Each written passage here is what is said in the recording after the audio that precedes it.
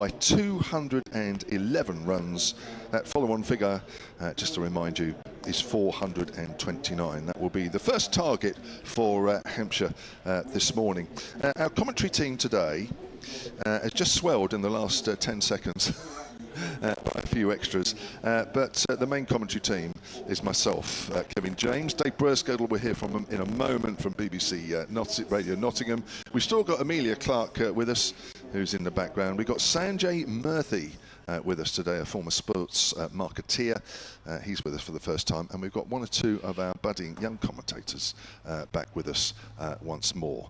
So, without further ado, Dave Bracegirdle, a very good morning. A very good morning, Mr. James. Good morning, everybody. Welcome to the last knockings of what we expect to be a Division 1 draw between Hampshire and Nottinghamshire. The jeopardy, as Kevin just alluded to, concerns that follow-on figure of 429, 62 more runs Hampshire require. I think once that has been safely passed, then we can assume that this will end in a draw. If not, this morning we're able just to go bang, bang, bang, bang, and of course they do have a night watchman in Eddie Jack out there. If they were able to get rid of him and just start a little bit of a collapse and Hampshire not make the follow-on, at least we could then, I guess, look forward to a day of Nottinghamshire bowling in absolute desperation to try and bowl Hampshire out for a second time, but to get 14 wickets on the last day when we've only had, what have we had? We've had 14 wickets over days 1, 2 and 3 combined to win. Notts would need 4 wickets quickly and then another 10, so that's the scale of the task ahead of them. Lovely day here on the south coast, still awaiting the arrival of the umpires and the players. They won't be a minute or two away from taking to the field. Watched a little bit of BBC breakfast from this part of the world this morning. Kevin, the Spinnaker Tower is in Portsmouth, 20 years old, and one of the BBC breakfast journos abseiled down it this morning, the 50,000th person to do it. I bet you've done that. I haven't abseiled, but what I have done up there, Dave, which actually frightened the life out of me, I think about the first or second year when it opened, which was slightly late, if off the top of my head. It was supposed to be there for the millennium. I think it was about a year or two after.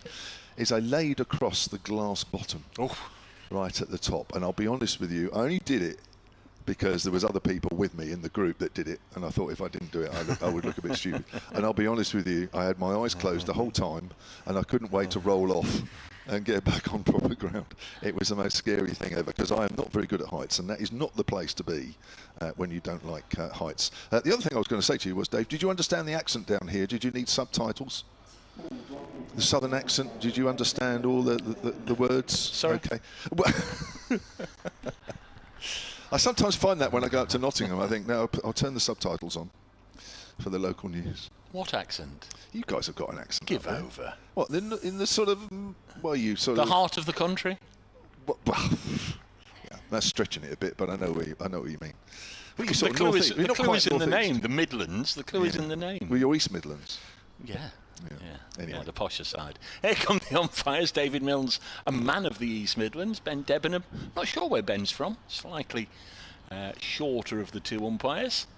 They haven't changed ends yet, which is a little unusual, I guess, going into day 4. Of course, the umpires will stand at... they'll take an end for the first innings of both sides, and then we'll switch over normally halfway through the match. But, of course, we're still in the Hampshire first innings, and it will be David Milnes at the Rod Bransgrove Pavilion end. More on Rob in a second. Rod, get his name out. And at this end, Ben Debenham. He's been mixing with royalty this week, the great man, hasn't he, Rod? He received his award.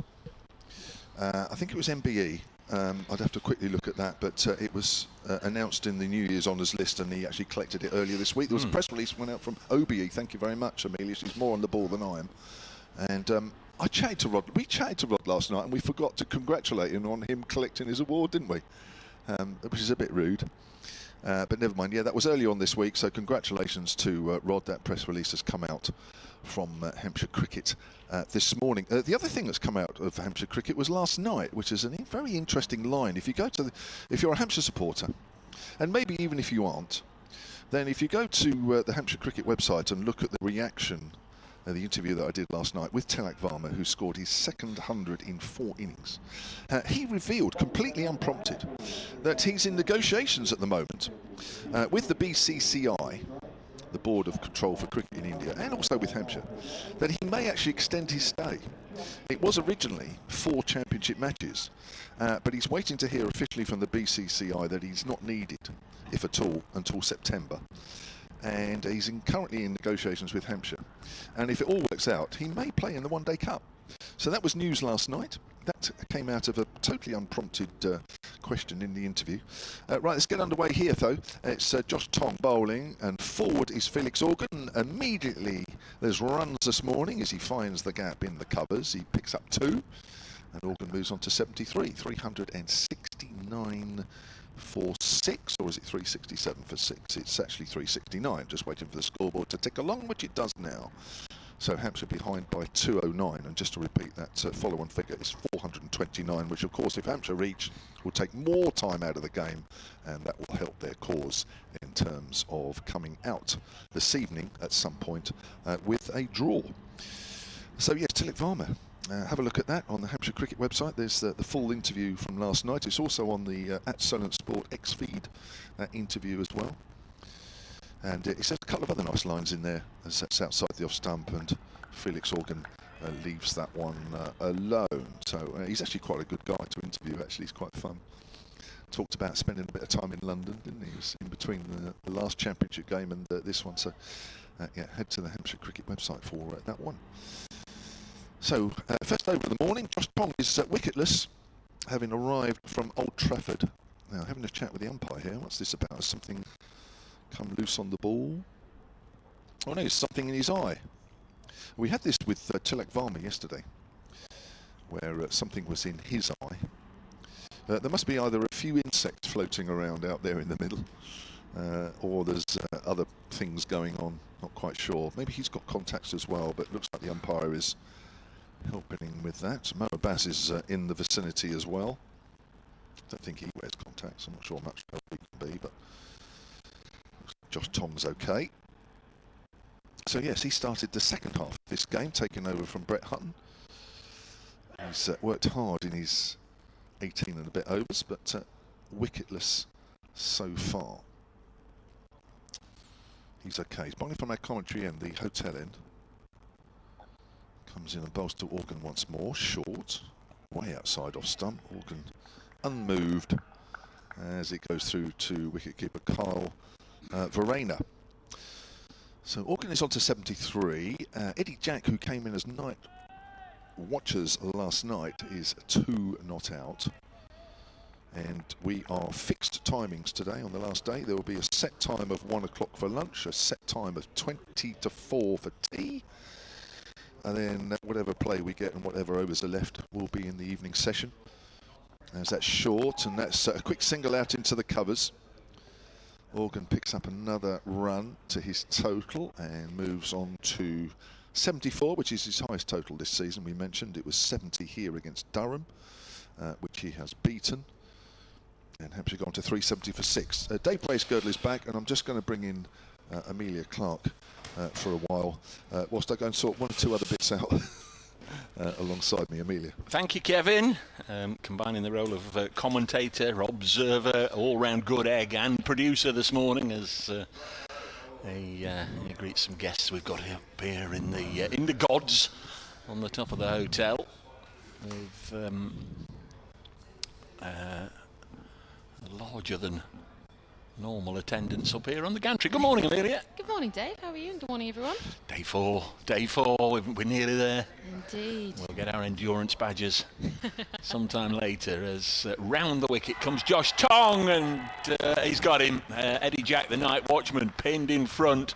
Quick full ball from Josh Tong, who's got a reputation for knocking over the tail. Well, there's still some very capable players to come, but Eddie Jack, sent out as a night watchman, is fallen there to the pace of Josh Tong and trapped in front from round the wicket by the England paceman.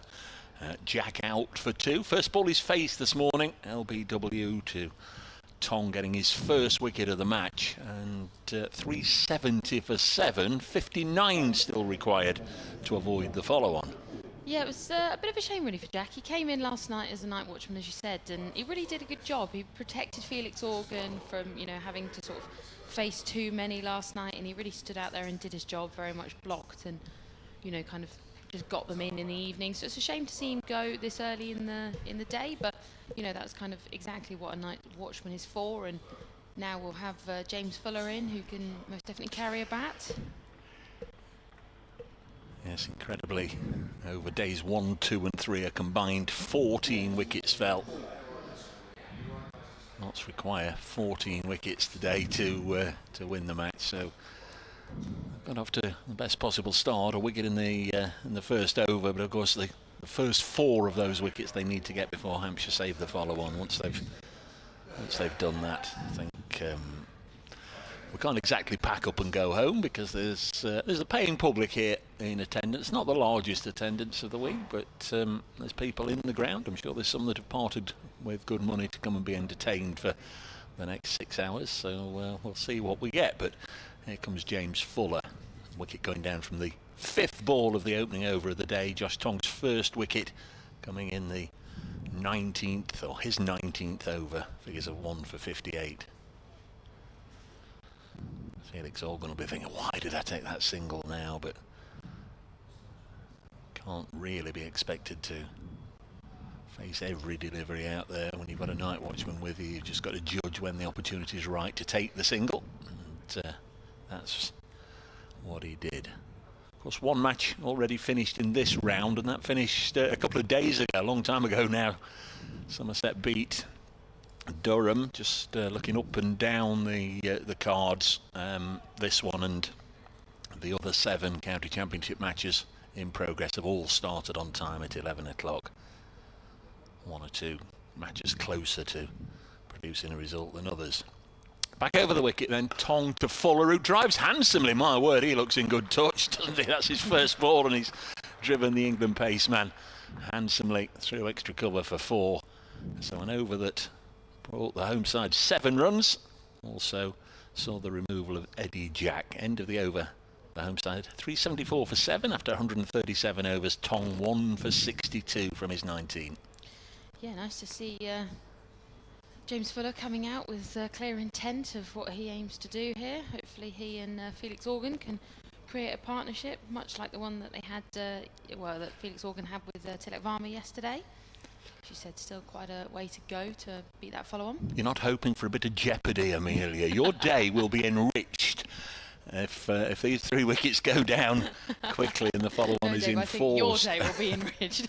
But as a spectacle. Indeed. As a spectacle. Yeah, it would be. It'd add that bit more jeopardy, wouldn't it? I don't. Something Hampshire fans don't need any more of late. But no, you're quite right. So up at the pavilion end, Liam Patterson-White's going to bowl us in today. From that end, he's just warming up a little bit. Got Felix Organ on strike. Up here, facing away from us. Patterson-White's going to come around the wicket. Bowls, and that's a full length delivery there. That's blocked back all the way down the track. Back to Patterson-White by Felix. Got 1 slip in place. Patterson-White, we know he can get through these overs nice and quickly. Comes in again. And that's again another full length delivery. Just worked onto the leg side, and they'll go through for 1. Yeah, in a sense that wicket will have helped Felix Organ a little bit. He's not going to sort of be thinking about the night watchman at the other end, and as I said, how many balls per over can he leave him, and can he get off strike, and what have you. He knows perfectly well that James Fuller's a more than capable player, very good player indeed, and just take a single, just amble down the other end, 2nd ball of the over. Yeah, opened his account with a 4. We'll see what he can do on this ball now, and taking a little bit more of a sort of weighted approach there, just working it leg side, no run. Going into this final day, Nottinghamshire's over 8 is in the positives, +2. Patterson-White in, and this is just blocked again onto the offside. Yes, so I think the sort of bringing on of Patterson-White this early on will always keep keep the over rates nice and positive. Keep those spinners getting through those overs very quickly. There's Patton White in once more, and again blocked by Fuller. Happy to just defend a few of these.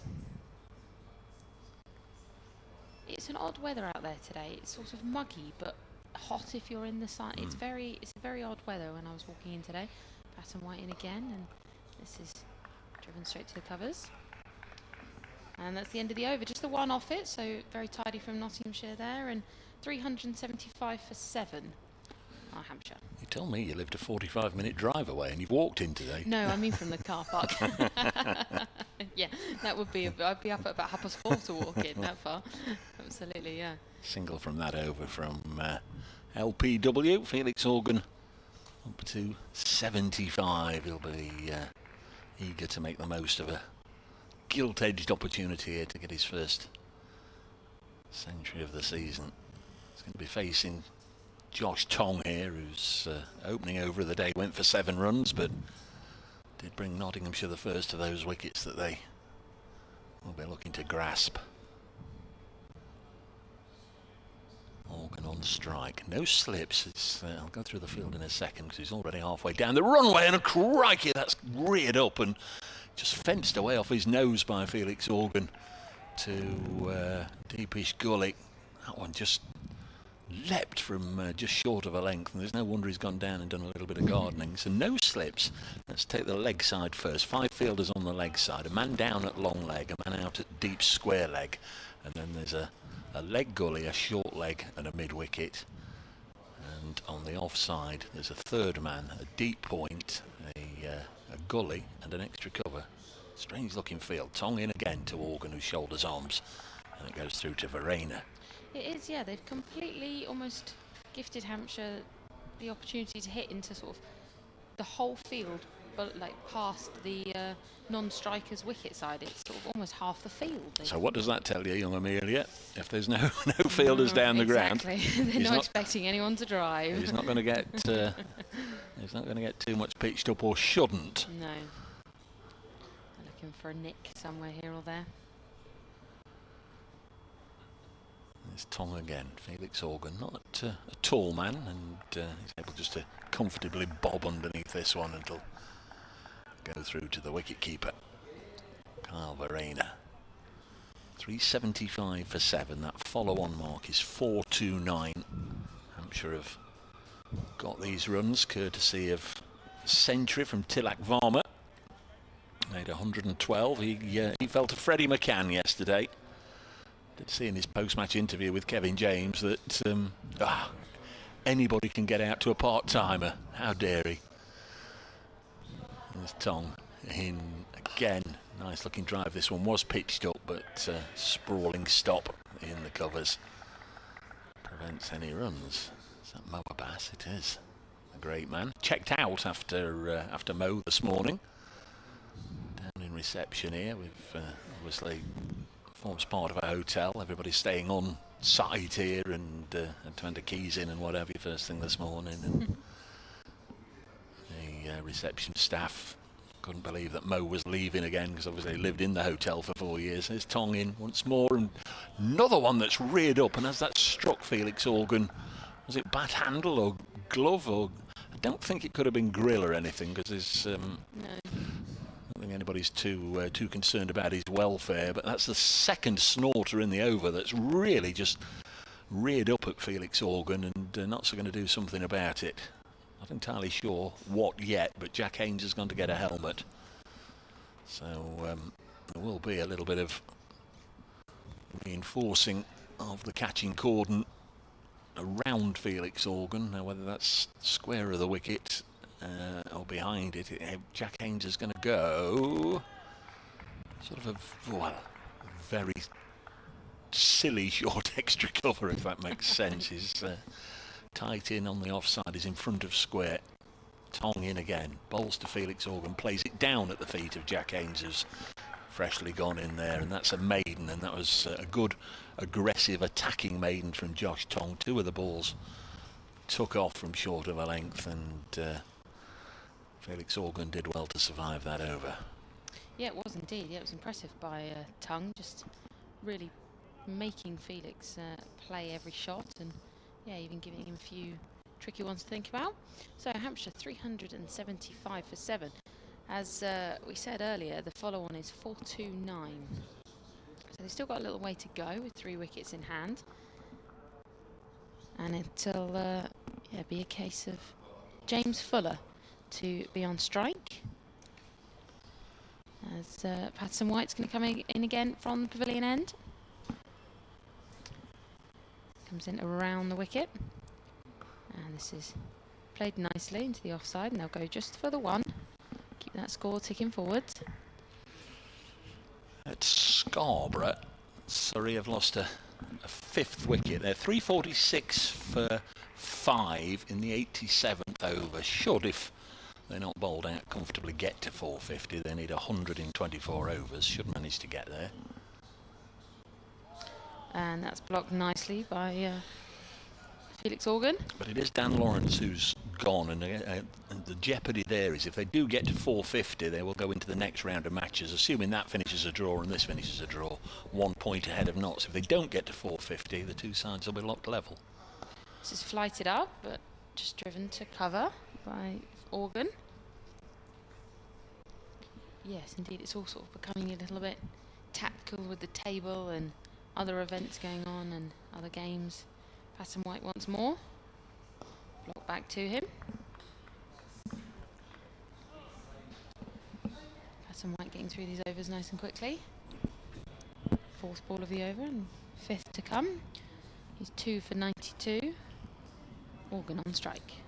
And this is played just past him, and they'll go through for 1. As I think there was a little bit of a miscommunication there between Patterson White and extra cover. And puts Fuller on strike. 1 ball left in the over.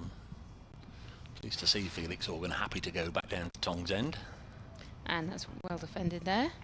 And brings up the end of the over. 377 for 7. 140 overs we've had. We've got another 92 potentially in the day, depending on how the events, especially I suppose of this morning, happen. Yeah, 429 is the mark. So 52 more Hampshire require. Notts require 3 wickets to stop them getting there. They've got 1 of the 4 they needed this morning. The first over of the day, if you're just joining us, the night watchman Eddie Jack pinned LBW by Josh Tong, who's going to bowl the 5th over of the morning. This pair have added 7, the board tells us. Thank you for that. Just about remember most of the runs. Little early for breaking down the partnership. So this attacking field that Nasib Hamid implemented for the last ball of the previous over has remained. Haynes in very close on the offside. Tong in to Felix Organ, who plays it nicely, square of the wicket. They'll scamper through for a run. Shy from Joe Clark, falling off balance at the non-striker's end, is thrown, backed up by Hamid, and in the end it's a comfortable single. 378 for 7. I've had an email come in at hampshirecricket@bbc.co.uk from Stephen Clark, his first one in the morning, and he says, "Good morning all, the Shane Winkleys wishing you all a great day. Neil has been counting bodies since he arrived this morning, and he's reached 208 in the crowd at the moment, and there's no doubt he will keep you updated throughout the day. Please do, Neil." Next ball is dropped by Fuller, square of the wicket, again out to Joe Clark, and again they'll take a single. Is that the Shane Warne Winkleys, did he say, or Wrinkleys? Wrinkleys. Yeah. He did pose a question. What are your thoughts about an early declaration by Hans to give Notts a tough decision on setting a target to force a result? They must be tempted to make a bit of a game of it, giving Surrey's likely prospect of a draw. Percentage of that happening, a big fat round 0. Be nice, but it won't happen. Next ball is cut down into the gully, where Clark, for the 3rd consecutive delivery, does the fielding. Well, There's just not enough in it for the bowlers to try and set up something like that, is there? Well, you can never say never. I mean, look at the Lionesses the other day. You'd have said they weren't getting to the finals, but In the dying seconds, you never know. and the thing with that is Hampshire haven't. They're still behind. They haven't saved the follow-on, so Notts will still be pressing for wickets until that point. There's Tong, and again it's shortish delivery, bowled at genuinely quick pace that Felix Organ ducks underneath, goes through to the South African Test keeper Kyle Verreynne, who will be heading back home again after this match for some more celebrations. Crikey, they don't half like a party, the South African Test team. After winning the World Test Championship, he'll be missing again for the match at Trent Bridge next week. He's got to go back home with all the other South Africans from around the world who have one or two ceremonial engagements. Next ball again defended by Organ, no run. 379 for 7 it remains. As to who the wicket keeper for Notts will be, I think it's a case of watch this space.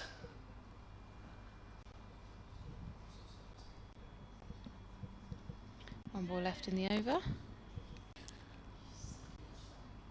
There goes Tong running away from us, leaving behind the white mark that is painted on the outfield. This is played to mid-wicket to a mead, and that's the end of the over. 379 for 7 here at the Utilita Bowl this morning. Eddie Jack, LBW, Josh Tong for 2.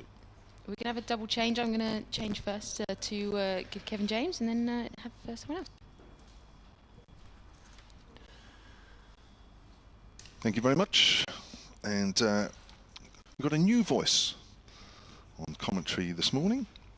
Sanjay Murthy, who's a former sports marketeer, he tells me.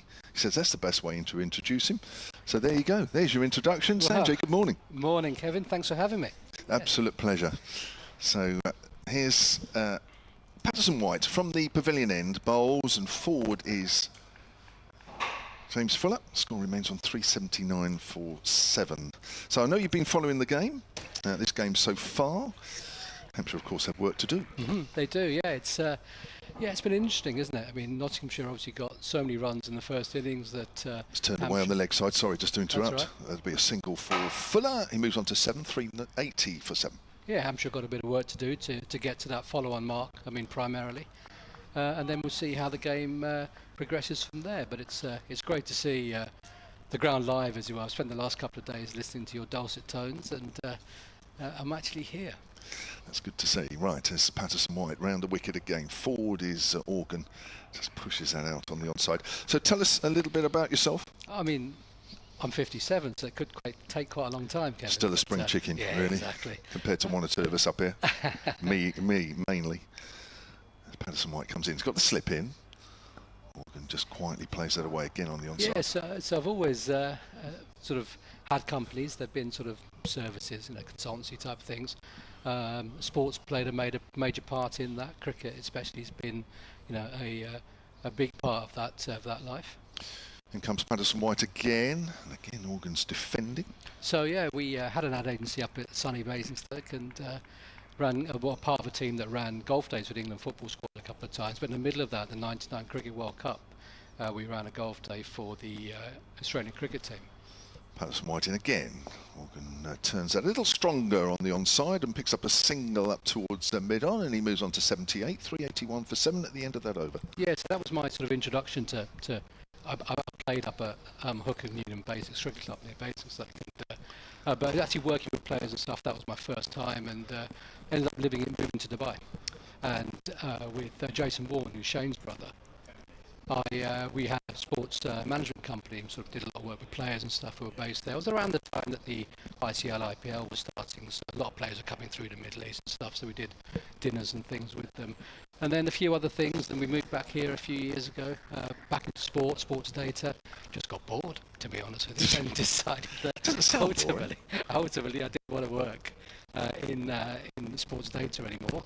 And Josh Tongue in now bowling, he's over the wicket, just short, and Organ just drops that into the leg side, fielded, no run there. The score remains 381 for 7, Organ on 78, James Fuller on 7. So yeah, I decided that my true calling was to it was to be a sports broadcaster, writer, events host. So I sat down with my wife, obviously. I mean, I can't make these decisions by myself. And she said, right, if you don't do it now, I'm going to divorce you. So I decided that this was probably the best time to do it. So here we are, calling ball by ball here at the Utilita Bowl as Josh Tongue comes in again, bustling run up over the wicket, short.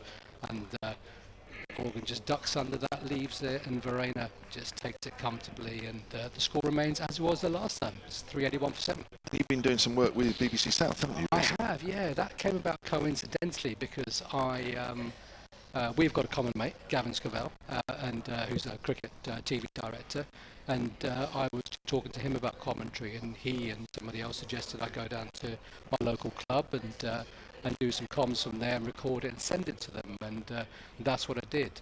Tongue up to the wicket now, bowls, Fuller this time, and Organ just drops it into the leg side again for no run, 381 for 7. And so I did that, and I sent it around to a few people, you being one of them, yeah, that's kind of happened. And one of the people I did send it to was Lewis Coombs, who's the BBC South sports editor, because in that bit of work I did at Winchester College, they'd mentioned that Tiger Bataudi had gone there. I knew Douglas Jardine had gone there, but Bataudi I didn't know. And obviously relevancy around the current England-India Test series, and with the name change having been sort of Anderson Tendulkar, it was the Bataudi Trophy. We kind of felt that Bataudi family name had been lost, and their relevancy had lost in that change, even though the Bataudi Medal of Excellence is given to the winning captain.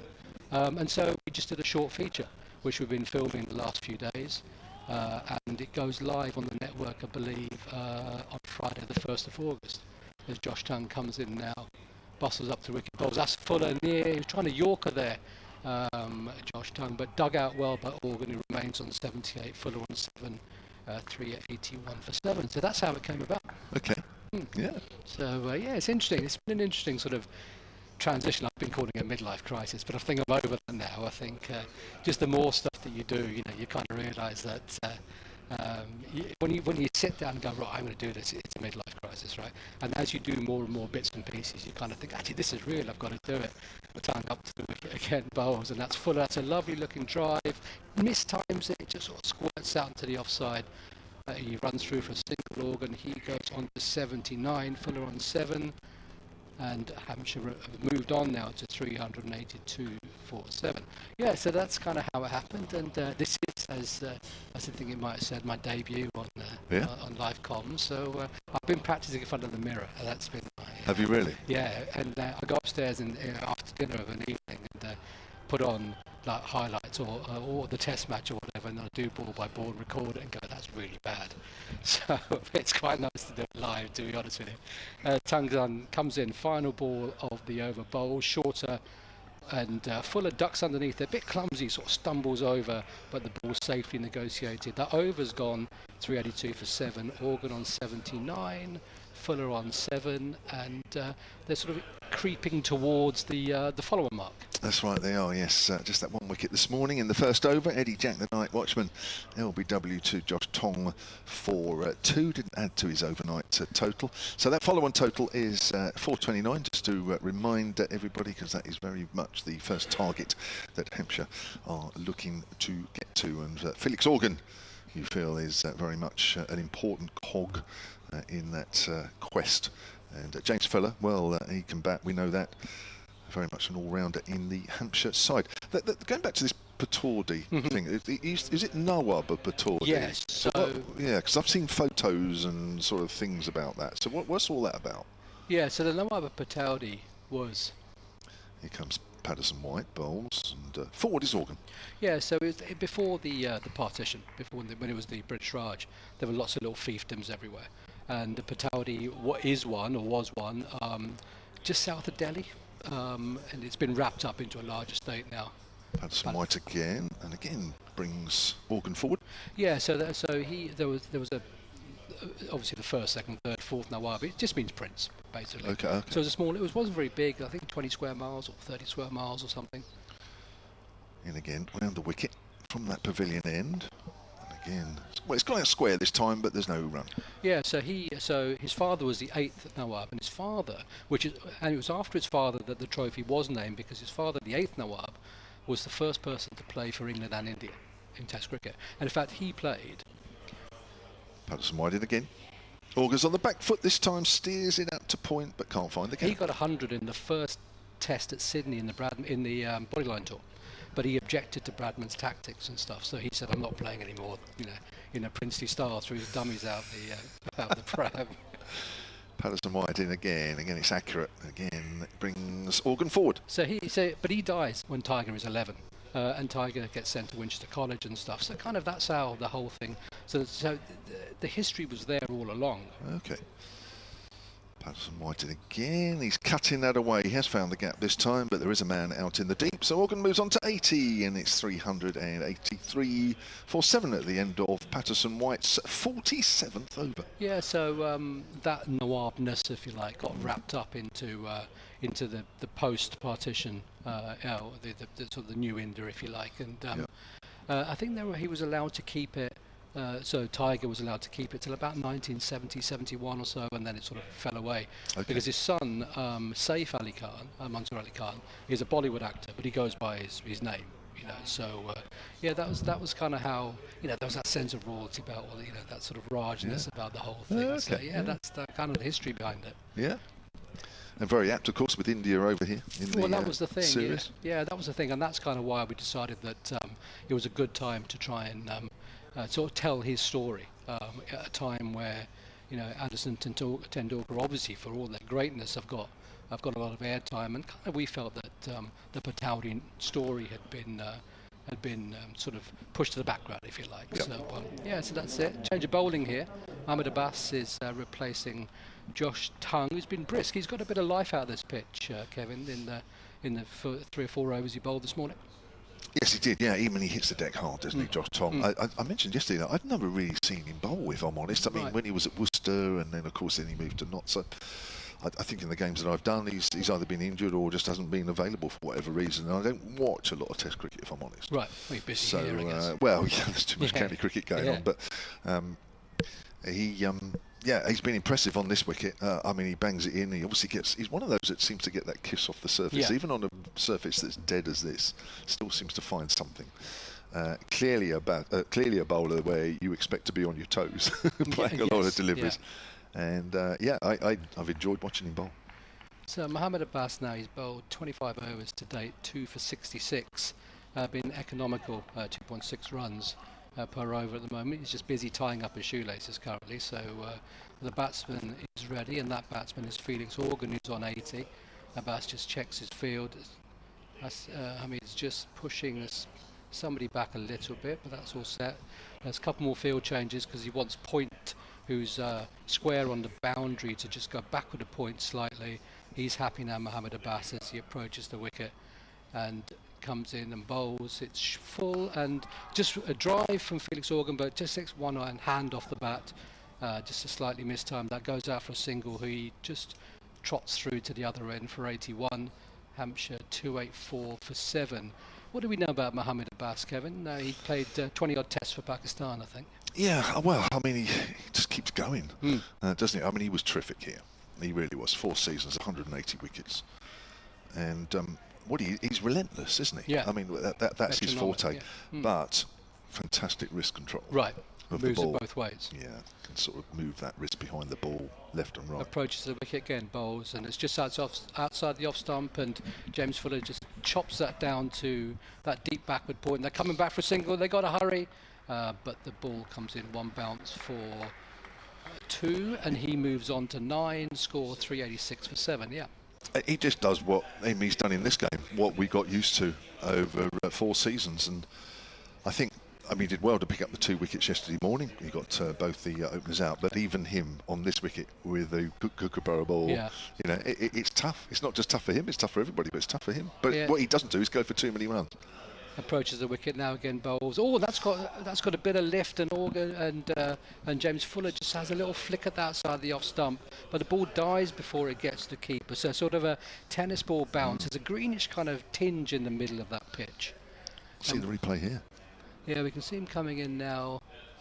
what happens? Yeah, it just lifts and lifts late, and it just dies on the keeper there. So, and we see that happening in the Test match quite a lot, don't we? At the moment, where the slips and the keeper think they're standing in the right place, but the ball is dying, even if off a Jofra Archer, when he's bowling at coming on 90 miles an hour.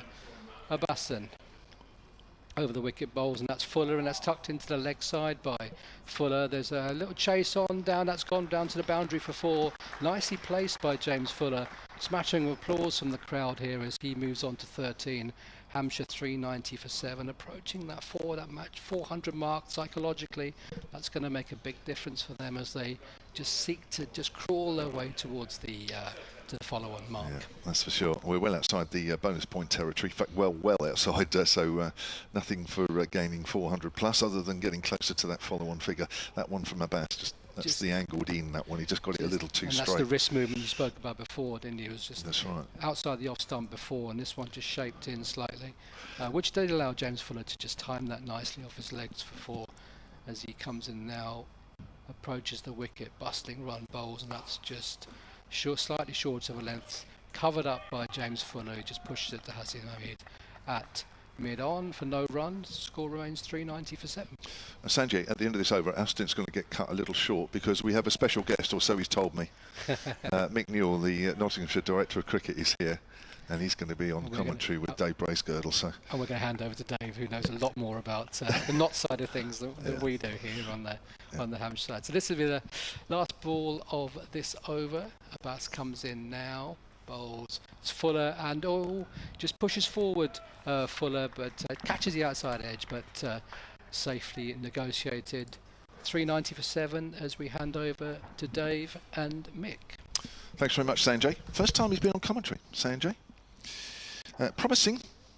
I think it was better than promising, wasn't it? Dave, all yours, and can't wait to hear from Mick Newell.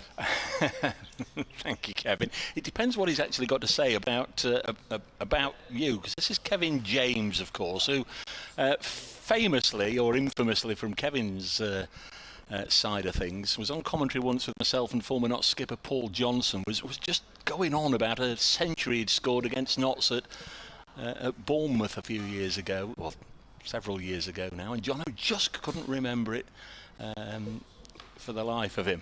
And we've had a little look up, and Mick Newell, who joins me now, also played in that game. Here's Liam Patterson-White. Bring Mick in just a second. Round the wicket comes the spinner, and it's defended. Thanks for popping up, Mick Newell, Notts Director of Cricket. Great to see you.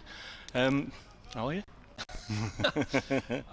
How am I? I'm trying to retain interest in this fixture, Dave, at the moment, which obviously I think for another 30 odd runs is still there, but if they get past the follow on, Patterson White bowls, it's eased into the offside, no run. I think it could be a very dull afternoon. I don't think we're allowed to put people in the stocks and throw tomatoes at them anymore, or put their head on spikes, but the Kookaburra ball, don't want to dwell on it for too long, as Patterson White bowls, but we've seen Johnny Bairstow bowling with it, we've seen Asiba Mead bowling with it, we've seen Ishan Kishan bowling with it, we've seen Jack Haynes have his first career bowl. I don't think that was the idea. That was not the plan, no. No, I mean, we can touch on that in between deliveries. Look, I mean, we've all been sort of open to trying this now. I think this is the 3rd year, but the 3 games that we've had so far have been pretty deadly dull, really, and I think obviously there'll be another review at the end of the season, and I think it's fairly clear what the Notts position might be looking at these games. Obviously in the first 2 rounds, I think 8 out of 10 Division 1 matches were draws, and they weren't even run chases set up, anything like that. So I think there's been a real challenge, and then this week we've seen an extraordinary game finish in 5 sessions, and potential probably for a couple of draws still today. Balance has got to be somewhere in between, surely. You don't want a match done in a day and a half. No balls have been missed, if you're listening to us rather than watching the live stream. Now Liam Patterson bowls just to reinforce the offside again. Got a man in close on the offside. Slip in there. We assume the jeopardy will go out of this game if and when Hampshire reach 429. That's the follow-on saved. Next ball round the wicket, and pushed away by Felix Organ, who's on 81. He's looked neat and tidy. Can you remember that century for Kevin James at Bournemouth? Well, I can remember playing in the game because I remember Malcolm Marshall bowling, and obviously Kevin played a beautiful innings in 1987. Right, okay, well we won the championship that year, so I do remember it. Patterson White bowls, next ball's nudged into the offside. And there's no run. End of the over, 390 for 7. Yeah, I mean, it was I remember it for Malcolm Marshall from my side, because whenever I talk about the good old days of overseas players and things like that, I think Rice and Hadley were playing for us. I'm sure they were, and Malcolm was playing. I think Gordon Greenidge was playing. Would that be right? Yeah, Kevin's going to look it up just because he's too obsessed with his own innings, obviously. But that sort of quality of overseas player, when county cricket was the pinnacle of what they could do outside of international cricket. So, Garner was playing, Ambrose was playing, Patrick Patterson was playing for Lancashire, Terry Alderman, around that sort of period. So incredible quality of overseas players that were at free and able to play during an English summer.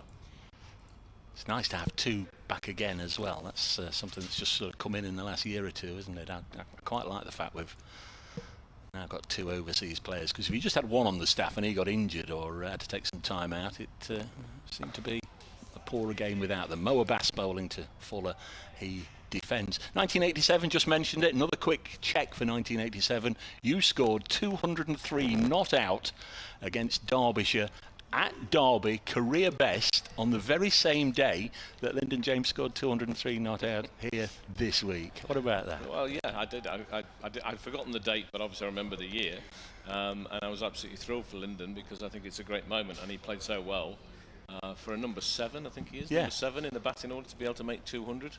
That's a minor plus for the Kookaburra Ball, I suppose, in that sense. But he played absolutely beautifully. Best I've seen him play, actually. Yeah. Timed it really nicely. He did, and he scored at a good rate. He scored. We were going along at 4.5 plus an over, which is great. Jack Haynes as well.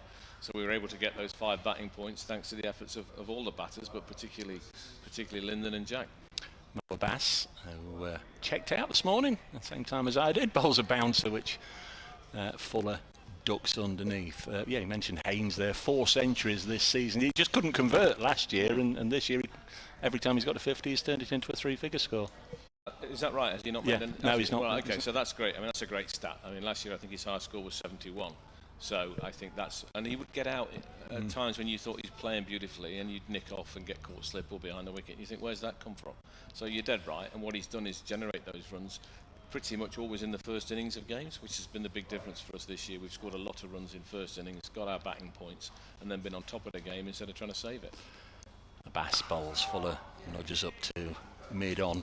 Fresh air up here, Mick. There's nobody up here firing questions at you, or apart from me, as I'm about to. But tricky old time for directory cricket CEOs, committees up and down the country. There's lots. There's the future of the game at stake. How much of your time is being eaten up or spent over concerns about the future of the game at the moment?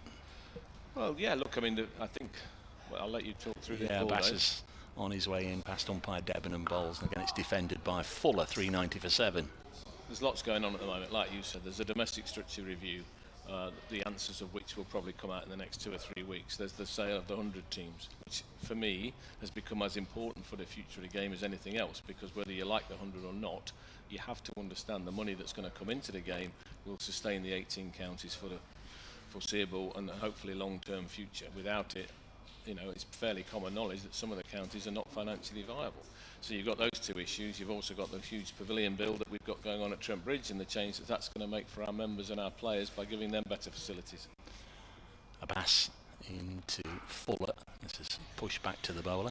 So when you add those 3 together, along with what we're trying to do out here on the field today, with the Blaze playing, such a lot of cricket at the moment as well, and going to finals there at the weekend. We've got academy and under-18s fixtures. There's a lot going on across the whole club, with some very sort of key issues that are in the public domain more than others. So, look, I hope that we get to a satisfactory solution around domestic structure. The club's, the committee's views from the club have been fairly well publicised, and we await further debate and further proposals from the ECB as to what might happen. There's a long way still to play out in terms of events changing over days, but we don't quite know where we're going to get to in the next 2 or 3 weeks. It's over, taking a while to complete. Abbas comes in again, having just a little word with the skipper about a field placing. This one keeps low, goes through to the keeper, and it's a maiden from Mo Abbas. Guess on that side of it, the messy, or one of the messiest things, is that every county, all 18 counties, have different agendas, haven't they? Some, the supporters, the members, the club themselves revolve around Friday night T20 cricket. We know Chelmsford, Canterbury, Taunton, etc. They sell out. They try and sell out on a Friday night. They have good crowds. They embrace it. They focus much of their season, their concerted efforts, their money spent on bringing stars in for the T20 cricket. Others promote the county championship. Surrey are one who've come out, and obviously they've won the title 3 years in a row. They don't want to see any change. Yep. So everybody's got a different dynamic and a different desire, and that's the messy thing, isn't it? The way it seems from afar that it's all been done. Every county is sort of offering different proposals or putting different things out there for the membership, and every membership presumably is giving a different response as this is turned to mid-wicket. Patterson White continues. Well, you've summed it up perfectly well. Most people agree within the game, players, administrators, chief execs, coaches, directors of cricket, that the structure of the game at the moment isn't right, but nobody can agree on what is right, and there are very few people wanting the status quo within the game.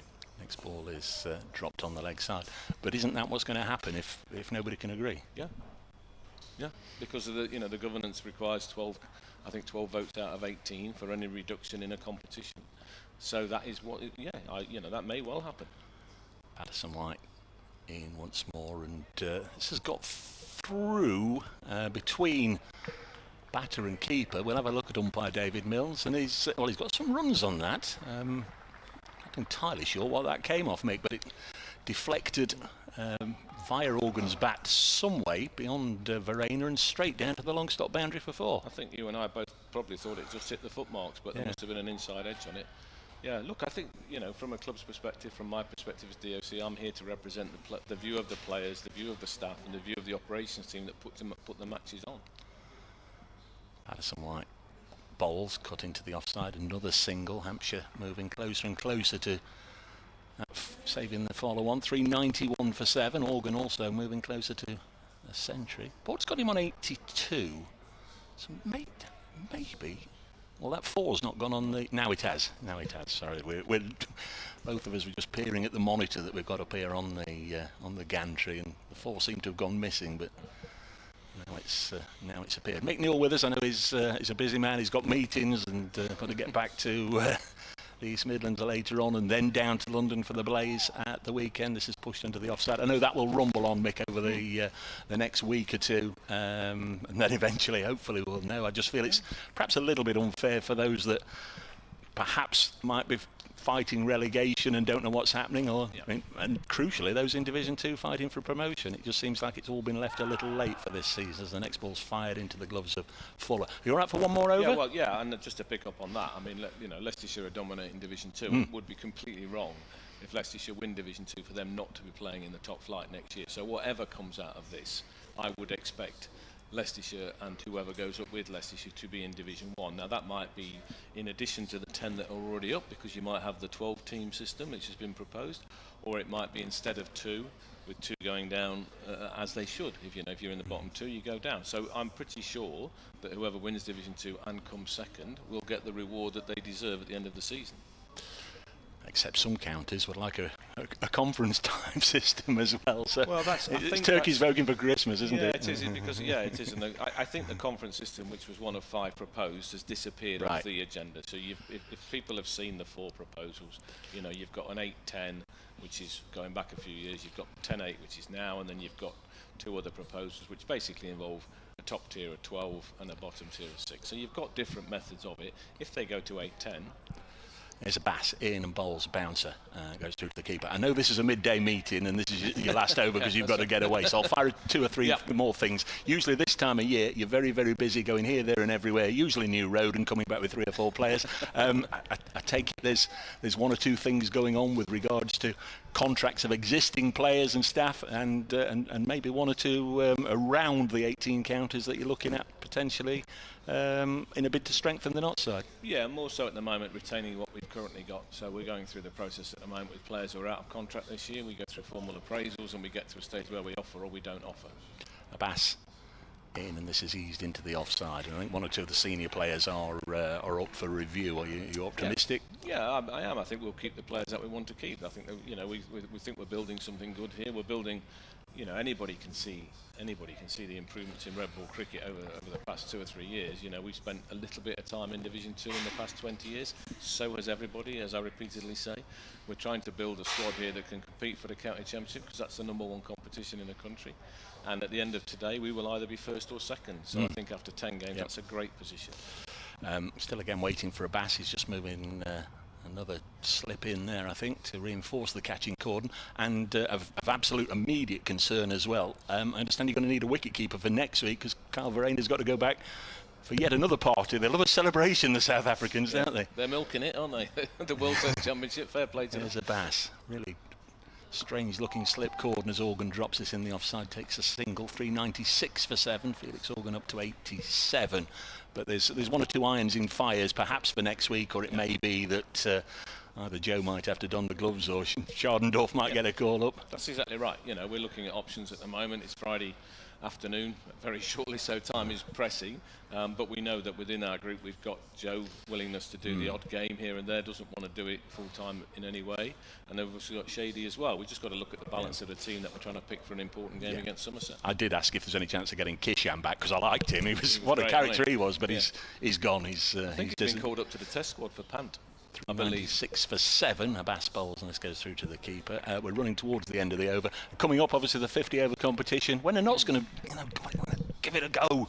Finals at Trentbridge, going to give it a go this year. Well, we're going to give it a go. We're going to have an overseas player in that group, which is still TBC. We're going to have an overseas player. We're going to have a number of players who are very competitive in 50-over cricket. Ben Slater, great record. Hasib Hamid, good record. Jack Haynes, really good. Monty, Lyndon James, Tom Moores is going to be. And Paul Franks is going to run it. And Paul Franks is going to run it. So this is a great opportunity. We've got to start to think about the succession planning of our club going forward. Obviously, Lisa's leaving in a couple of months' time. We've got to think about director of cricket, head coach, all these sort of roles. Abbas bowls and eased into the offside, and there's no run. And the structure of those games, you've got 2 at Welbeck, 4 away, and then 2 at Trent Bridge. So if you're in the mix with those last 2 games at home, a real chance to qualify. Yeah, we hope so. Look, of course we want to qualify. I think we've made quarterfinals 1 out of the last 4 years. We want to qualify the finals at Trent Bridge, like you say. I mean, I think we've got 7 players now in the 100, with late call-ups of Patterson, White and McCann and Pennington, so 3 late call-ups. So that's a challenge to our squad, but you're going to see James Hayes, Rob Lord, Farhan Ahmed. You're going to see more of Brett Hutton in that competition. So we've still got good quality players, and we've got a new coach running that competition who's going to be highly motivated to do well. Last ball of the over, comes in now, bowls to Fuller, turns it to leg. There's no run, end of the over, 396 for 7. Mick, many thanks. I've got 1,000 more questions. Somerset next week, maybe if you get the spare 10 minutes, we can perhaps get you back on and pop 1 or 2, but I know you've got lots to do today. Many thanks for popping up and joining us. And just refreshing our memories that Kevin James century at Bournemouth wasn't all that. Nobody can remember it except Kevin. That's the Notts director of cricket, Mick Neal. Always a delight to get Mick on. Kevin will be back in just a second as Mick scurries off to his next meeting, and hopefully we can have a natter with him at Trembridge next week. Kevin's back. Thank you so much for 10 or 15 minutes Nottinghamshire based there. That's fine. Kev, always nice when the director of cricket pops up. It'll be Kevin, and then he'll be joined in a moment by one of our youngsters. Yes, as Patterson White bowls and Felix Organ defends. Felix has moved on to 87. Kevin is looking very good indeed. He certainly is. Right, Charlie Wolf, one of our budding youngsters, is coming in. Thank you very much, Mr. Bracegirdle. That was an entertaining 15 or so minutes. As always, he's always entertaining, is our Dave, as that's played out on the offside by Felix Organ, who's slowly but surely moving towards 3 figures. Now, Charlie Wolf, who's plays for the young age groups at Hampshire, don't you? Yeah, under 15. You do, yes. And she's sat here before. In fact, last year you were very patient. You said, I want to sit into a commentary. That's turned away on the leg side by Fuller. Moves on to 14, 398.47. You sat patiently, didn't you, a few yards away from us, listening to commentary all day. So you kind of know what it's all about. And I know your family have hosted Kyle Abbott in the past, haven't you? Yes, like not this season, but a few seasons before that. That's right, you have, yeah. Was he a good house guest? Yes, very good. It's the right answer as Organ pushes forward out on the offside. How many years did he stay with you? I think, well, I was probably about 7, maybe when he first came, and then probably like 6, 7 years. Right. So a long time. That's right. I know he enjoyed it as well because we used to have a few drinks, didn't we? Yeah. And in the bar afterwards. Not you, obviously not No, drinks, but the rest of us did. So it's played out quietly on the offside, and there is no run. So that's Charlie's background, and you play for Hampshire under 15s. Under 15s, right? Okay. Patterson White's in again and bowls, and Organ plays that up towards mid-on, but there's no run there. As we approach an hour's play this morning, Hampshire starting at 367 for 6. They are 398 for 7 at the end of that over. They are behind by 180, but remember that follow-on figure of 429, which means Nottinghamshire will have to bat again if Hampshire can get to 429 or beyond. Right, Charlie, you know the form. We're going to give you this over to do some commentary. All right? And remember all that stuff that from last year and what I was saying earlier. And now your time to put it all into practice. Okay, perfect. All yours. So who have we got bowling this over? That's Ahmed coming into bowl. And we have James Fuller on strike. Hampshire are currently 398 for 7. Look at the number of overs. Look at 150 overs. that. Ridiculous. Yeah, it's a long format, the 4-day. Yeah. Hampshire don't need too many more, only need 30 runs until they can get to that within the 150 deficit before the follow-on. They don't need the follow-on. Coming into bowl. Oh, and it's just pitched and is being hit to mid-on. 399 for 7. Just remind us, you're batter bowler or? Bowler. Bowler mainly. Definitely a bowler. Pace bowler? No, left arm leg spin. Oh, that's right. I remember you saying, left arm leg spin. Oh, hello. A bit different. Dave Bracecourt is doing his best impression of left arm wrist spin there. And it's tapped back to the bowler. No run there. Do you get a lot of turn? A little bit. Not sure which way it's going most of the time. Wow, that's good. That means the batters don't. No. No. It sometimes works. Depends on the day.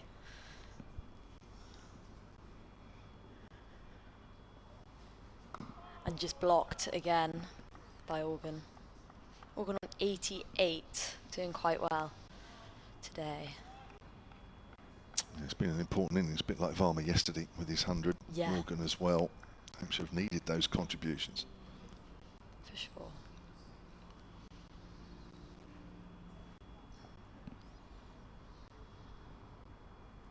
He comes again.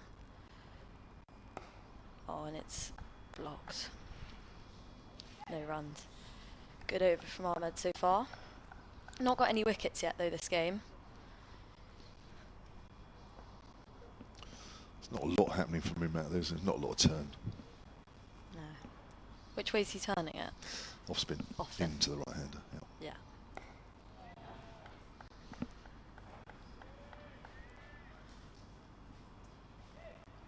But he's got one more ball, hasn't he? He's got the short leg in and the slip. Just the 2 catches.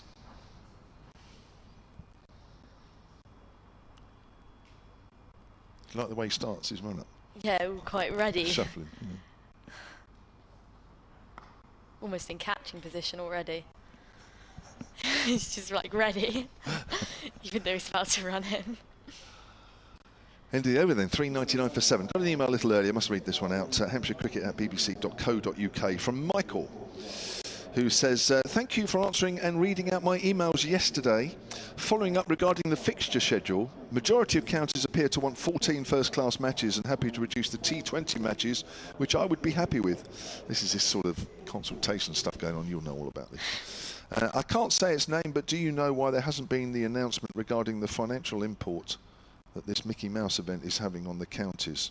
as they were only about 10 days from it starting this year. That's obviously the 100 he's talking about. And they were going to announce it originally in May. Well, I think there's a vote coming up shortly about the general schedule next year. Fuller turns it away on the leg side. Started with a new over from Patterson White. And there is the 400 up for Hampshire, which gets a round of applause around the ground. It's been hard going. It's been hard fought for, and it's come up in the 152nd over with a minute short of 600 minutes. Work that out in batting time. Well, earlier you worked something out, mathematics. How many hours is that? 600 minutes. 10. Correct. 400 for 7 then, as Patterson White comes in and Organ is forward. Again, well done for encouraging younger people to do some commentary yesterday, and of course we're doing a bit more this morning as well, and a little bit into the afternoon. So, thank you, Michael. That's a nice email. I don't know what's going on regarding the 100, but as I say, as Organ plays that back down at the pitch, I think there will be an announcement in the next couple of weeks. I think that vote is a couple of weeks' time as to what's happening next year. I think the general consensus is a couple of less T20s, I think. Whether the 4-day competition gets cut or not, I don't know. Yeah. So there's a lot of to-ing and throwing. It's played out to mid-wicket. Seems to be a lot of to-ing and throwing going on with that at the moment. I haven't managed to get down to any of the T20, sadly, this year. No? No, a few days of the 4-day. Yeah. Maybe I'll come for the 1-day, probably. 100? I think we're coming for one of those. You are. Which will be good. Yeah. Organ's off the back foot. There's quite a big gap through point. And Organ jogs through for a single, and it takes him to 89 off 253 deliveries. Hampshire 401 for 7, behind by 177, but they are now just 28 runs away from the follow-on figure as Patterson White from the pavilion end comes around the wicket again. Fuller pushes forward, goes out to Hamid in the covers, and there is no run. Right, end of the over, 152 done. 72 overs bowled with the second new ball, which means in 8 overs' time, we could be seeing the third new ball brought out of the umpire's pocket. That doesn't happen very often. No, it's been 2 very long innings for sure. Are you a fan of this Kookaburra ball and watching cricket like this? I don't mind the longer formats, to be honest. I think it's quite tactical, the way like when teams declare and how long they're wanting to stay in, etc. Yeah. But this game's almost become a 1 innings declaration, but we'll see what happens. Yeah. Still a bit for Hampshire to do, of course. Yeah, so we've got Ahmed bowling again from the Hilton end. Hampshire 401 for 7. Oh, and it's hit back straight to the bowler by Organ.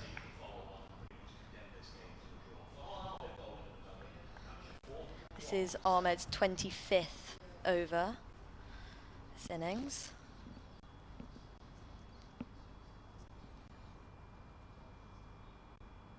And he comes. Oh, and it's hit leg side, just tapped. Organ seems very patient, doesn't he? A bit like Varma yesterday. Did you see any play yesterday? I wasn't watching too much. I was checking the score a bit on my phone. Okay. But not watching the live stream. Very patient innings. Yeah.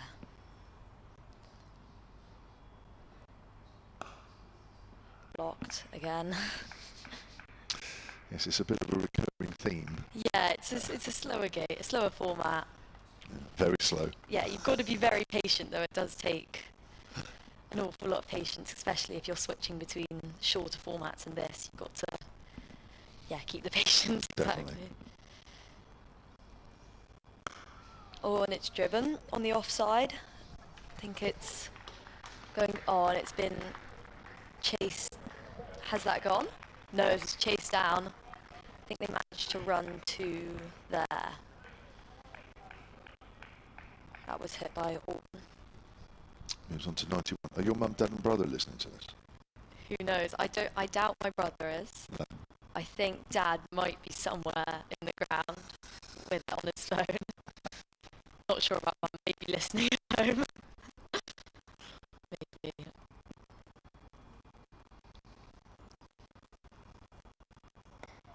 Blocked by Organ. So Hampshire now 403 for 7 in the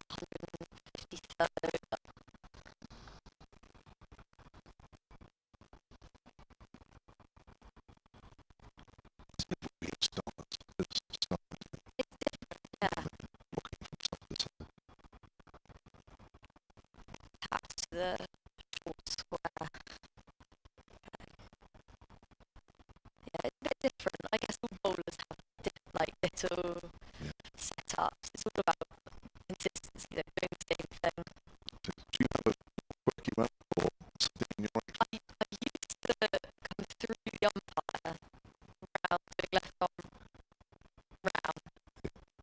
But now I come in at a bit of an angle. Kind of trying to get away from that though, coming in straight. Okay. Which AD told me actually. AD Birrell. Yeah. Did he? Coach Birrell. You've been getting some coaching from the Hampshire head coach. A little bit. He gives me the odd tip Does he? if I listen. Wow. What does he charge you? £100 an hour for that? We just sometimes sat down and I'll mention something and he'll give me a little bit of feedback. A lot of the mental side as well. Well, that's very good. Well, that's well, you're very lucky. Yeah. That's played on the onside. I think has AD stayed with you Yeah, no, guys as so well? he's staying with us this season. Oh, he is? Stayed with us last season, which is lovely. Oh, right. How lucky are you? Yeah, it's really lucky. I wouldn't have got into cricket at all if it wasn't for Kyle coming to stay with us originally. Yeah, played up towards mid-on. So Kyle Abbott for a few years, AD Birrell for a few years. Got all Yeah. those tips that you've been. Yeah, I would receiving. never have, I'm so thankful though, because I never would have got into cricket, wouldn't be here. There we go. Patterson White then, again from the pavilion end, and again Fuller is quite happy to also be defence-minded. He's faced 34 deliveries for his 16. I've got an email here from Stephen Eason, Hampshire Cricket at bbc.co.uk, as Patterson White comes in, and for defensive, Fuller wants a single, sent back by Organ. Quickly in from extra cover was Hasib Hamid. Good call, I think, from Organ. Stephen says, if I've read Cricket Info right, other cricket websites available, of course, Liam Dawson is due to bat at number 11 for England. Well, we mentioned this before. I think he's just been shoved in there on the scorecard. According to some websites, as Patterson White bowls, and that's played to mid-wicket, and there is no run. Below Chris Wokes, Bryden Carson, Jofra Archer. This seems very odd for a man who topped Hampshire's averages last year, scored over 950 runs in the championship, and 3 centuries. Quicker ball, and that's worked to mid-wicket by Fuller. End of the over. Fuller stays on 16. Organ's 91, 403 for 7. Hampshire behind by 175. And was one of the 5 Wisden cricketers this year. That's right. Although I realise that he's been picked mainly for his bowling, unable to be at the bowl today, he says, but watching the live stream and hoping that Hampshire can reach the follow-on figure. Yeah, they're not too far away. I think he's not going to bat number 11 in that Test match, is he? No, you wouldn't think it. No. It's good he's got the call up though. That's a good start. It certainly was. I mean, I think he'd settle for batting number 11 if he had to, but yeah. I think it's a bit. Yeah, I think he's just being pushed in at 11 on various websites. I don't think that's going to happen. But we'll wait and see, because England are batting in the Test at the moment, although they've only lost 2, so they haven't lost a wicket this morning. So we might have to wait quite a while to see him bat. Right, all yours. This is over, Charlie. Oh, he's coming over the wicket now. From Ahmed. Changing it up. Oh, and it's hit onto the leg side, just behind square leg. It's being chased down. Just managed to run 2 there to bring them to 405, I would assume, if that's not been. Yeah, no, the scoreboard's usually a little quicker. Yeah, 405 for 7. Yeah, that's right. Sometimes it gets a bit stuck. Yeah. On the live picture feed. Organ on strike.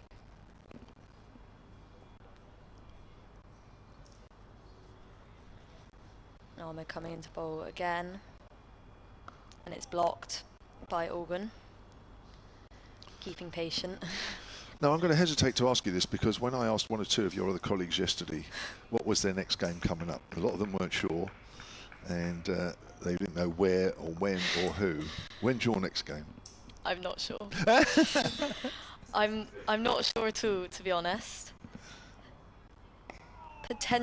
There might be another Hampshire internal coming up, because I'm mainly playing during my school season. Mm-hmm. So I'm not really sure. But you've got yourself ready just in case. Yeah, I'm all ready. I'll Good. go up to the nets with my brother a bit, keep him practicing. Good. Ready. And Organ taps it back to Ahmed. The 155th over now. It's been a long innings. Certainly has, but I don't think Hampshire mind too much. I don't think Felix No. Organ minds too much. No. There's no pressure on. Doesn't have to keep the scoring rate up in any sort of shape or form. Yeah, just staying in is the game for Hampshire now, and that's hit to the leg side. I think running, just keeping the single there. Fuller now on strike. So when you go to the nets with your brother or whoever, Yeah. what are you working on at the moment in your game? Is there any specific area, batting or bowling? I'm practicing my batting a bit more. I need to get a bit more confident with that. Practicing on the leg side because as a left-hander, Yes. with the bowlers who are less used to it, it's coming a lot on my legs, so I need to get used to it. If my brother can bowl at me accurately. That's a bit rude of me. And it stops, no single there. Are you saying you get a bit frustrated because he can't bowl where you want him to bowl? Yeah, sometimes. He prefers to have a bat against my bowling. Right. Yeah. End of the over. Email here from Nicholas Rogers, hampshirecricket@bbc.co.uk. He says, as a Hampshire member, I would accept playing 2 games fewer. Wow, I think that's one of the first members I've heard saying, oh yeah, I'm happy to have 2 games less. But, he says, as long as they did away with this Kookaburra Ball experiment. I kind of get it. I'm not sure I want to see 7 home games with a Kookaburra Ball. Not sure that would be that interesting, would it really? No. So he said he's quite happy to see 6 home games, as long as they're all with the Duke's ball. That'd be fine, wouldn't it? I think I'd settle for that as well, but I'm technically a Hampshire member, I suppose, being of past play. 406 for 7. Here's Patterson White again, and again it's accurate. And again it brings Organ forward, and Patterson White is into his 53rd over. Can you quite believe it? As a spinner, as a fellow spinner, can you imagine bowling 53 overs in an innings? If you're bowling well, it would be good fun. True. But that is a lot. There's a sweep shot there from Organ. There's nobody out at deep backward square leg, and it's a short boundary side, and it's gone for 6. And that is Felix Organ's 100. He celebrates with both hands up in the air. He'll have enjoyed that one, that's for sure. Still celebrating with the bat in the air, and he gets congratulations from James Fuller as well. A wonderful, wonderful innings. 266 deliveries. And he has worked very, very hard Yeah. for those 3 figures. Being patient really does pay off in this format. Just keep your runs ticking along. Well, I mentioned earlier yesterday that he's not a regular on the side. Liam Dawson, of course, is the main spinner, but that is his 4th first-class 100 in his 53rd match as he plays back to the bowler. It was a one-time opener, you may remember, Yes. not so long ago, and didn't quite work out for him. Now, when he plays, he's very much sort of lower middle order as he turns their away on the onside. I think he has batted as low as 8 and 9 in some of the games that he's played, but he's a very handy cricketer coming in that low down because he does have a very good technique.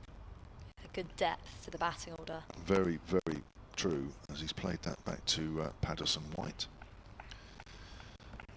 Yeah, I think it's only his 3rd first-class game this year and really only playing because of Liam Dawson. Yeah, 3rd first-class game. 2nd, yeah, he missed the game against Worcester here, played against Essex the game before. That's pushed out on the offside. And Organ just keeps going and going and going. And that's the end of the over. 7 runs off it. And the total moves on to 413 for 7. I think we're going to have a double change here. We are, because your colleague Viola Elvey Yes. is coming in, and she's going to be alongside Amelia Clark. Charlie, thank you very much. Charlie Wolf, who's getting all those tips passed on from the top people at Hampshire. So Amelia Clark will be the next voice you hear, and then it'll be Viola Elvey. Thank you, Kevin. Yeah, so Hampshire are 413.7. I'm joined here by Viola. Hi, Viola. Hello. How are you today? I'm great, thank you. Good stuff. So we're closing in on Hampshire.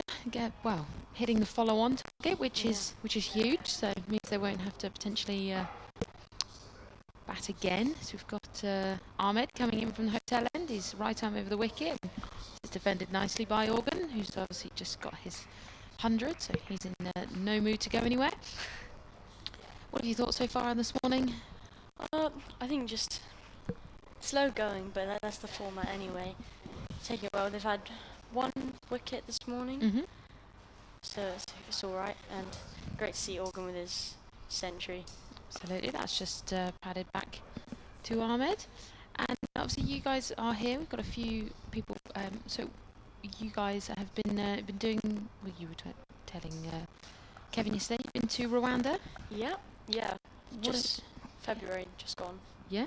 Well, after this next ball, I want to hear all about it. What have you been up to there? Ahmed just setting himself. He's going to come in and bowl a good full-length delivery there. Just pat it back. So what have you been up to? Well, it was a 10-day trip, but it had been planned for a long time. This is the second time, I believe, that they've gone out. Yeah. But lots of community work and just improving what they did in like the first tour. So yeah, I think Freya mentioned yesterday we built some nets. Wow. In the school that we were working at. That's amazing. We'll hear a bit more after this ball as Ahmed comes in again, and that's just padded behind, square of the wicket. So you're building some nets. Yeah. You're out there doing some hard work as well. Yeah, well, I was off coaching, but most of the team, I had a lovely time, but yeah, Yep. hard work in the heat. It is. Yeah, how hot was it out there? Around, it wasn't as hot as other countries in Africa, but it was around 35 was probably the hottest. Hot enough then. Yeah. Yeah. Nice. As Ahmed comes in for 5th ball of the over. And that's just blocked out. Amazing. Okay, cool. But you were out there coaching. Yeah. Nice. Working And with what were the age players. groups out there? It varied. They had like a squad. It was more based on skill rather than age. Okay. So there were some people my age, around 14, but they were also playing with some like 19-year-olds. Wow. Okay. Cool. So That's yeah. nice. Good mix of ages out there. Ahmed, last ball of the over. Can he make it a maiden? Comes in still right arm over the wicket. Organ facing. Yes, he can. Blocked Maiden out, and that's over. another maiden there. We've got 75 overs left in the day. We've had 157 played so far. And we've got 413 for 7 at Hampshire, and Organ on 101. He's faced 276 deliveries. He's been out there for a good long while. Fuller just recently joined him this morning. He's on 16 of 38, so he's going at a fair clip. Hampshire still trail by 167. So Viola, I'm going to let you say on the next over, but I want to keep hearing about Rwanda. Cool. We've got, is that Ahmed coming on? No, the screen is a little bit slow. Oh, is it slow? I Oh, is think he it's just bowled? some white, yeah. Patterson White's coming on. This is 53rd over.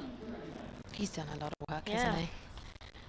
Glad I'm not a bowler. Wouldn't cut out for that. And he's coming down now at the pavilion end. Well, it's cut. Well, it's dot ball though. Off Yes. the cover. So you were saying you're not a bowler, so you're No, I'm a wicket keeper. keeper. That's very Yeah. cool. How long have you been doing that? Oh, since probably about 8 years old. Okay, wow. Yeah, second ball now. Oh, he's bowled him. Goodness gracious, that was amazing. So, well, James Fuller on strike there. Leg stump gone.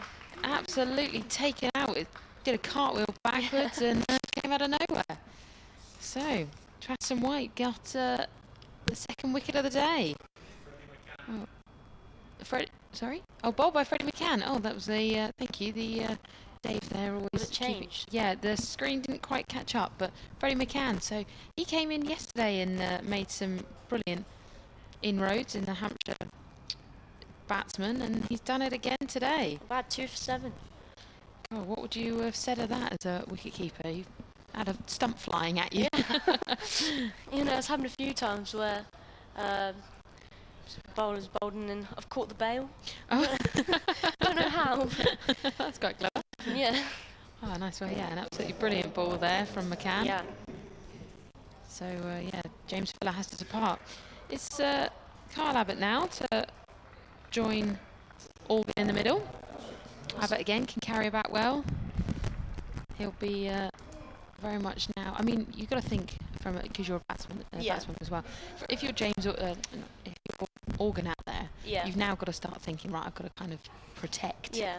Abbott. As a we're little getting bit. into like the tail end. Yes. Yeah.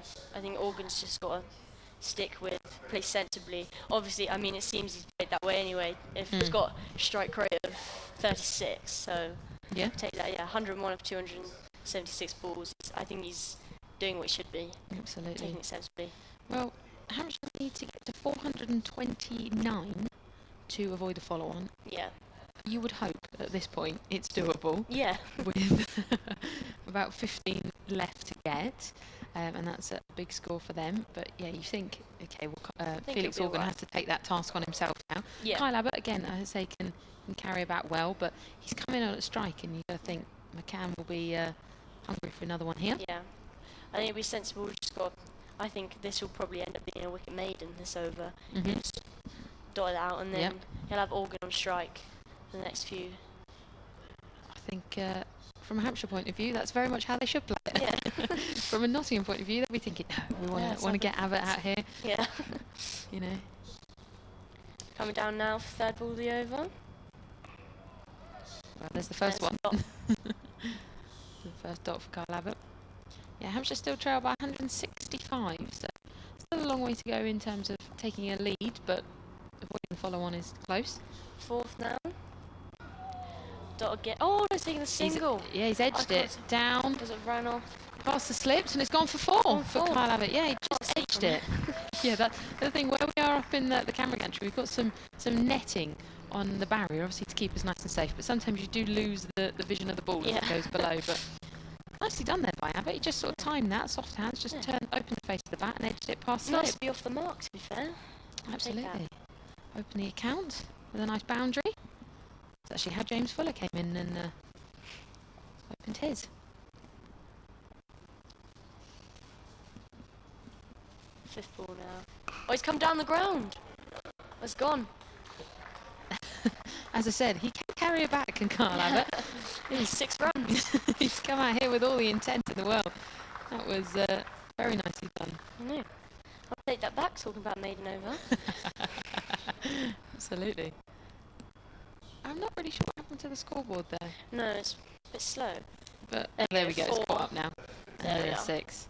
So Kyle Abbott's come out, and in his first 3 balls, he's got 10. Last one now. Down the ground again. Oh, Is it gone? it's gone. 6 runs. Yeah. Wow. Well, it's Certainly the highest strike rate I've seen today. absolutely. Well, in 3 balls, Kyle Abbott has now come in and said, right, I want to get this follow-on saved and done, and that's exactly what he's done. We've hit the 429, so now if Hampshire are all bowled out, they won't have to follow on. Nottinghamshire will have to go back in and defend their lead. But, wow, what are your thoughts on that? Brilliant. Nice to come in and have something to commentate, you know, it's because it's long format. It's good. Absolutely. Nice to see Kyle Abbott come out with some real intent and join Yeah. Felix Organ in the middle there. Maybe Felix Organ will be thinking, okay, I can, Set back I a can, bit, I yeah. can not worry about you too much there. I mean, yeah, Kyle Abbott, ever the experienced player, and that's what Hampshire need really. It's just that experience to carry them through. We've got Ahmed coming from the hotel end. Sets himself. He's one of these. He likes to create Yeah. a base before he starts his run up. It's good to see the same every time, though. Absolutely. Very repeatable, and this is blocked back down to him. Yeah, good consistency. Nice. Absolutely. So when you were out in Rwanda, you were coaching. What were you coaching, batting or keeping? Keeping, I worked with 3 wicket keepers in. They have like a pathway, and then it's like a regional kind of thing. Nice. So I was working with their wicket keepers. Amazing. Ahmed again, blocked back.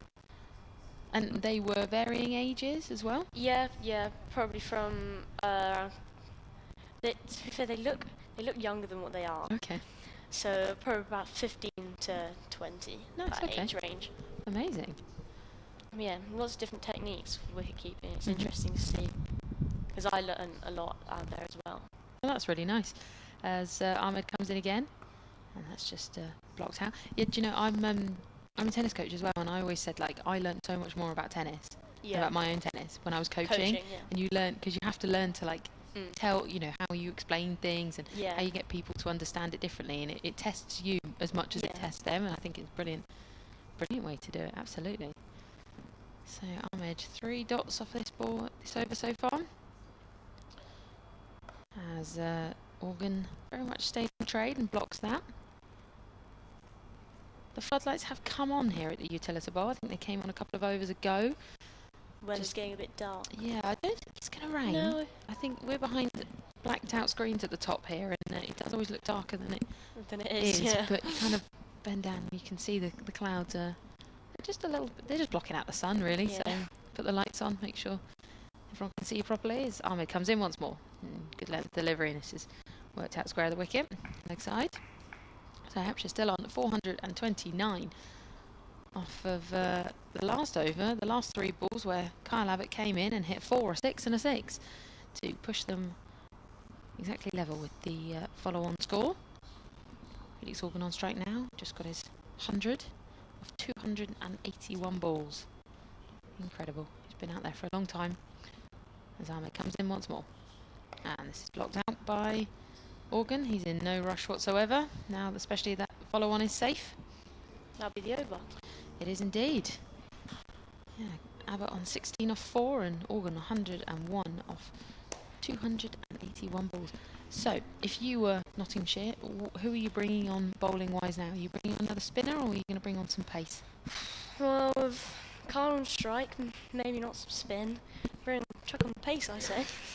Well, I don't think they've listened to you there. I think they've bought McCann. I think they've kept McCann on, but I suppose he did get a wicket in the last one, so you think you might be able to we'll see. Dispatch Kyle Abbott before he hits him for too many more boundaries.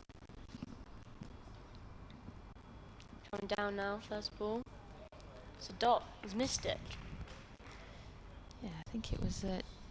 It's interesting to see his approach. He's gone in and reached the score. I wonder if he'll set back a bit now. Second ball now. Just driven it through. Yeah, through the covers. Deep cover. Just go for the one. Hey, they've definitely thought, right, the follow-on safe. We can chill out a bit now. Yeah. Absolutely.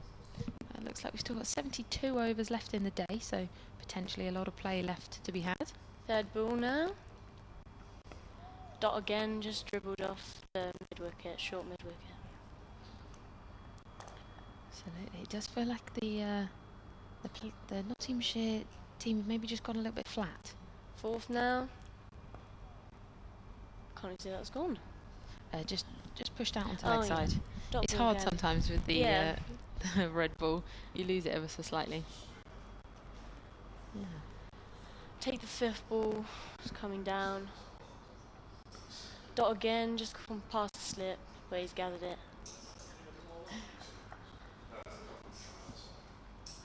It looks as if it's not raining out there, is it? No. No, it's stuck. I don't think it'll rain No, today. I think the wind was picking up. Last one now. Dot again. Have Abbott on strike. For the next over. End of the over. 430 for 8.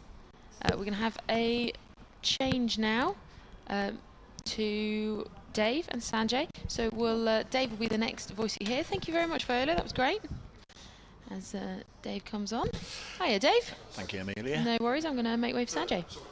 Well, things just advanced rather quickly there in a short space of time, with Freddie McCann coming into the attack for the second time in the innings, getting a wicket straight away, but then Kyle Abbott getting the necessary runs to avoid the follow-on, hitting McCann away for 4-6-6. 430 for 8. Got a hold-up of sorts going on out there. Not entirely sure what this particular one's all about. Welcome, Sanjay. Welcome back. Thanks, Dave. It's nice to be with you for the first time. I think we've probably been watching the Test match, and taking notes from activities that have gone on over the last couple of Tests with regards to slowing down the play. But things seem to be moving. There's some pointing going on just down here. I don't know about pointing. There might be time for a bit of grouting and gardening and heaven knows what else now. I think all the jeopardy's now gone out of the game with Hampshire saving the follow-on. And if there's, I wouldn't promote sports betting, but No, if you certainly can, not on the BBC. Certainly not. If you can get odds on this one finishing a draw, I think I think you should that's take where we'd it. go. Talk us through this over, Sanjay. It's Farhan Ahmed. Farm Ahmed, he's already bowled 28 overs, I think, if my eyesight is working today. He's got an interesting start to his run. He's sort of Ronaldo-esque in terms of sort of legs akimbo. Takes a little jump up and comes around the wicket to Kyle Abbott, who just pushes it into the leg side, no run, fielded by the captain, Hamid.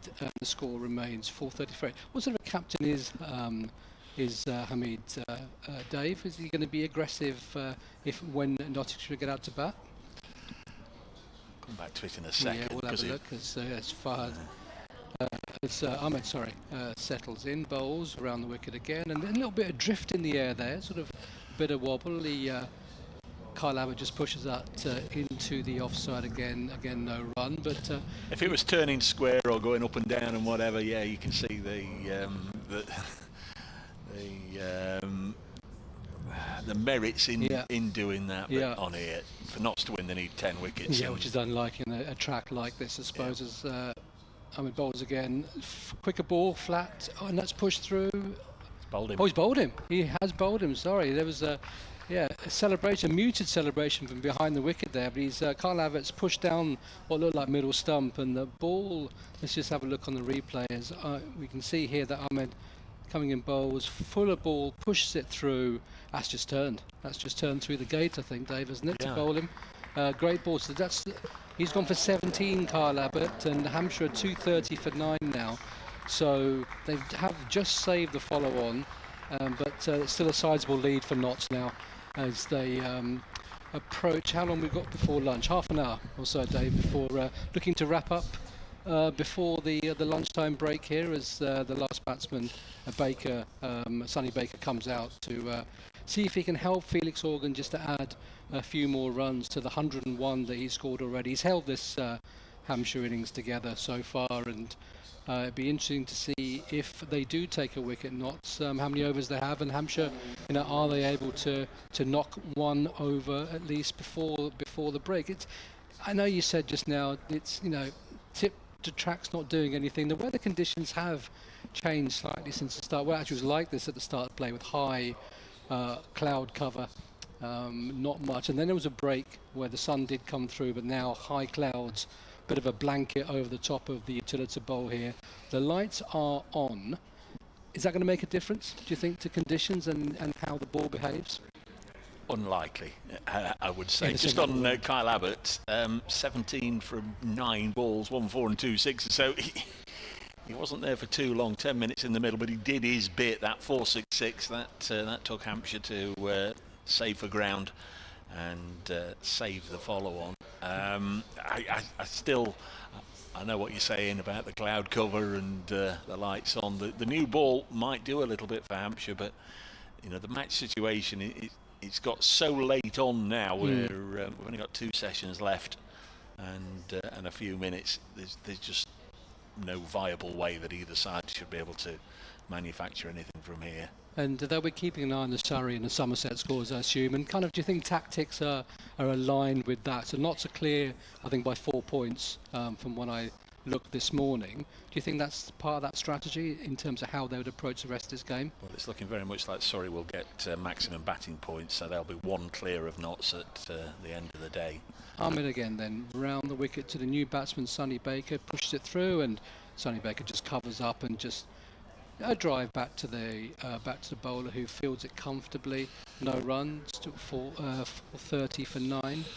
Surrey currently 434 for 5 after 105 overs, so they need 16 off 5 overs and should comfortably be able to do that, so they will go 1 point. Ahmed again bowls, he tosses that one up, and Baker just pushes forward, and the ball squirts out into the offside. Just no run there, and so Surrey maximum batting points. Somerset, do we know how? Somerset beat Durham in that 2-day game. Yes, that's all done. Done and dusted. The match that's finished this morning, Essex have defeated Sussex down at Hove by an innings. Comfortable win there for Essex. Ahmed again round the wicket bowls, and that just slides through, well left by Sonny Baker, and no run. End of that over, 4:30 for 9. Yeah, that's the end of the 161st over. So Notts could actually take a second new ball should they desire, but the last 2 overs have brought a wicket for Freddie McCann and one now for Farhan Ahmed, so not entirely sure that's the route they'll go down. Although having said that, Carl Verena, the wicketkeeper, is he's standing back, isn't he? No, he's just come back to leave the helmet. Yeah, he's sort of meandering up to the stumps, hands behind his back. Yeah, I think you're right. And yeah, you can see McCann is, even though he's bowled 3 overs this morning, he's gone for a few. I mean, he's taken those 2 wickets, crucial wickets as well, but he's going at 8 and over, mainly, I suppose, due to Kyle Abbott coming in and giving it the long handle as he did, which, as you said, took the jeopardy out of the game, Dave, and has led us to a situation now where, we're in sort of mid-tactics, if you like. McCann comes in to bowl to Felix Organ, who remains defiant. He's 101 not out. Just pushed this first ball of the over back to Freddie McCann. So Sussex have lost to Essex by an innings and 39 runs on the south coast. Sussex were 3rd, Essex were 9th out of 10. So the next delivery is pushed into the covers, no run. At Edgbaston, Warwickshire, it's been a slow morning there, going on at snail's pace. Warwickshire 127 for 3 against Worcestershire, requiring 266 more. Ball defended by Organ on the leg side, and just given the score at Scarborough, it's just advanced to 436 for 6 after 106, so they need 14 off 4 overs to get maximum points. Freddie McCann in once more, got the wicket of Varma last night and just taken the wicket of Fuller. This has dropped on the leg side and there's no run. Division 2 in the East Midlands, Derbyshire 148 for 6. Organ again defence, and no ball from Freddie McCann there. He's only coming in off 2 paces, but he's overstepped by David Milnes. Quick to spot and signal. This one's cut away by Felix Organ for a single. Derbyshire 148 for 6 against leaders Leicestershire in Division 2. They require 298 more. That's a long shot. More realistically, Leicestershire require 4 wickets. Good game for Rian Ahmed, a century and 10 wickets so far, and there's still some more wickets up for grabs there. Sonny Baker down on strike. At Cardiff, Glamorgan's second innings 131 for 4 against Kent, need 58 more. There's Baker with a defensive block back to the bowler. End of the over, 433 for 9. Merchant Taylor's score, Northants 116 for 5. Likewise, they're just digging in this morning, still trailing Middlesex by 248. And at Cheltenham in the festival, Lancashire made 557. They bowled Gloucestershire out for 381, enforced the follow-on, and Gloucestershire 163 for 3 second time round. And the last one, the Test match, England still going along nicely, 299 for 2 against India, 59 to Ollie Pope, 41 not out to Joe Root. What's the it must be nice to see, Dave, Nottinghamshire sort of competing at the level they are competing nowadays. Is that been a change in any sort of style that you can see, or is that just a natural sort of consequence of time? It's been a huge change in personnel over the last 2, 3, 4 years. A lot of the senior players have now moved on.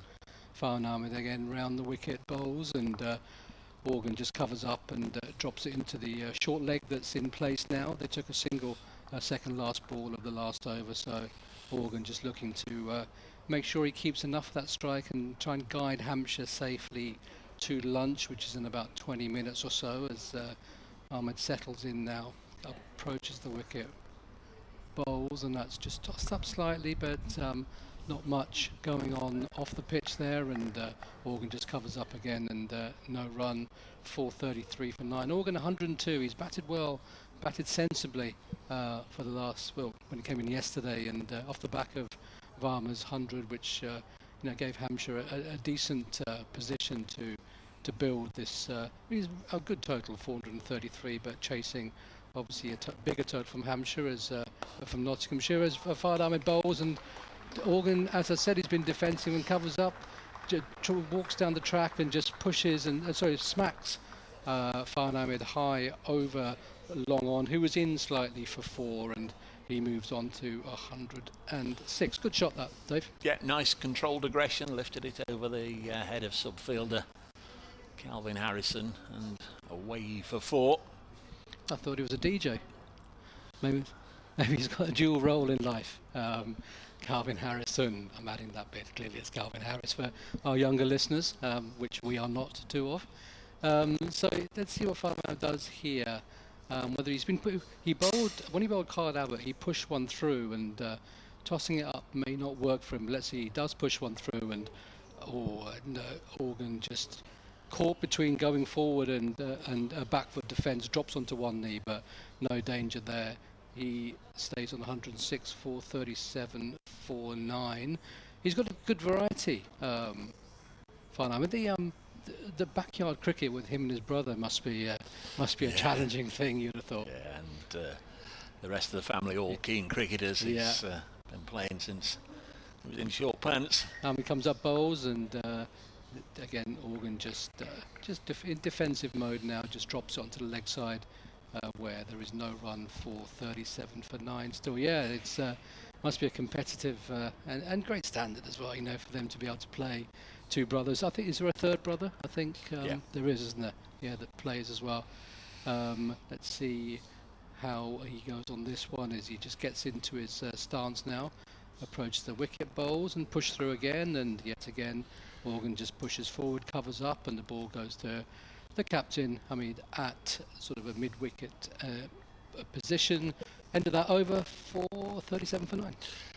Surrey have lost a wicket, 442 for 6, but they just require 8 more runs, and they've got 3 overs in which to do it to garner maximum batting points at Scarborough. That would take them, as we've been saying, 1 clear of Notts. Jordan Clark out for 39 in that one, but it has brought Jamie Overton to the crease, and I would imagine Jamie Overton wouldn't need a second invitation to set about getting 8 runs from 3 overs, and I'm sure try and put back to ball. Second new ball, or rather the third new ball, could have been taken by Notts, but they're electing to continue with Freddie McCann here from the Brandsgrove Pavilion end. First ball just turns away from Sonny Baker, the Hampshire last man, yet to score.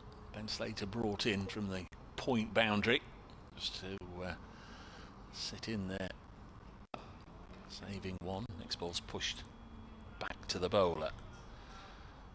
Yeah, it looks pretty pedestrian at the moment. The pitch isn't doing very much, is it? And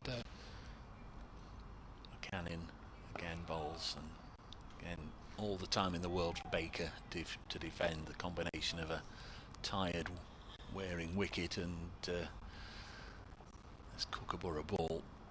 And when it's 83rd over, is making it very difficult for the bowlers to extract too much. Either the seamers or the spinners have found it tough going in this game. Last ball was defended. McCann in again, and Baker pushes it into the offside, and there's no run. Hampshire 9 down. Should we get to 1 o'clock, of course we'd have another 15 minutes. The luncheon interval would be delayed a little bit with only 1 wicket left to be taken. Baker again happy to defend and extend this Hampshire innings. 4-3-7 for 9. Yes, a couple of questions there. Hamid's captaincy and the transition of Notts. A lot of senior players have gone over the last 3, 4, 5 years. Stephen Mullaney was the club skipper. Hamid is now into his 2nd year into the role. Obviously he's growing into it, and will have learnt a lot last year. Very much a leader from the front, whether it's batting or setting an example in the field, and very much the other players are buying into that. There's been a transition with the younger players coming through. Freddie McCann, not 20 now, was 19 last year when he came into the side. Farhan was 16, of course, when he made his debut. He's now 17. Jack Haynes in his 2nd year from Worcestershire didn't get 100 last year. He's got 4 already this. Number of players coming through, finding their feet in county championship cricket, and they've found a winning mentality. They've got off to a good start, and I think the coach and the players really buy into a belief that they can win the county championship this year. And of course the big match will be the penultimate round when they've got to go to the Oval to face Surrey, but looks very much as if the two sides are going to be neck and neck, or sorry, just 1 point clear at the end of this week.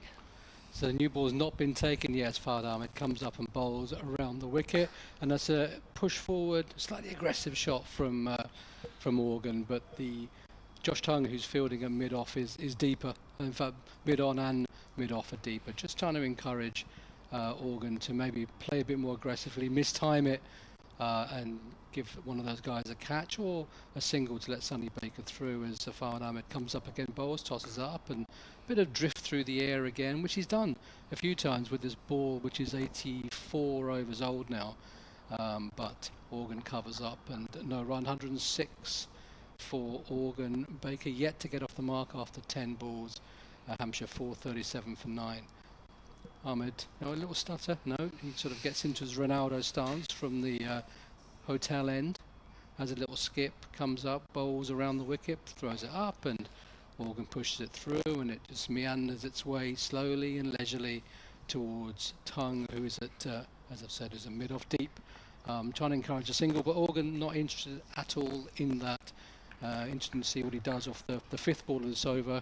We've had 3, so he's got a couple of balls to make up his mind as to whether he's going to try and farm the strike as Fahad Ahmed comes up again, bowls around the wicket, tosses up a little bit more drift, and again Organ sensible, calm, pushes it just back to the bowler. I wonder if he'll try anything different. I mean, it's all very, it's good bowling, it's metronomic, and it's like it's wicket to wicket, but nothing's sort of tried. The field is coming in now as you would expect after 4 balls. They're all coming in just to now try and keep Felix Organ at the Bransgrove Pavilion end. Fahad Ahmed approaches the wicket, bowls flatter, and tries to push it into the leg side for a single, but straight to the man who is at square leg, a silly point, and for no run. 437 for 9 still, Organ on 106. Now this is an interesting ball. You know, there's not long, as Dave said, there could be an extension of 15 minutes to 1:15 if the wickets remain at 9, or Nottinghamshire don't get the last wicket. So Organ's got to try and get as much of this strike as possible. It's a tight field as Fahad Ahmed comes up again and bowls, tosses it up, but well bowled, and as with the end of the last over, the ball just gently trickles to the captain Hamid at mid-wicket. A maiden over for Fahad Ahmed, 437 for 9, Dave.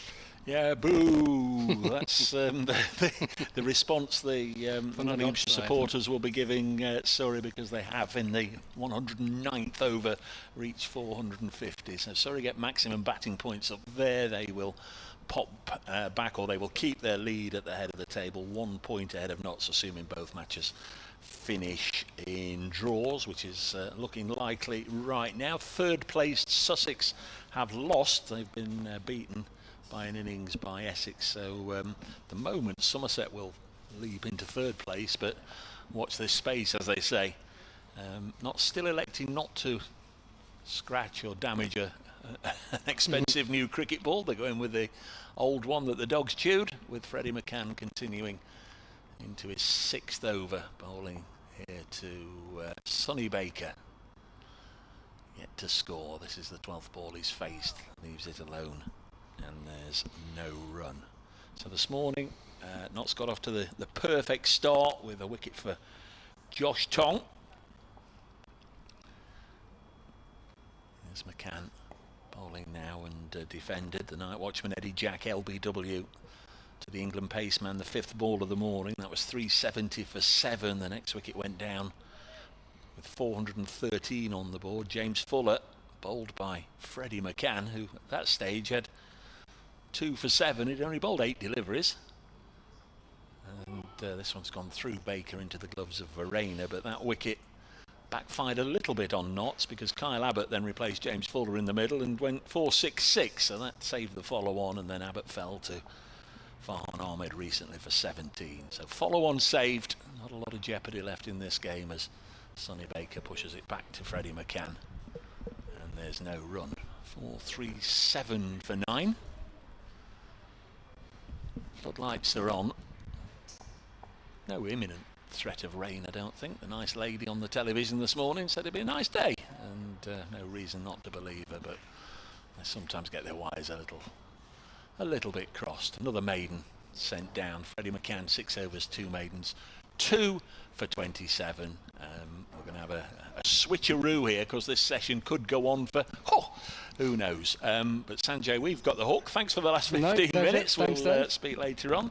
And we'll be popping in with Kevin James and Amelia Clark to talk us through until the luncheon interval, whenever that may be. Welcome back, Kev. Thank you very much, Dave. I know you know the rules better than I do, but is it fixed no matter what last day, even if it's 9 down, or will we go on? Do we go on anyway? We do, right. That's good. It's good job Dave's here, because even though I've only been playing the game and doing commentary for about 100 million years, I am still absolutely hopeless. No, honestly, I do trust Dave, and we'll go with that, that's for sure. Let's hope it doesn't really come to that, although I don't wish the last wicket to fall on Hampshire, obviously. No, absolutely. I know what you mean, but yeah, it's always nice when things can sort of stay on schedule. Correct, yeah. Don't want to be put under that pressure. Right, so Ahmed, Indeed. who has probably not felt too much pressure, really, because he's into his 32nd over, or he's just about to be. And Hampshire have saved the follow-on, which has been mentioned, which is much of a relief. It means Nottinghamshire got a bat again, which takes more time out of the game. And, well, let's hopefully Hampshire are OK. But Felix Organ's done a great job as he plays that into the ground once more, and there is no run. We've got the England-India test going on. So England are doing very well today. They haven't lost a wicket. They're 318 for 2. Pope's on 65 and Root's on 54. So nice little partnership creating out there. That's for sure. Do you know what I'm looking forward to most in that test match? Yeah. It'll come later on as to where Liam Dawson is batting. Yes. Because I know we've had a few people message already as that's driven up to mid-off by Organ. No run. As to, yes, he's down to number 11 on the websites, saying, well, below Archer, below Wokes, below Cass. We can't believe that'll happen. But we just want it clarified when he walks out to bat at Old Trafford. Whenever that is and whatever position that is in. 8 minutes to go until the scheduled lunch. We're 9 down. We'll have to wait and see. As Ahmed bowls, and Organ again plays that into the ground. Dead bat, no run. Yeah, England only trail India by 40 runs at the moment, and they've only lost 2 wickets, so they're doing very well on this 4th test. They are. Could be a good day for England, this one. If they bat well, could get to a healthy lead. Indeed. A couple of emails which we will get through between now and whenever lunchtime will be. As Ahmed comes in around the wicket and Organ just plays that away up towards mid-on. Score remains on 4:37 for 9. Adrian Kirk, Hampshire Cricket at bbc.co.uk. He says, I've still chosen to watch the live stream. That's good news, with our commentary, of course, rather than the test match.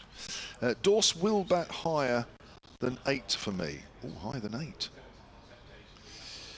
Right. I wonder who that puts him in front of. Well, certainly the ones I've just mentioned. 8. Probably about right for him, I think. Yeah. Let's work to Hamid at mid-wicket, no run. I suppose he bats higher for Hampshire, so maybe he's just thinking, Yeah. you know. I think he's been about 7 for Hampshire. Let me look that up. On the whole, 6. Yeah.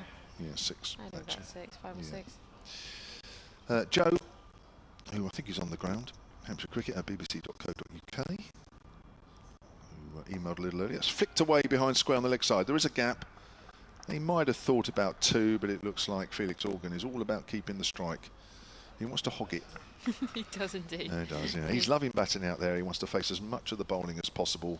Yeah. He moves on to 107, 4:38 for 9. Joe has written on the subject of Liam, all the interviews, including the players' brackets, have been talking of him batting at 8. Oh, right, OK. Joe, who's also very much in the know. Can't imagine it would be any lower than that, says Joe, who's finally on the ground for this match and hoping to see Felix reach... Oh, so that's how old that one is. Reach 3 figures. Well, of course, we've got past that one. So Joe's in the know. Joe and Dave. As long as Joe and Dave are around, we're all right. It does feel like a few more people have come in today. The Shane Warne stand is a little bit more full than it was definitely yesterday, and pavilion and sort of into the Colin Inglewy Mackenzie part of the members' stand. So yeah, a few more people dotted around. Good to see. Looks like we're going to have McCann coming from the pavilion end. 2 wickets he's taken today. well, one yesterday, one today, and that's driven nicely there into the offside, but no run. Happy to remain on strike. Did scare a few birds off though. That were Yes, it has. Yeah. But yeah, they could have easily have taken one there. Looks like Organ just wants to again just use up time. Absolutely. Just keep going. Take more time out of the game, and he's done it well so far. McCann in again, and this is just defended really nicely on the front foot by Organ. Just pops it up about a foot away from him. Yeah, you can see that kookaburra is just going a bit soft because, I mean, it hit the ground and literally just died in front of Organ then. Be like a tennis ball. Yeah, we've not got too many until the potential new third ball that could come in. As McCann, that's just nicely defended again. Well, we're into that. Into that, but Yeah, we are into that. Yeah, Yeah. 80 overs. I mean, we are into the 168th over, so it is sorry, available. I couldn't quite see that over. Yeah. But they're happy to not take it. McCann again. This is defended onto the leg side, and Organ wants one. So he'll put Sonny Baker onto strike. He was face 16, yet to open his account, but is doing a good job of defending. Felix Organ at the other end. Organ on 108. He's faced 314 balls out there in the middle. He is putting quite the effort.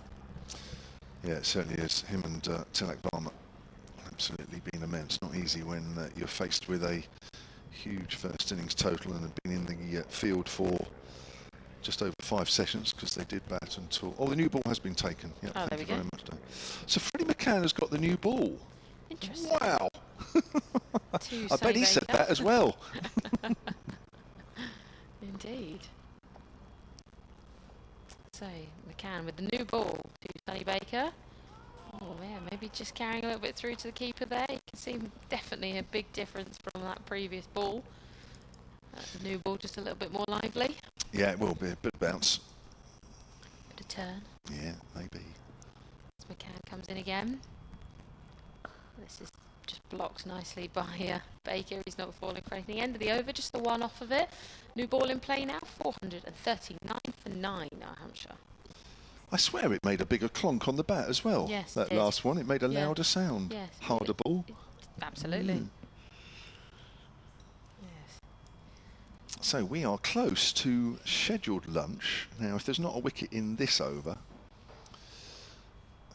and they get through it in, what, 3 minutes, which is probably about right, then we're either going to go off because it's a fixed lunch, or we're going to play some extra time. I think that was pretty much the conversation that was happening between Nottinghamshire captain and Ahmed there with the umpire. Yeah, I'm not surprised. As I say, most players don't really know the rules. That is why those 2 men out there in hats and white coats are there. Well, they're not in coats, actually, they're in short sleeves. You wouldn't be wearing a coat this weather, would you? Oh no, far too No, warm. you wouldn't have As that. I said this morning, it was odd. It was sort of muggy and cloudy, but because the sun was coming through, it was sort of hot. And if you're in the direct sunlight, it felt really, it was odd. Yeah. But I feel like the sun has very much been covered up now, because the floodlights here at the Utilita Bowl are still on, shining away. It's quite a nice breeze as well, isn't There it? is, It's yeah. pleasant. Ahmed round the wicket. Organ turns it away into the ground, fielded at short leg. And there is no run. I'm sure there's an email here or two that I need to get through. Oh yes, Russell Wolfe, yeah, from Doncaster. Hampshire Cricket at bbc.co.uk. Come to that after this delivery. Ahmed still swaying from side to side before he gets his run up underway. In again and bowls, and Organ, oh yes, he's not tempted at all, just plays defensively. Good afternoon everyone, he says. Following on from my email yesterday regarding Josh Tong taking over from Brett Hutton, he says in the current game, although it was read out on the stream, there wasn't any clarification to it. If Hutton was named in the initial 11, why was Tong able to replace him? Because it was mentioned at the start of the game. Yes, I'm confused. I thought once an 11 was named, that's it. Sorry to be a pain, says Russ. No, not at all. But I think we mentioned on commentary, it might not have actually been a ticker tape at the bottom, but it was very much mentioned. And of course, if the UCB wants that, or the England team wants that, that's what the England team get. Quite. Well, we've only got a couple of balls left of this Ahmed over. He's 1 for 72. He's into his 33rd over now. I'm just going to do a couple of balls, and I have to leave it to Amelia for a couple of balls or so. Jo has emailed again. She said, I've just said to Dad that I would ask if it was lunch is delayed. Organ comes down the wicket, turns it away on the leg side for a single, and he moves on to 109. 440 for 9. Hampshire behind by 138. He said, he says lunch is delayed on the last day with 9 down, and then said you would admit that you wouldn't know. That's right. Well, Jo knows me well. I think the Notts team believe it might be because Lyndon James has just popped off to collect some food. Oh. Apparently, there's a banana and orange on the boundary, which I think is away to her left. I can see that she sent the picture of the orange and the banana. All yours for a minute. Actually, no, I can do a little bit longer. Actually, I'll try and finish this over if I can. Well, he's being held. I'm not really sure why. I think something's happening behind the stumps there. I don't think the birds are interfering. I think something's seemingly pointing at the floor. They're just trying to make sure. I think their positions on the floor are right, and yeah, they're just taking some time. And the Notts team. I think Felix Organ's going, oh, come on, what's going on? Let's get going. As Ahmed's going to come over the wicket. So 440 for 9. Yeah, there's a slipper gully.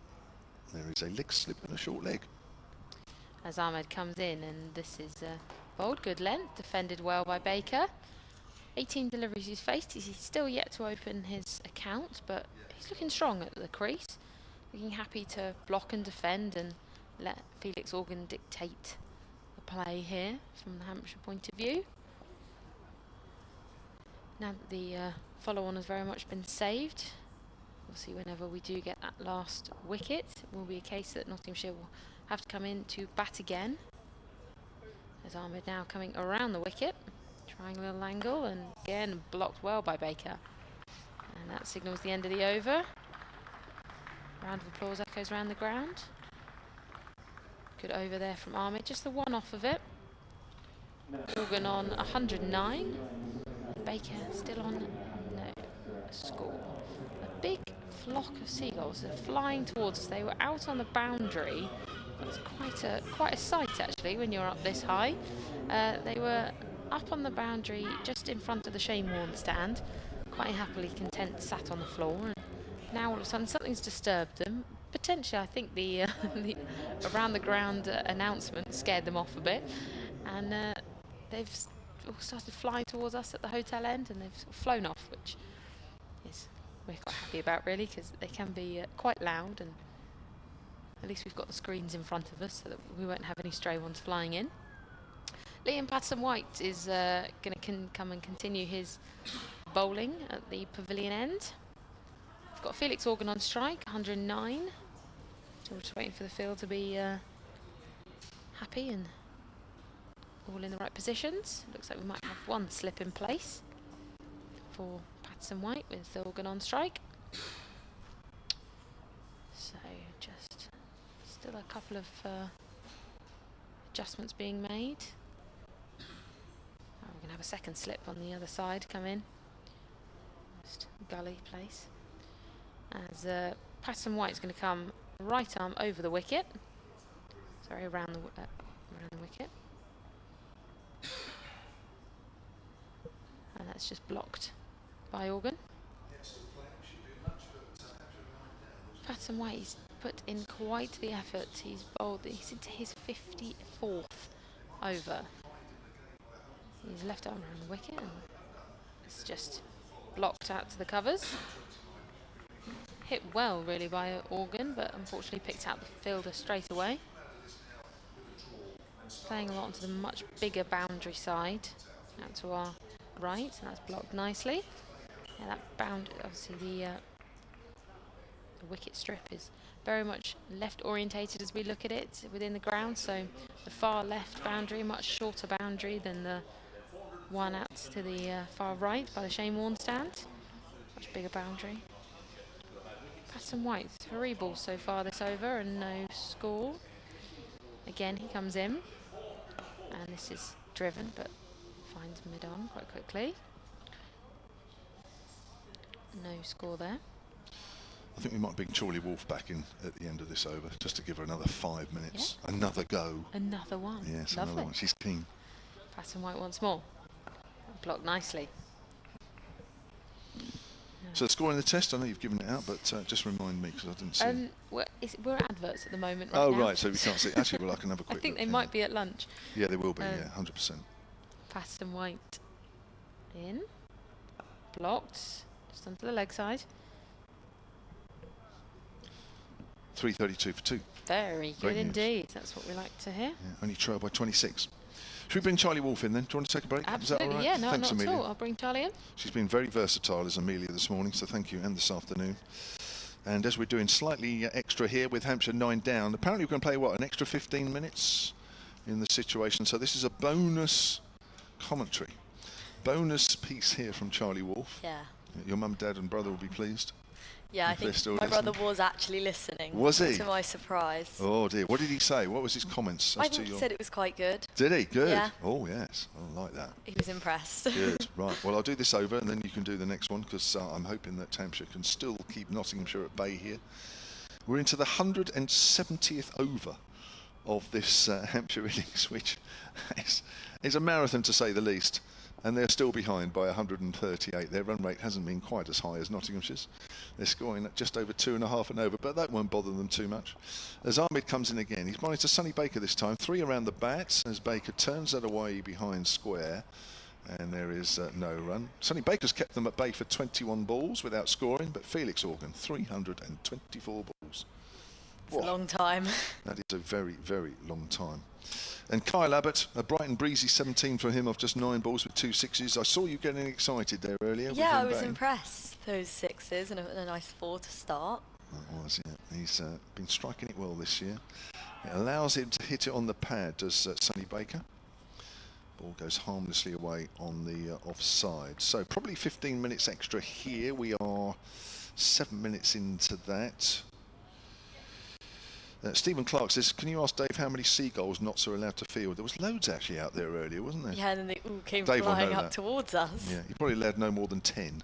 I don't know. But there was a lot. Yes, there was. Yeah, they came this way, didn't they? Yeah. Baker comfortably plays that away on the onside.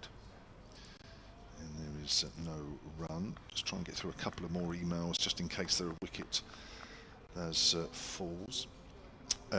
Sorry, who's this? Martin, Hampshire Cricket at bbc.co.uk says, can you get the camera operator of the live feed to angle the camera down a bit? I think he's been that same level all the time. Oh, he says the ticker tape at the bottom is covering some of the play.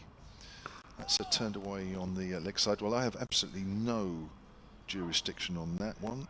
If they're listening, then maybe they might do that. But I think it's probably late in the day to be doing that, because to me the picture feed has been at that same angle for all 4 days. I'm not sure that's going to suddenly change now, but Maybe never for know. the next game. Maybe the next game. Loving the commentary and the live feed, says Martin. And he's got the test match on in the background too. Obviously not at the moment because they're at lunch. So Baker plays that into the ground and fielded at short leg. So we've had 3 wickets this morning. Eddie Jack for 2, James Fuller for 16, Kyle Abbott for 17. Those are the only wickets to fall so far. Nick Jenkins says the commentary is a bit crackly on the live stream. Again, that will not be me. So it does happen every now and then.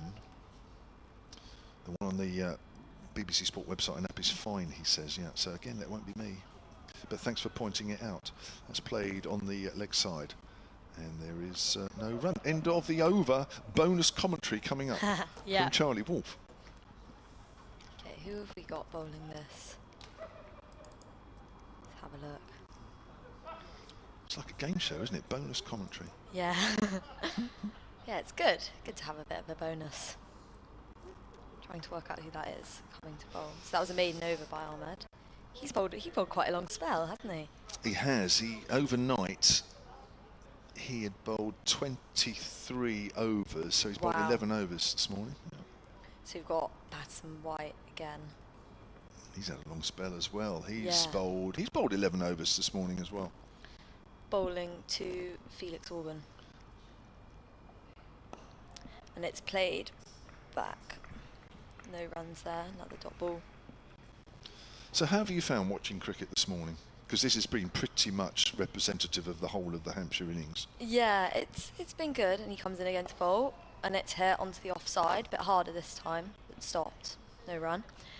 I think it's been slow, but it's good. We're not going to be made to follow on, so that's what we kind of needed. Blocks it back to the bowler again. Yeah, it's what we needed just to make sure we weren't forced to follow on, and I'm just looking for a draw now. Yeah. Yeah. That's 4-day cricket for you. Yeah, exactly. It's cut onto the offside, running a single there to put Baker on strike. Maybe he'll get off the mark soon. Yeah, he's doing a good job. It's just about Yeah. killing time, isn't it, really? Which is not great, Yeah. but that's what it's about. It's what you need. It It's is. what Hampshire need at this point. So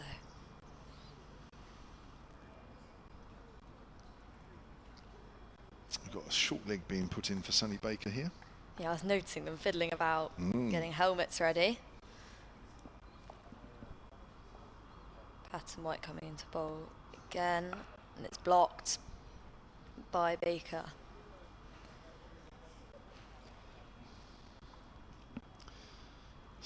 So we could be 4 minutes away from lunch, which means this over and maybe another one, Yeah. if indeed it's 15 minutes.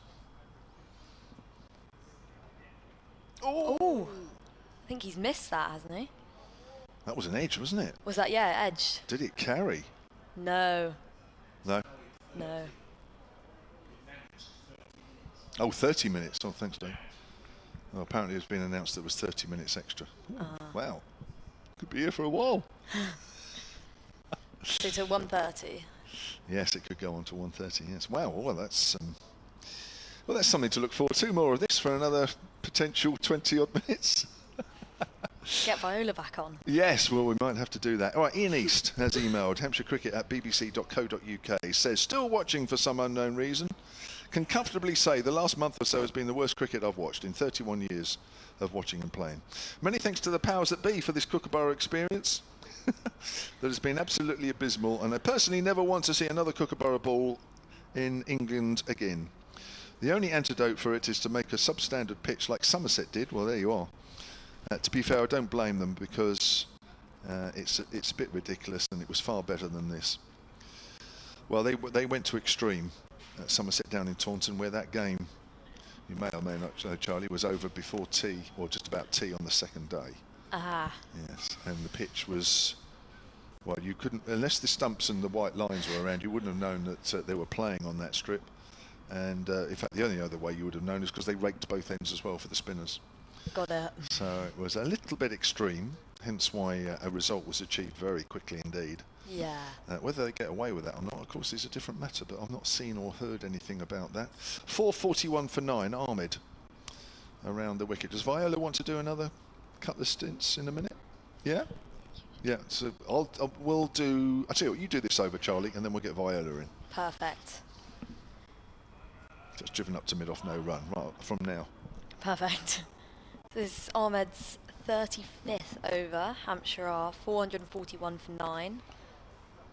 It's 173rd over. Ahmed with his little start again. In he comes.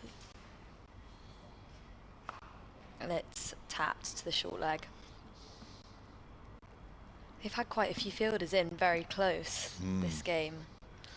I wouldn't do that, be a bit scared. Yeah, I know. I don't envy the short legs. No. No, not at all.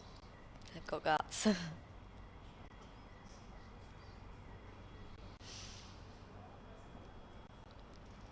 Ahmed in again.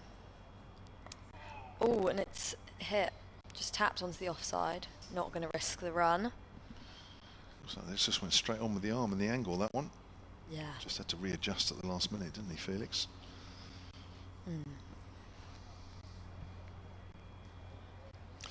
Well, I have to say, I mean, it's not just because of the situation here, but I thought if lunch is fixed at 1 o'clock on the last day, let's just say 1 o'clock lunch. Yeah. Seems a bit this situation seems a bit ridiculous, doesn't it? Just going on I feel like they want to be done with this, with Hampshire's innings, though. Yeah. They're looking to finish it by then, so Not's going to have a bit of a bat again. Third ball of this over now. Oh, and it's stopped by the short leg. That's Quite actually- hard. That was actually a really good stop, wasn't it? Yeah, Jack it was Haynes? hit. Yeah, hit quite some force. So 3 dots so far this over. Oh, he's coming over now. Changing it again.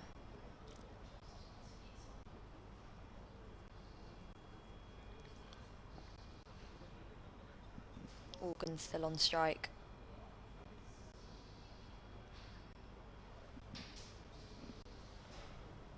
Oh, and he's come up to it a bit.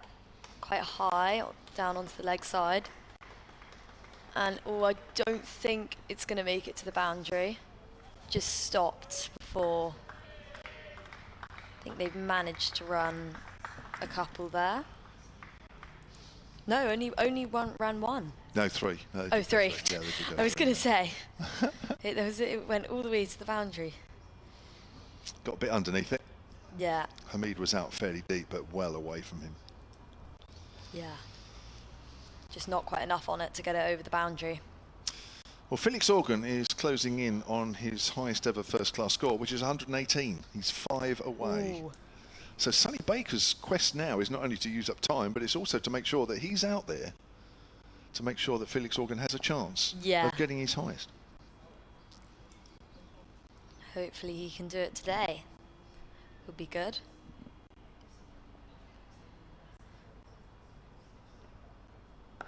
It's blocked. Down onto the leg side. And that's the end of that over. 3 runs scored. Hampshire now 444 for 9. Thank you, Charlie. All right, that was short and brief, but a nice bonus for Charlie. And we'll bring Viola Elvey in for another bit of bonus commentary. In the meantime, as she gets mic'd up, Alex Swatridge has emailed hampshirecricket@bbc.co.uk. Says, am I right in thinking that Hampshire just need to get to 450 for maximum bonus points? Well, it would have been nice, but they would have had to have done it 63 overs ago. Just the 63 overs, because you can only have bonus points for the first 110 overs. So that, unfortunately, has long gone. Do you want to do this over? Sure. You got is that Patterson White on the pavilion end. Just driven down to extra cover in there. Just dot ball. So I don't know about you, but I'm excited about to see whether Felix Organ can get his highest first-class score. Yeah, it'll be brilliant to see. Second ball now. Oh, I thought he might nick that, but no. Had a lot of turn on it. Dot ball again. So yeah, can he do it before the extended lunch break, which is in 10 minutes' time? Third now. Dot ball again. Yeah, 113. What was his highest? 118. 118, yeah. I reckon he'll make it. I hope so. Well, it just brightens things up a little bit, doesn't it, really? Now we've had the follow-on saved, and there's not a lot else, is there? Fourth of the over. And we just cut that through. Just taking the single.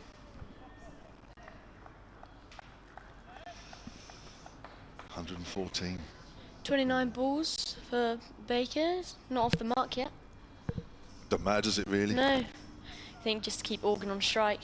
Yeah. Keep Nottinghamshire out there. Yeah. I don't think there would have been too many of them. I know in 4-day cricket you can be out in the field for a long time, Yeah. but I don't think too many fielders will have been out there for nearly 174 overs. That is a long No, that is a time. long time. It is. Fifth now. Take another dot. Just off the extra cover.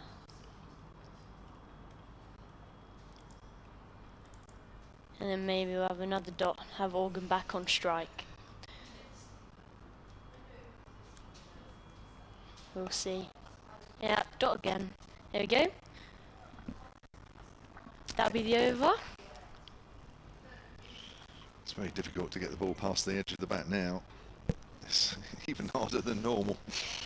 Seems to be a reluctance now for the seamers to have a bowl.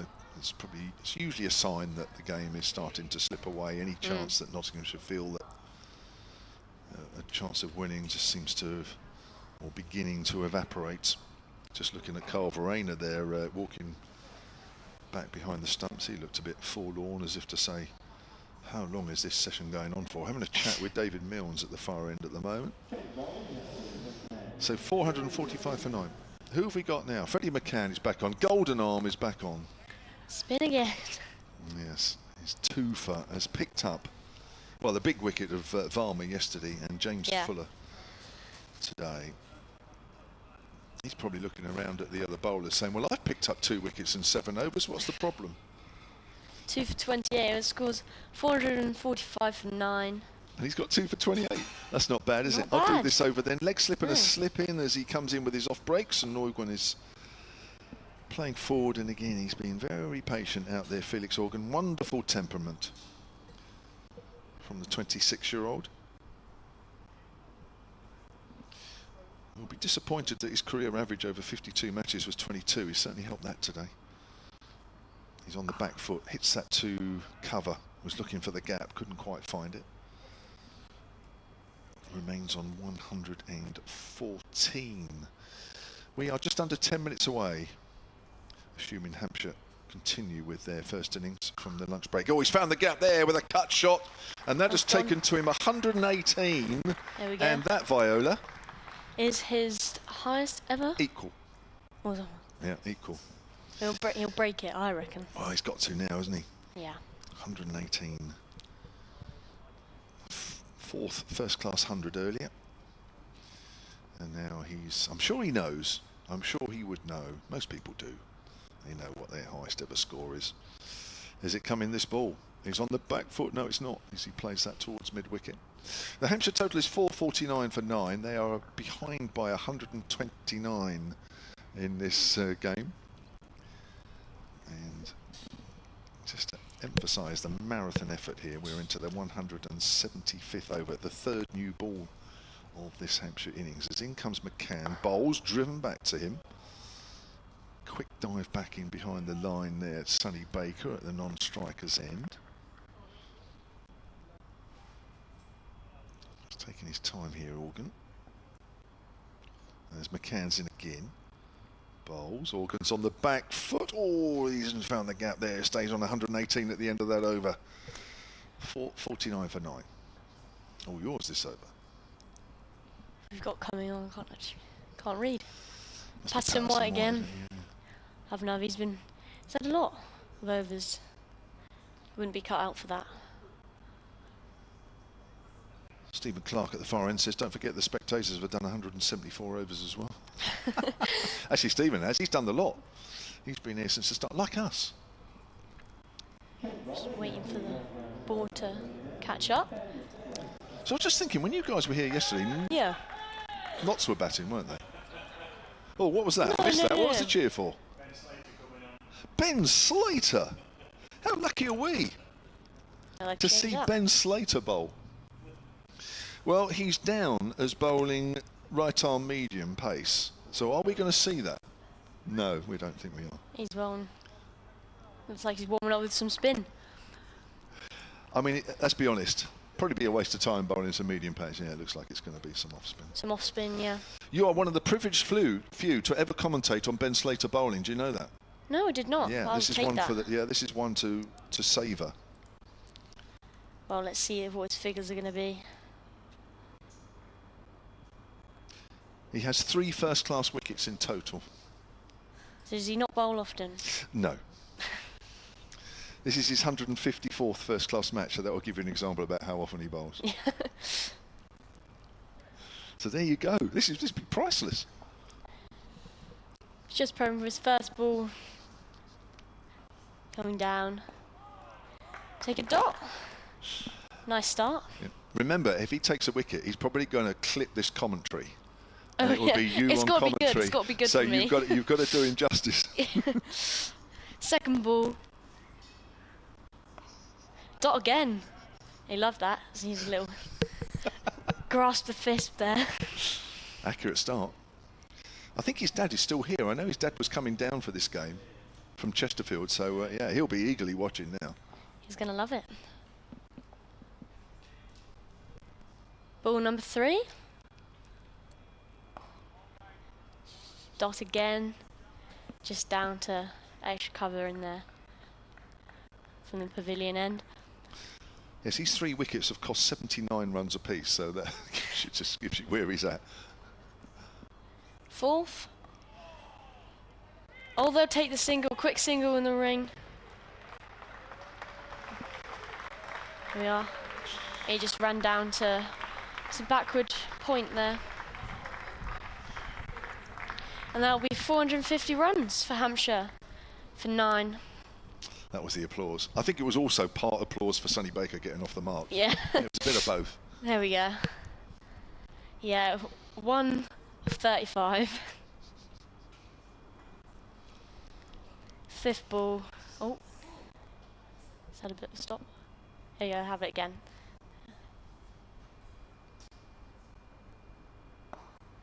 I just tried to knock it down the ground but didn't get quite enough on it. Played a bit early. Just gone down to mid-off. I found this last 10 minutes strangely excitable, really. Yeah. With Organ on his equal highest first-class score. Here we are, last ball of the over. Another dot. Well, it's not too bad figures, I'll take you that. I know it's a 1 over. Yeah, just the 1 run off it. Nice action. Yeah. Should bowl more. Yes, I've done this last 10 minutes. It's just, you know, with Ben Slater on and Sonny Baker getting a run finally and Hampshire passing 450. There's almost too much going on. Lots, yeah. Right, so we've got Freddie McCann to continue. So I think it's fairly safe to say we've got 2 part-time spinners on. This is what the Kookaburra Ball does for you. You end up with part-time bowlers on and just killing time really a little bit. Yeah. Give everyone else a go. Yeah.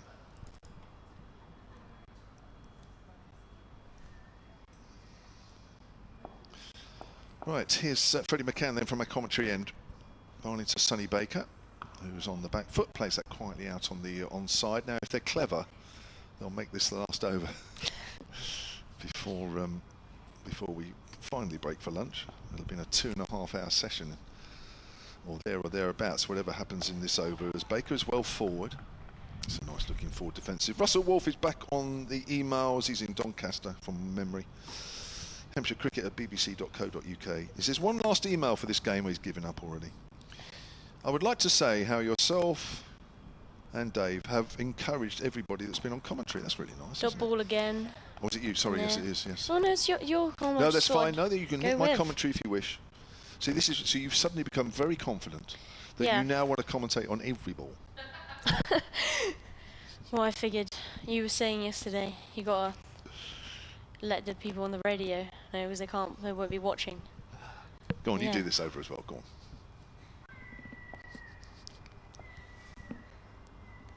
Fourth ball.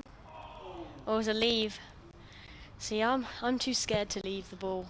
Are you? Yeah. Oh, you told me this yesterday. Yeah. You're the Ben Duckett of Yes. the Hampshire ladies under 15s. Yeah. Block it out. 'Cause what if it just turns and then you have your off stump going? I'm too scared. Mind you, you're never going to score any runs by leaving the ball. No. That's the other way of looking at it. Yeah. I'm sure that's Ben Duckett's theory as well. Fifth ball. Well, let's drive into cover. Dot ball. Now, the scoreboard is showing 1 minute to half past and there is 1 ball left. So who's going to be the first to start time wasting? Oh, it has to be 8 overs, says Dave. Dave knows absolutely everything. Have we had 7? No. Last ball of the over. Dot ball again, just back to the bowler. Now we need David Mills to walk to the stumps very slowly indeed. He's walking a bit too quickly for my... Oh, he's slowing up. Are we going to get another over in here? 1 minute. Oh, for 8 overs. Oh, right, okay. Yeah. See, Dave knows an awful lot more than I do, isn't it?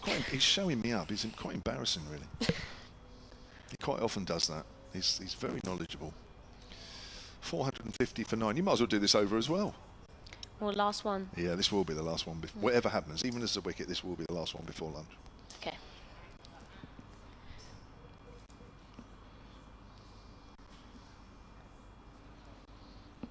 Is it Slater? Slater again. Yeah. Another over. Just coming down to Organ. He's on strike now. Dot ball on the back foot. Now, Felix has got to get this run now, hasn't it? We can't wait over lunch to see if he's got one over. Yeah, he's got five balls to come. Yeah, he's got to score one of those, hasn't he? Got one run. Come on, Felix. Comes down again, Slater. Just turns it off the hip. Yeah, he gets the run. He takes a goal. Push the 2, maybe. Yeah. Take that, and that's 120 for Felix Organ. And some knowledgeable done. people in the crowd as well. That's what they're clapping. It's a bit difficult for a batter to raise his bat on that. You get it. Obviously, you raise your bat for 100, but it's probably asking a little bit much to say. Thank you very much. That's my highest first-class score, but well done to him.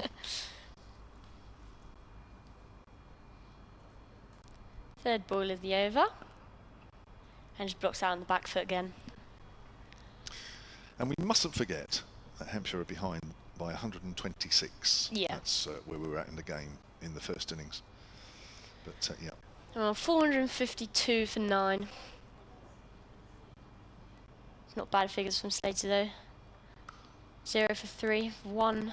It's his second over. He's bowled his 4th ball.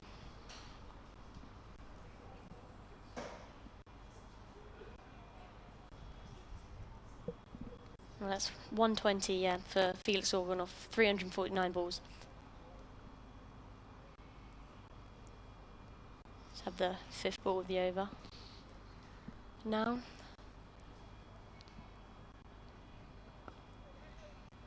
Joe take the single in the ring. Because he got backward square, is it? Yeah. Yeah. Out on the boundary. So yeah, they'll take the single. Well, that's good thinking from Felix, because he's still thinking ahead. After lunch, he wants to be facing. Yeah. First over after lunch. Yeah, I'd like to see a dot ball from Hampshire here and have Organ on strike after. Last ball of the over till lunch. Yeah. Oh! Has he missed it? Yeah, unfortunately it's missed the stumps as well. Yeah. Yeah, that'll be the over. 453 for 9 for Hampshire. And the last wicket was at 430. Well, anybody that's ordered a hot lunch here, I don't think we have. It's just as well, because that would have been sitting on the hot plate for about an hour. Oh my gosh. Amelia, you should have gone over there. But anyway, that's not the important bit, although for Amelia it is. The important bit is that Hampshire have kept their first innings alive for 2.5 hours this morning, and probably made the game safe. 125 runs behind at 453 for 9. Felix Organ, who started the morning on 71 not out, is 121 not out. Just to repeat, it's his highest ever first-class score. Sonny Baker keeping him company for 42 balls, 1 not out. Eddie Jack this morning out in the first over for 2. James Fuller for 16. Kyle Abbott for 17. A wicket for Josh Tong, Freddie McCann and Farhan Ahmed. Means we'll be back in just under 40 minutes time with the Hampshire first innings still commencing. Well done, Viola. Thank you very Fantastic. much. And well done, Charlie, as well. And well done, Dave. And well done, Sanjay. We'll be back soon.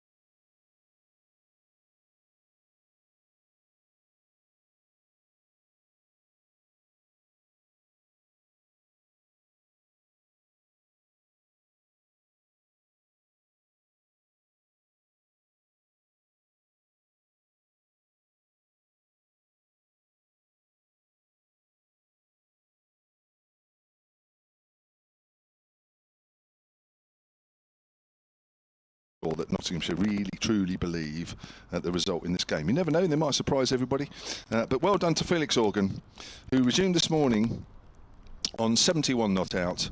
He's still there on 121. It's his highest first-class score, and arguably has come at the right time, with Hampshire looking to save this game, which in all probability they have, because there isn't a lot happening out there for the bowlers. Right, we've still got our budding young commentators with us. We've still got Sanjay Murthy with us, Amelia Clark, Dave Bracegirdle. They're enjoying a long lunch. Can't see them here at the moment, but they'll be around in a moment. But it's Kevin James and Cecilia Birdsall, who was with us yesterday, who learnt so much, and she's going to put all that into practice right now. Do you want to do the commentary on the first over? Yeah. Go on, Why not? it's all yours. Yeah, all yours. Thank you. So it's Patterson White bowling. He's coming into bowl. He's not. He's dead ball, pulled out. I didn't quite know what happened No, I there. don't think anybody was quite ready, were they? No. So we'll come in for the first ball for the second time. Coming in. It's just a nice ball which has just been prodded out to square leg for no run. So Felix Organ's innings, what a marathon innings that has been, isn't it? Yeah. It's been in for such a long time. So he's coming back into bowl. Fuller ball, and they'll get one for it. After being hit to sort of a sweep on the leg side. Have you noticed he's swapped ends finally? He's been bowling all his overs at the pavilion end this morning, and I think he's bowled the majority of his overs in the game. All And he's suddenly switched 56 ends. of them. Yeah, well, I think, yeah, and I think he literally had. I can't think of a time where he's bowled from this commentary end. No, I don't think he's bowled any from this end till now. Coming back for his third ball. It's an LBW shout. It's been given out. He has, and that is it. Well, we waited 40 minutes with a nice lunch, and what are we?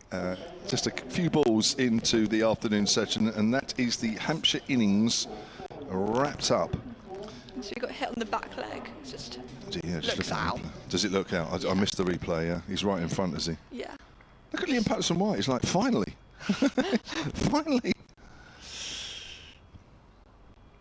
So, Sonny Baker, the one to go, and that means Hampshire bowled out for 454, Yeah. trailing on the first innings by 124. So we do know that Nottinghamshire are going to bat again. There's a minimum of 53 overs left in the day. What do you think they'll do? I think they'll just bat, won't they? Yeah. I mean, they might not even bother giving Hampshire another go. I'll be very surprised. No. But it has been a marathon innings, and quite rightly at the far end, Felix Organ gets a warm round of applause for his 122, I think that is. I think that's just ticked over. I'll just double check. 122 not out of 352 balls.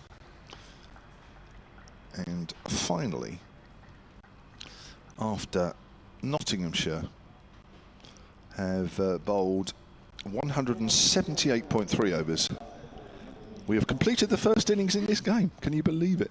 Now, I'll tell you what we're going to do, Cecilia. That was a very, very quick stint, so we'll take a quick break in between innings, and then we'll regroup and we'll start again in the start of the second. Okay? Lovely. Right, okay.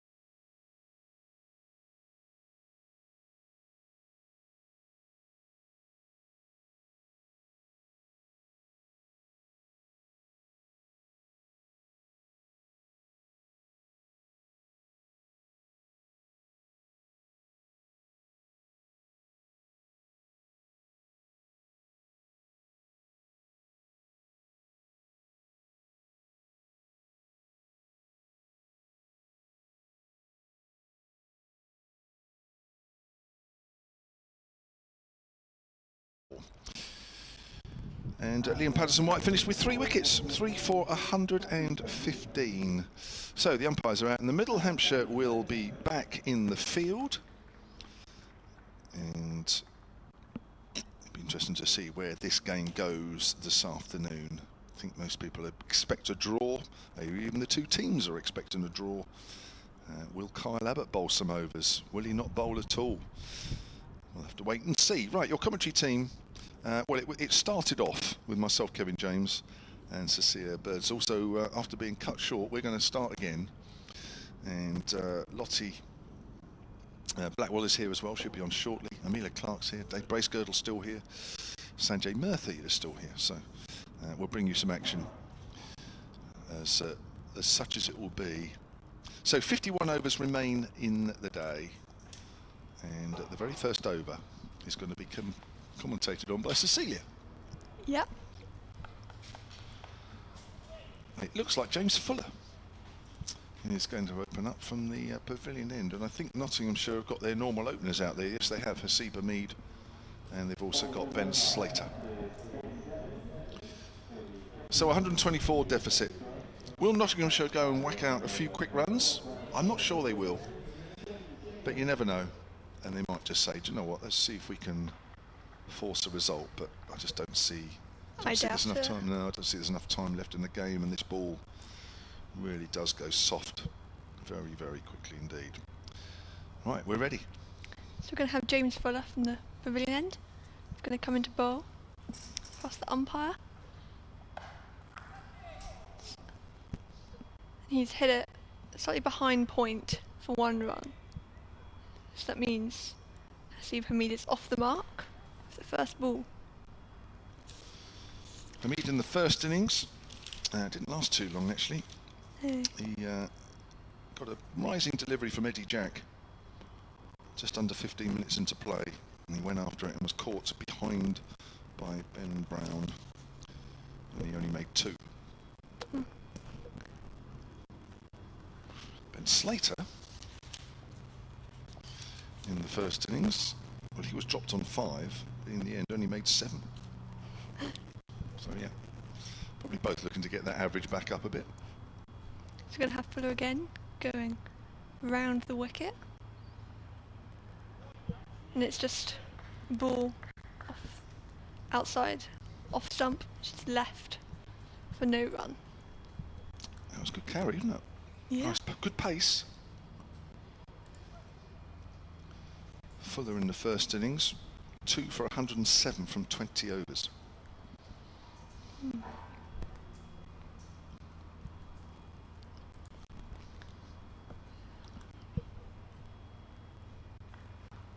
So Fuller's going to come around for his third ball.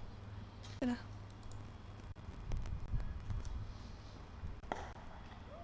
full ball just blocked out by Slater.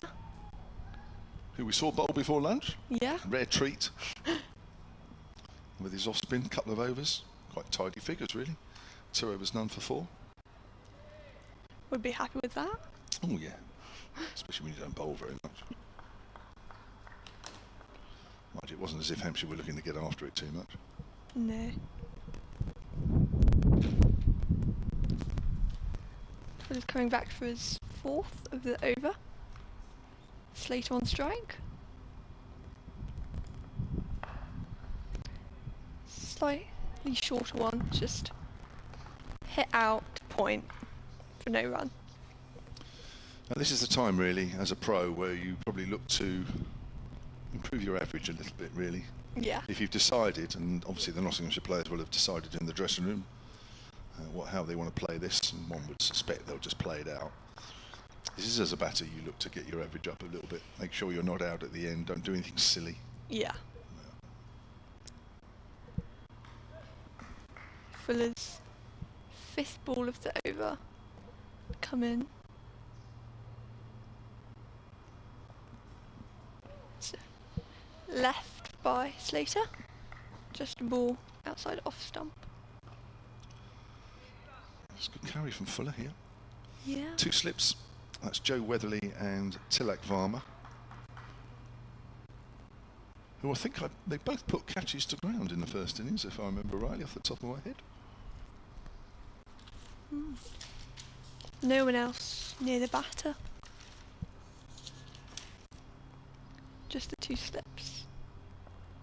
So for this last ball of the over, they come in to Slater. And another leave by Slater. So only 1 off that over. Seems to be a problem with scoreboards. Yeah, something. Yeah, it's a computer-generated scoreboard, and yeah, clearly. Oh, it's gone. Look at that. Just as you spoke, it went off. Yeah, Slater was dropped by Varma, like second slip off Abbott for 5, and Joe Weatherly put down a chance or 2 as well. So, chance for redemption. Looks like Sonny Baker is going to bowl the next over. And so Nottinghamshire are 1 without loss in their second innings. They lead by 125, and just to repeat, there are just 50 overs left in the game. We certainly won't be getting any more than that. And depending on what Nottinghamshire decide to do, you'd lose a little couple of overs or so in between the breaks, so you've probably got 47 overs left in the game, really, if there was to be a result, which again is unlikely. Just nowhere near, because obviously Notts have got to score quite a few in which to challenge Hampshire. So Sonny Baker, I'll do this over. It's going to be bowling to Hasib Hamid, and he's got 2 slips as well. Runs away from us and bowls. Hamid is forward, goes out to backward at point. Fielded by Tom Prest, and there is no run. We'll just keep an eye on the test match, because as Amelia pointed out to me just before we came back on air, England have lost a couple of wickets. Pope went for 71, Brook for 3, Joe Root is 92 not out, Ben Stokes is 10 not out. England are 376 for 4, they lead India by 18. 4 means we're down to number 6. Outside the off stump, bit of debate going. I think there's a feeling that Liam Dawson's batting at number 8. That's outside off stump and left alone. And as regards other games going on in Division 1, earlier Essex beats Sussex by an innings and 39. That'll do their chances of escaping relegation, assuming there is relegation at the end of this year. No harm at all. Looks like Worcestershire could be beating Warwickshire. Warwickshire needing 197 with 7 wickets remaining, or maybe not actually. Maybe I've got that slightly wrong, but that looks like it could be a good game. Forward is Hamid, drives out to point. There's a deep point. Total moves on to 2 without loss in the other Division 1 game. Yorkshire are batting second now against Surrey, 12 without loss, and they trail by just 8 with 10 second innings wickets remaining. That looks like another game that's certainly heading for a draw. Can't see any other way. In Division 2, Glamorgan have beaten Kent by 5 wickets. That's the only result in the other division. There is a couple of other games going on. The Professional County Club Select 11 are playing the Pakistan Shaheens. Oh, I only realised was the Pakistan A team. Quite realised. About a couple of days ago, I didn't realise that. And Scott Curry is playing in that one, the Hampshire player, as Slater pushes that up towards mid-on.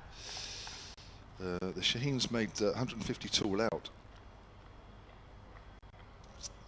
That was in the 30th over, so Scott Curry must have had a bowl. Let's have a look there. 6 overs, 3 for 26 for Scott Curry. Great stuff. And the Professional County Club Select 11's 27 for 1 in reply in the 5th. And as we saw earlier, there is a under-19 game going on as that's pulled away. Baker falls over on his follow-through. It's pulled away on the onside for a single by Slater.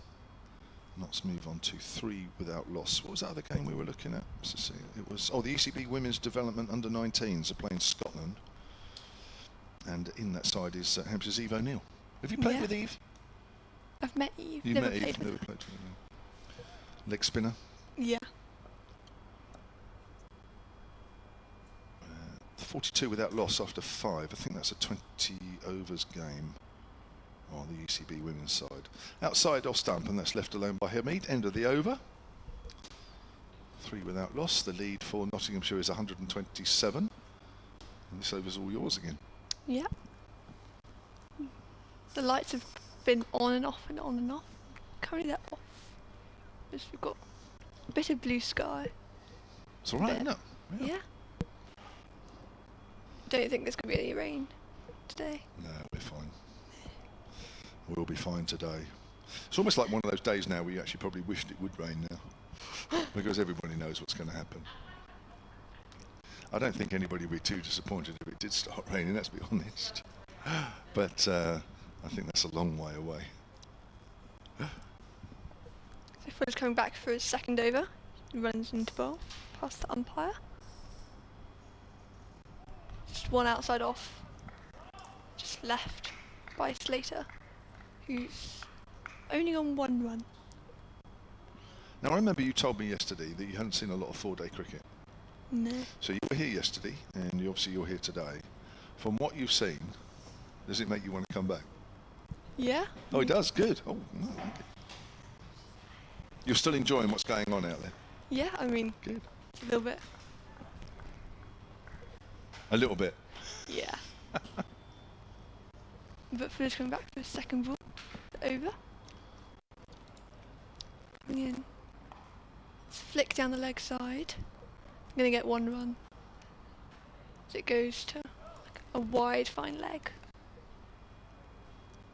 So currently 4 for no loss, with Hamid now on strike. Oh, this is an interesting email. It kind of goes on what we've just been mentioning. This is from Michael, Hampshire Cricket at bbc.co.uk. He says, in a match like this, how do you keep going? That is a very good question. He says, how do you keep going when you know this is going to be a draw? But he says, thank you very much for the coverage. For the third ball of the over. It's defended and it rolls out to point. No run there. He then signs off. He says it's helping with the scoring learning. He says, but I have to be careful with what you say as it's not always correct. Wow. Okay. Shame you didn't ask the Hampshire question I sent earlier. Well, I'll be honest with you, I probably missed it, so apologies for that. But I will be the first to hold my hands up and say, well, everything I say is not correct. That's fine. But there's next ball. And it's not offside, played and missed. So it goes through to the keeper. He's had a little go at that one. That's bounced as well, isn't it? That's how he was out in the first innings. Having a little go at that one. Fuller's still going over the wicket to the left-hander. Not changing anything.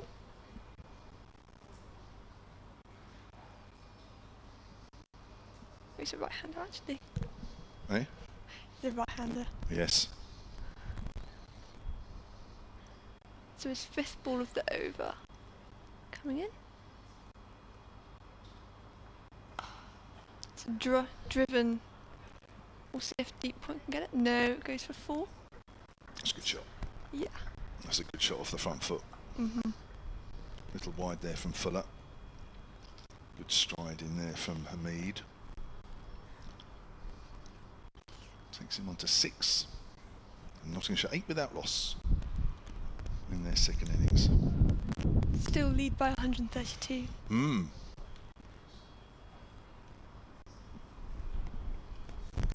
So, Hamid's still on strike. See what Fuller pulls out for his last ball of the over. As he runs in.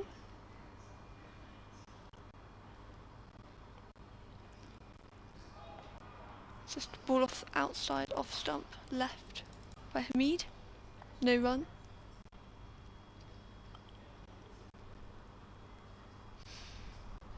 I've just found actually Michael's original email. The question is regarding something which he hasn't put in.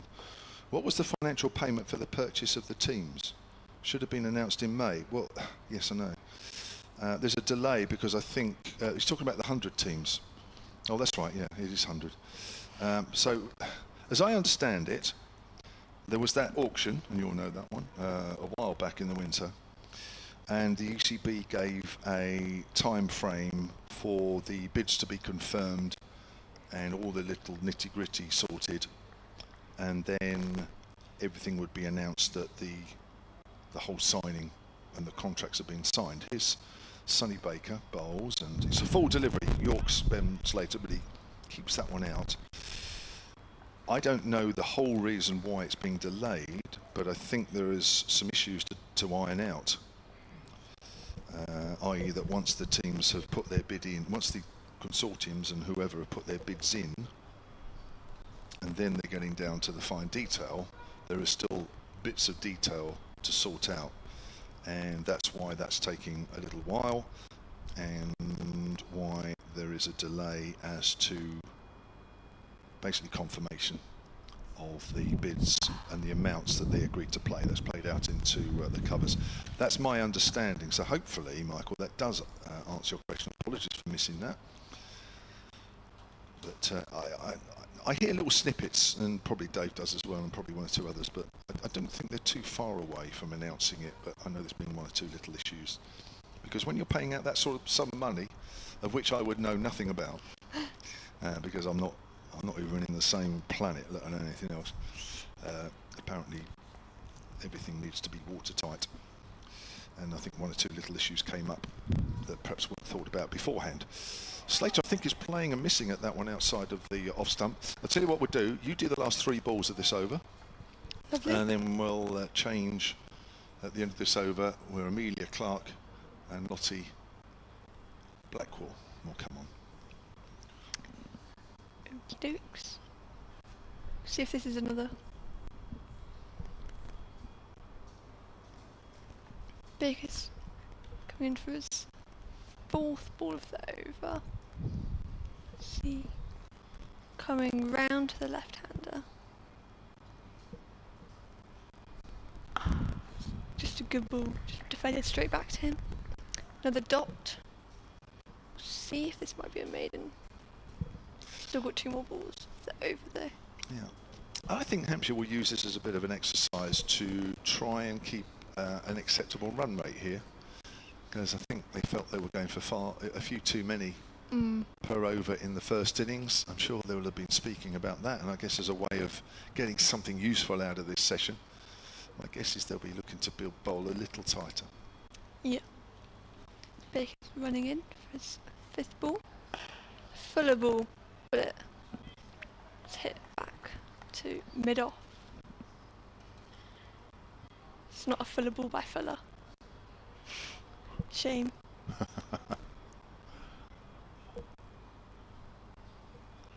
Eddie Jack and Kyle Abbott having a little bowl to each other at mid-on and mid-off. Keeping themselves busy. Last ball of the over. See if it has a dot. Or anything exciting is going to happen.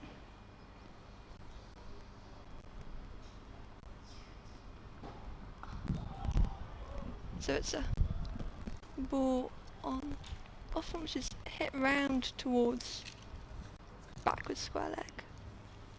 Should be one run for Hamid Slater. 4 overs done then of the Nottinghamshire second innings. We're going to take a break. Thank you, Cecilia. And Amelia Clark will come in for me, and Lottie Birdsall, who was with us yesterday. And she's going to do a session here with Amelia. And the next voice you hear will be Amelia Clark. Thank you, Kevin. Yes, so Nottinghamshire are 9 for no loss after 4 overs, and I'm joined by Lottie. Hello, Lottie. Hello. How are you today? Yeah, I'm good, thank you. How are you? Yeah, very well, thank you. And what have you thought so far of the match? It's been quite slow paced. Yeah. And I don't think we're gonna get a win or a loss at this point. I think that's a very good assumption of the proceedings so far. James Fuller, that was well left by Slater. Bowling from the pavilion end is Fuller. And you're one of the ones that have been to Rwanda as well, or are you going? No, I've already been. Nice. Yeah. Cool. How was it? Yeah, it was really fun actually. Yeah, very good experience. Very different place to go. Lovely. And were you building nets when you were out there? I helped a bit. Yeah. Or you were off coaching, or? No, You were helping the. I was there for the final part of the nets. Nice. So Oh, that's good. You got the glory when it was done. yeah, exactly. But, yeah. Nice. So James Fuller again coming in for a second ball of the over on the pavilion end. Right arm round, and that's clipped well nicely down into the offside, but gully there to stop by Slater. Nice. And you play cricket? Yes. And when have you been playing cricket since? Well, I'm injured this season. Oh. Yeah. It's been a rough season. Oh yes, I remember you saying Yeah. you've got like a spinal injury. Yeah, stress fracture. Goodness so me. Does it look like it's healing or? I have no idea. Okay. Well, I So- hope it is. Yeah. Thank you. That's no good. What were you playing as? Well, I would have been doing Hampshire under 15s as well. Mhm. Fuller in once more around the wicket. Bowls and defended nicely again. Same position as the last. But you batting, bowling? Bowler. Bowler. Yeah. Right. Yeah. So Yeah, it often happens with. Were you a seam bowler or? seam. Yeah. Yeah. Often, unfortunately, Yeah. it's a Common injury. common injury. Yes. So yeah, I know a few people my age who sort of similar ages, Yeah. a bit older, most of them who have done a similar thing. Oh goodness. Well, Yeah. I know So- all of us will here and listening will be wishing you a speedy recovery and Yeah. get back to it Thank eventually. you. Hopefully it won't take too much longer. Gosh, yeah, no, not at all. So Fuller once more. In and past the umpire and bowls and well left there. Isolated, didn't want to be involved by No. that. Was happy to leave that well alone. Fair enough. Leaving that one. Indeed. We've got quite a few people congregating down at the bottom of the Shane Warne stand over there. Good group of people Yeah. all in the The members sat, area. some seem to be on their own chairs they've bought. Don't blame them. Yeah. Might be a little bit A more. bit comfier. Yeah, bring a big lounger. Or like when you go to those like festivals and they have those blow up beanbag. Yes, type yes, things. that's what you should bring. Yeah. Out on the that'd be- concourse, just yeah, lay that'd there be like good that'd be here. great. Fuller once more, second to the last ball of the over. And similar position again, just Yeah. edged out there. So good bowling here so far. Looks like he's on for a maiden. It does indeed. Does indeed. And do you live nearby or are you Near Farnham. nice? It's just about 15 minutes away. Okay, not too So, bad. Yeah, Not too bad. quite used to the journey down here Mhm. anyway. So I suppose so. Yeah, working with the Hampshire sort of, as you say, yeah, development groups. Used to that drive. lots of Saturdays spent down here training in the atrium. Yeah. Fuller, last ball of the over. Can he make it a maiden?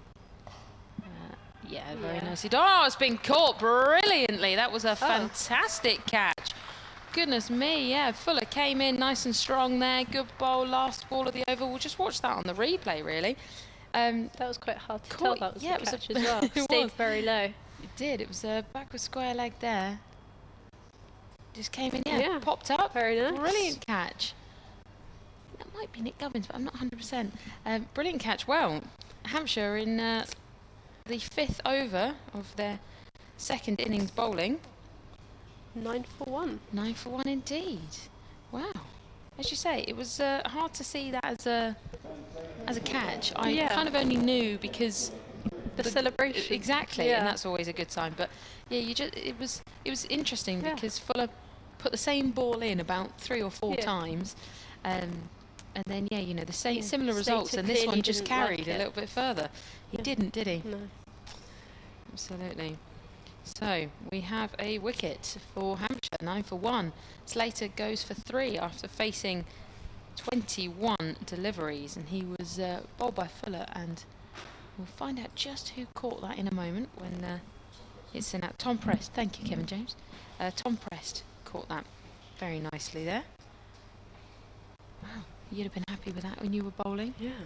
Absolutely. Nice fielding. Stretched out to get it as well. Yeah, Commitment there. that was indeed it. It was a good catch. It was well taken. Caught by Tom Prest, just being announced over the Got stadium. McCann coming in now. And I think Sonny Baker is staying on at the hotel end. So the next batsman to come and join is obviously McCann, as you just said. good bowler. He took 3 in the last innings for Nottingham. Ended up doing quite well. He did indeed. Yeah. He made it look easy. We had the best rates of anyone. Yeah. Right. Well, over to you, Lottie, to call this over. Thank you.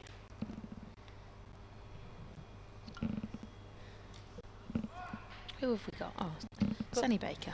With Hamid on the strike. 2 slips in place as well. Yeah. Just in case that edge comes back again. Baker running in. And quite a short ball, but didn't bounce too high. And it was well kept out by Hamid there. Quite pacey, so it's looking quite good. Yeah, absolutely. Seems comfortable out there. Had quite a lot of speed on compared to earlier this morning. Yep. Well, it's that new ball, isn't it? Just getting it to bit firmer. Yeah. Bit nip through a little bit quicker. Yeah. It's always nice bowling with a new ball. Yeah. Right. Not Comes in again for a second ball. And that again was well kept out for a single. Yeah, just playing to the offside, square of the wicket there. Just the one, but straight to the fielder, waiting patiently. Yeah. Looks like Baker's going to come around the wicket to the left-handed McCann. Don't worry, I called it McCain in the first one, so Yeah, I kept on calling Tilak the wrong name yesterday, so that's okay. I've once there was a women's game we were doing down in Taunton, and I accidentally called Shelton Skeleton. So don't worry, it's all been done. For his third ball, and another short ball. Did he get something on that? No, I don't think he did. But that was a warning given there by the umpire. Yeah, he gets the 1 for the over, but any more will be penalised. Yeah, he looked close, that one. Might have been our angle though. Yeah. Yeah, we're slightly off centre here, whereas the pitch is quite left orientated as we look at it from the top of the... It's only 4 over from the end. Yeah, that's our gantry. 4th ball, in comes Baker, and that carried nicely to the keeper there. Yeah. So if a play and a miss there from McCann. Yeah. Managed to tuck his bat in just enough. Yeah. Save it from getting an edge, but it's definitely excited the Hampshire slip, Gordon, hasn't it? Definitely looking for the outside edge there. Here's Baker. Might be one coming soon as well if McCann doesn't keep his back close. Yeah. So, right, 5th ball of the over. In comes Baker, attacking the crease, and nice ball, well kept out, and McCann takes the single to put Hamid back on strike. Yeah, Sonny Baker's got a very interesting, and you're a seam bowler, you'll have a take on this. At the start of his run-up, he sort of does like a skip, and then as if he's going to stop, and then he gains speed, but it happens every time, so it must just be part of his... habits. Yeah, routines are quite important, and cricketers are often very superstitious, I'm sure you know. So bit of a hop, and then stop, and then go. Yeah. 6th ball. And that was nice. LBW appeal, but not given. Yeah, wrapped on the pads there. Very nice. Kicked out leg side, but we'll have a look if there's a replay on that one. It must have been maybe just slipping down leg side. Yeah, it did look like it was going down. Yeah, it was going down leg. But positive from Baker there. He's had two near wickets. Went for 2. Absolutely. With 1 leg by him as well. So pretty good over there from Hampshire. Absolutely. Well, 12 for 1 after 6 overs in Nottinghamshire. Current partnership is of 3, so yet to really make a substantial partnership, but anywhere's a good start. Yeah. They lead by 136. Obviously, Hampshire didn't manage to reach the big total set down by Nottinghamshire, but they did manage to beat the follow-on So Nottinghamshire had to come in and bat again. As we've got Fuller coming in again from the hotel end, and that was a big lunge forward, and then quickly moved out of the way for Hamid. He decided against taking on that ball from Fuller. Don't blame him, really. No, neither do I. Neither do I. It's very much like, oh yeah, actually that could be quite dangerous. Yeah. So Fuller just waiting to get the ball back. Everyone's giving it a shine. Get it moving. Indeed. Well, we've got one deep point that's just sort of out lonely on the boundary. Yeah. Everyone else is very tight in. And we have got a very far out we have actually, mid-wicket. thank you. That He's one just almost carried off through the again. pitch. He was, Yeah. yes, but I missed him because he almost looked like he was in the Yeah. in the tunnel, which actually currently he is. I think that's Yeah, well, as long as he's on the pitch by the time Ball's Fuller's there. in his load, Yeah. he's all right. and we So we'll probably be expecting a short ball then, looking at the current field. we do have a deep fine leg actually, so Oh yeah. gradually spotting them again. That netting that we've got up here in the gantry just blocking out, It's a bit of a pain. but it's safe. So you know, Fuller in, right arm over the wicket, and that's again left. Big lunge forward, and Hamid manages to avoid that one. Fuller again looking positive.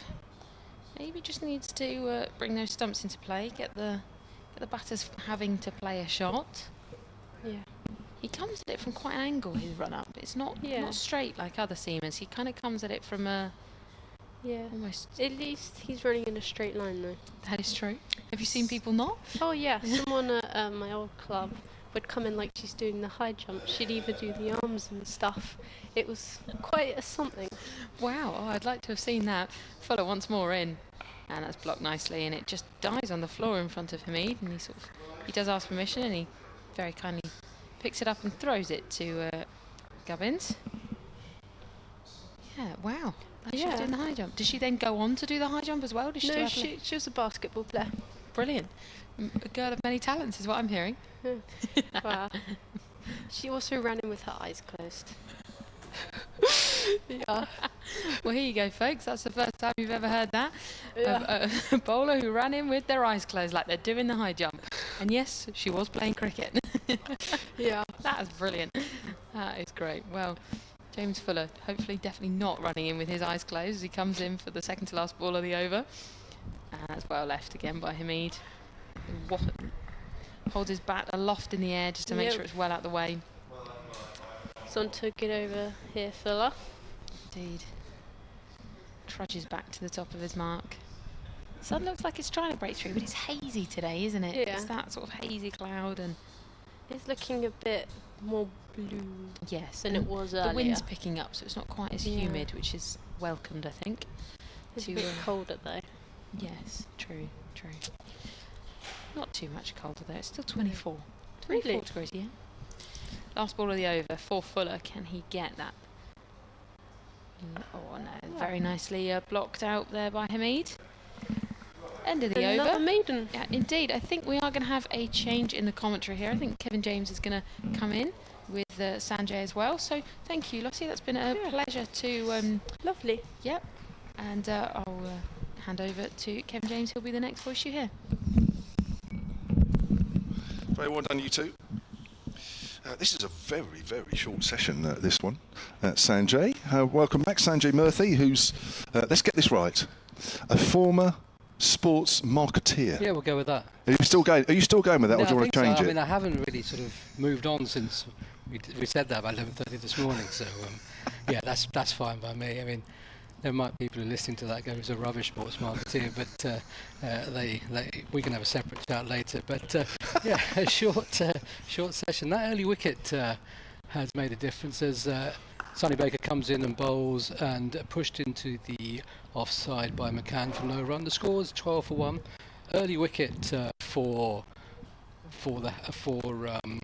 who took it? It's like James Fuller. James Fuller took it. Yes. Yeah, I was busy writing some notes and I forgot to watch what What, was a actually going marketeering? on. Well, exactly. Yeah, that's what we do as a ex-sports marketeer. Exactly, write notes and make ourselves sound extremely clever and important. But yeah, 12 for 1, as I say. Hamid's on 1, Hamid's on 7, sorry, McCann's on 1.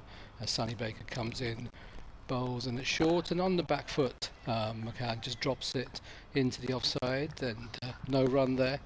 It's 12 for 1. And did you lunch well?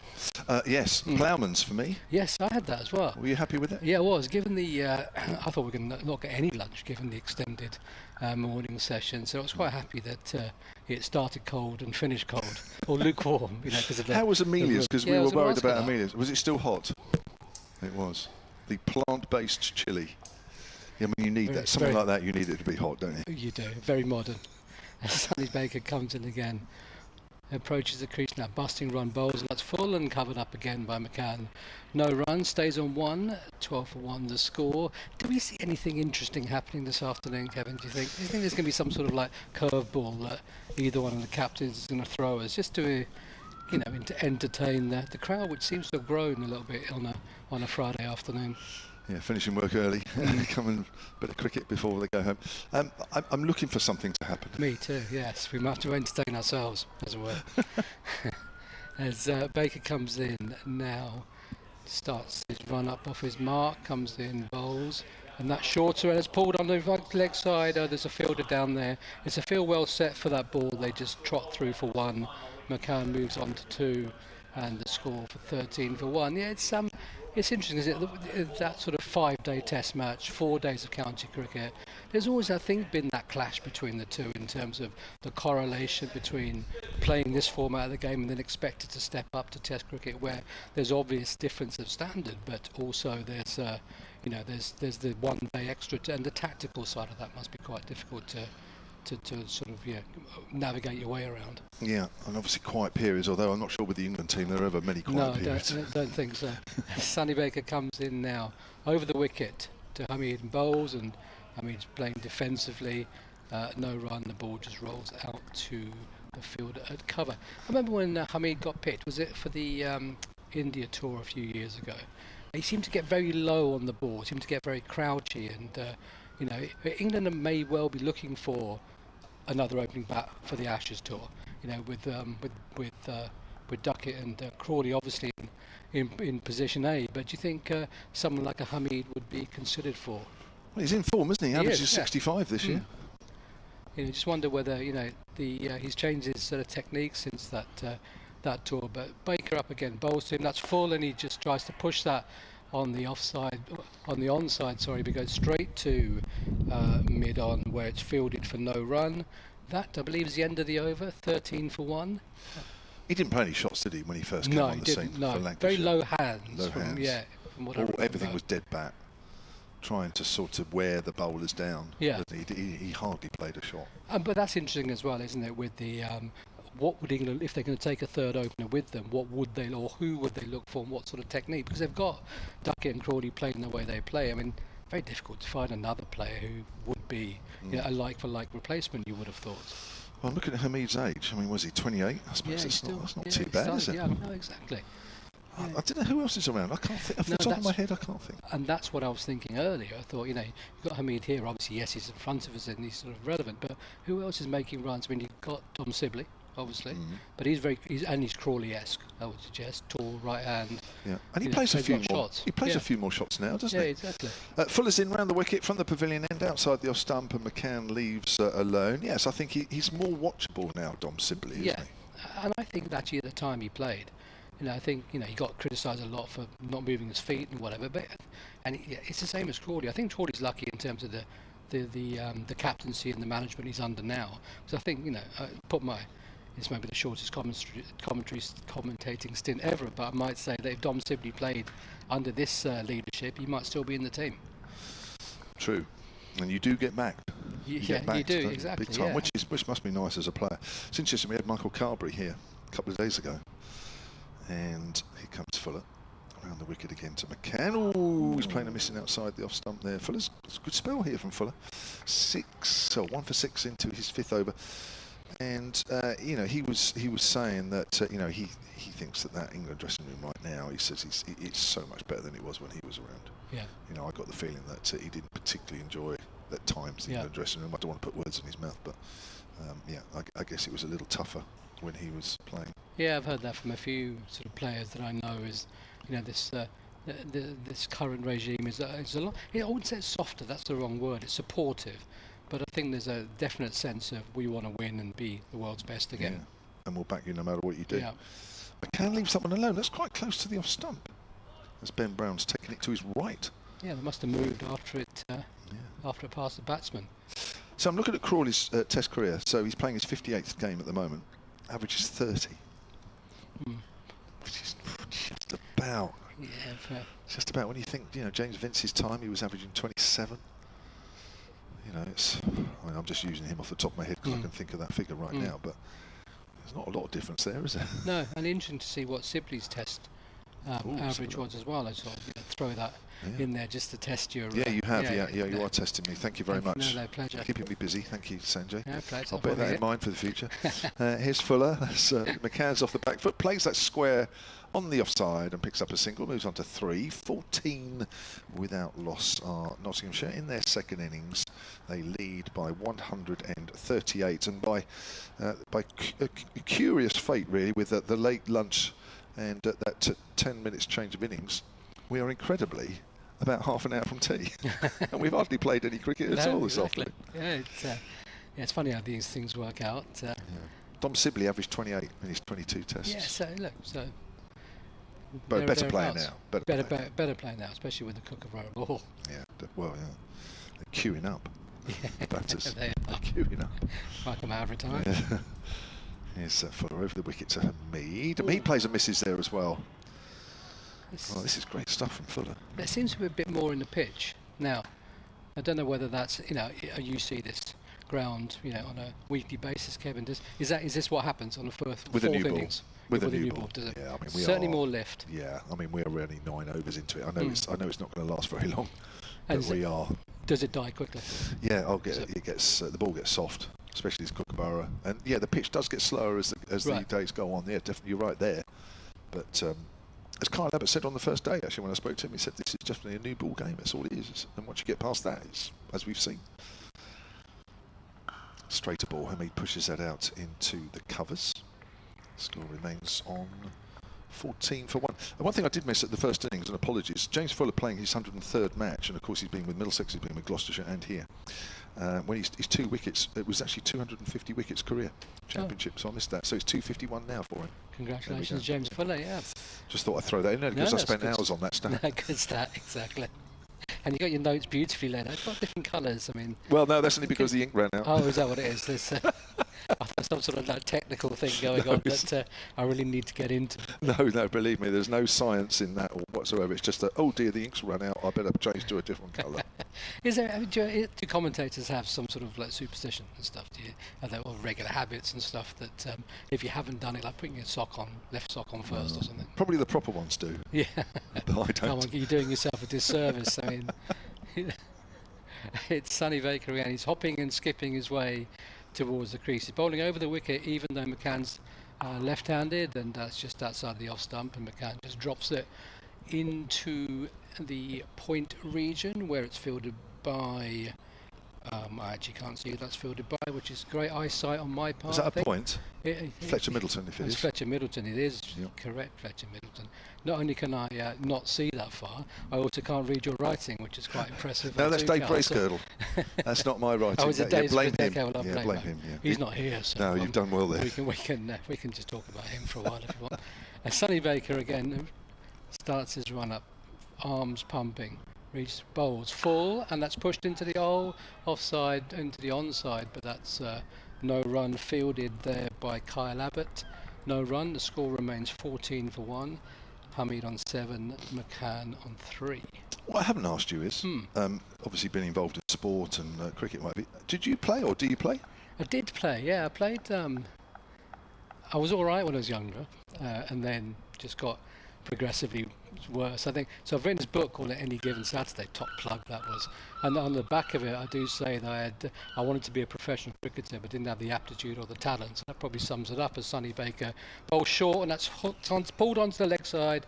Great shot for 4 by McCann, no chance. The field was only about 2 yards away, but he watched it as it just made its way to the boundary. McCann moves on to 7, I think, if the scoreboard does catch up, which it might well do at some point. It seems to be stuck. We seem to be sitting on 14 for 1, but by my account, that's 18 for 1, and that was a 4. I mean, it looked very much like it. Yeah, it does. No, I think you're right. Yeah, so Baker again then. In now over the wicket to the left-hander McCann. It's full, and it's just pushed to Kyle Abbott, who's fielding reasonably short, reasonably close. Both of the mid-on and mid-offs are quite close here to McCann. The score's 18 for 1. Yeah, so I played at school, went to Bedford School, good cricketing school, produced Alistair Cook, and did some Northant stuff, sort of growing up.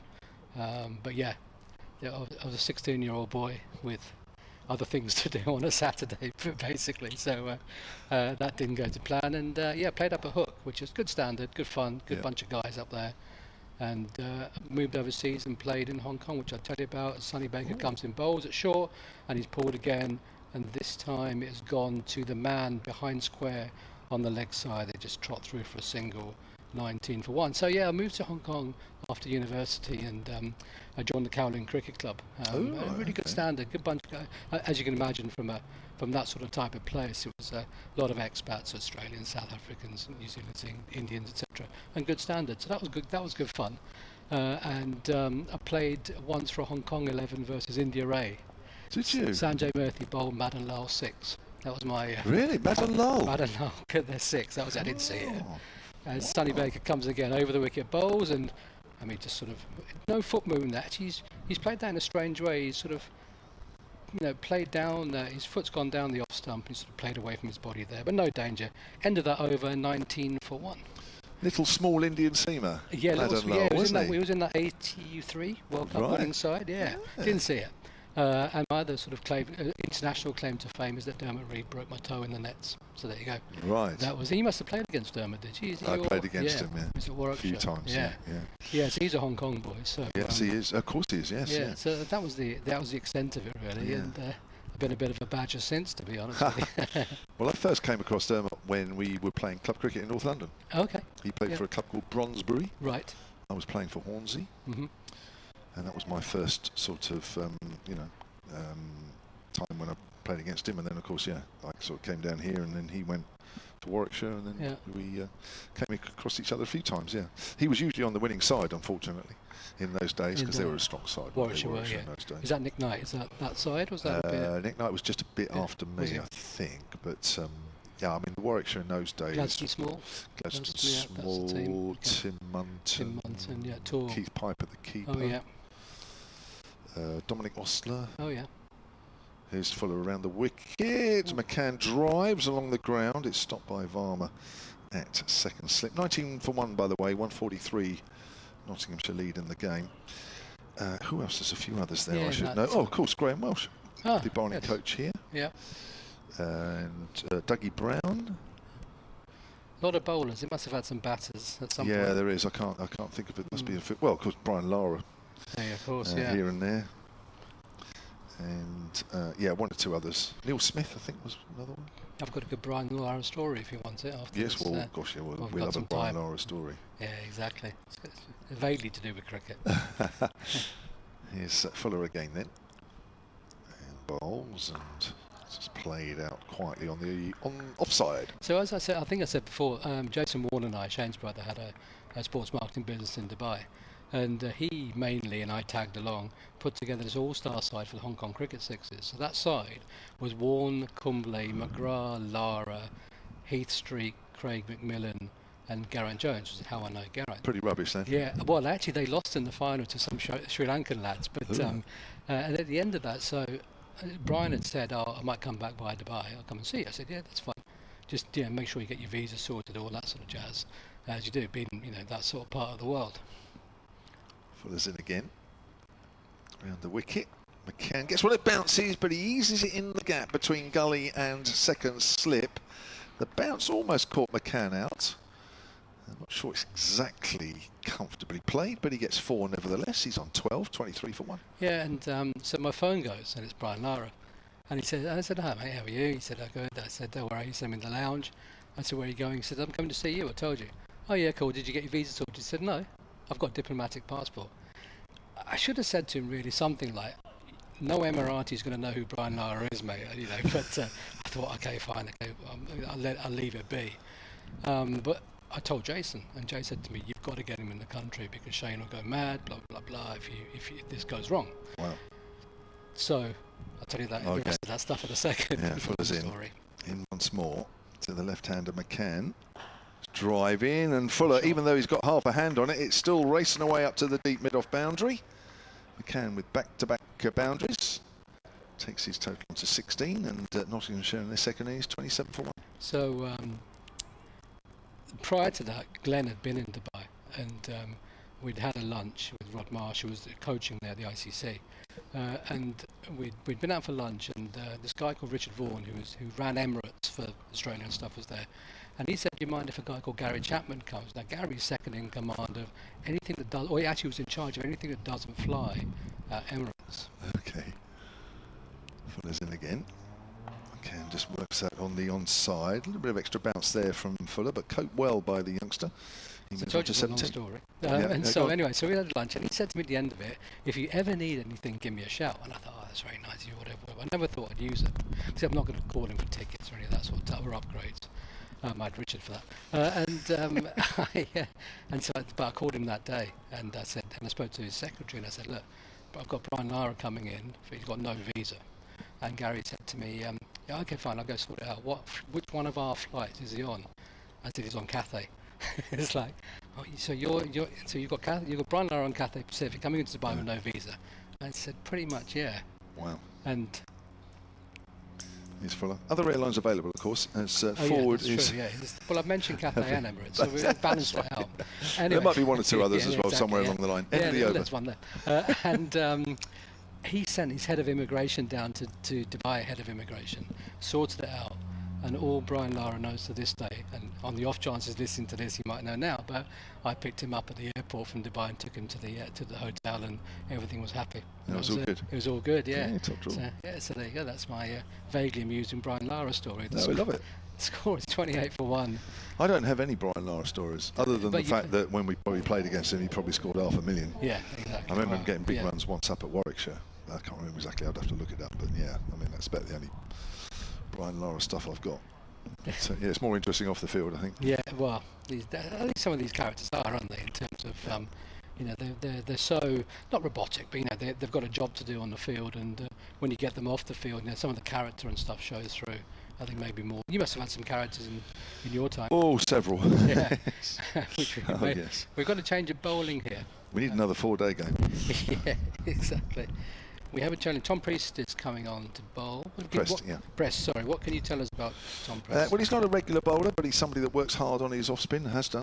And here he comes and bowls, and just chops back on the back foot to McCann. But the field's well set for the off-spinner here. So 1, 2, 3, 4, 5, 6, sort of 6-3 split. As Prest comes in again, bowls. He's bowling round the wicket, and McCann goes back and covers up and just drops it back to the bowler, who wipes his hand on the ground. It's getting a bit muggy. The wind has picked up, but it's a bit muggy here. Just dries his hand on the dust as he comes in, bowls again, and just tosses it up. He's got a good line here. The keeper was interested, but Ben Brown, but nothing doing as McCann is adopting a safety first policy here, and just pushes it back to the bowler as he comes in again. Press. This one's a little bit shorter, and he drops back onto his back foot. McCann stays on 17 with no run there, keeping the fielder who's well placed at which is Nick Gubbins at cover point interested in the game.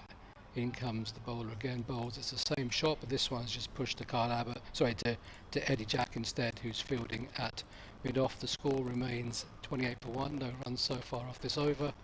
As he comes in again, Press bowls, he's bowling round the wicket, and he chops it on the back foot, and he just chops it down to the fielder who's positioned at, which is Fletcher Middleton, positioned at a deep point, and trots through for a single. 29 for 1, and that is the end of the over. And take a break. Yes, thank you very much. Sanjay. No Sanjay Murthy. Let's bring in Dave Bracegirdle. He's still here, keeping his interest.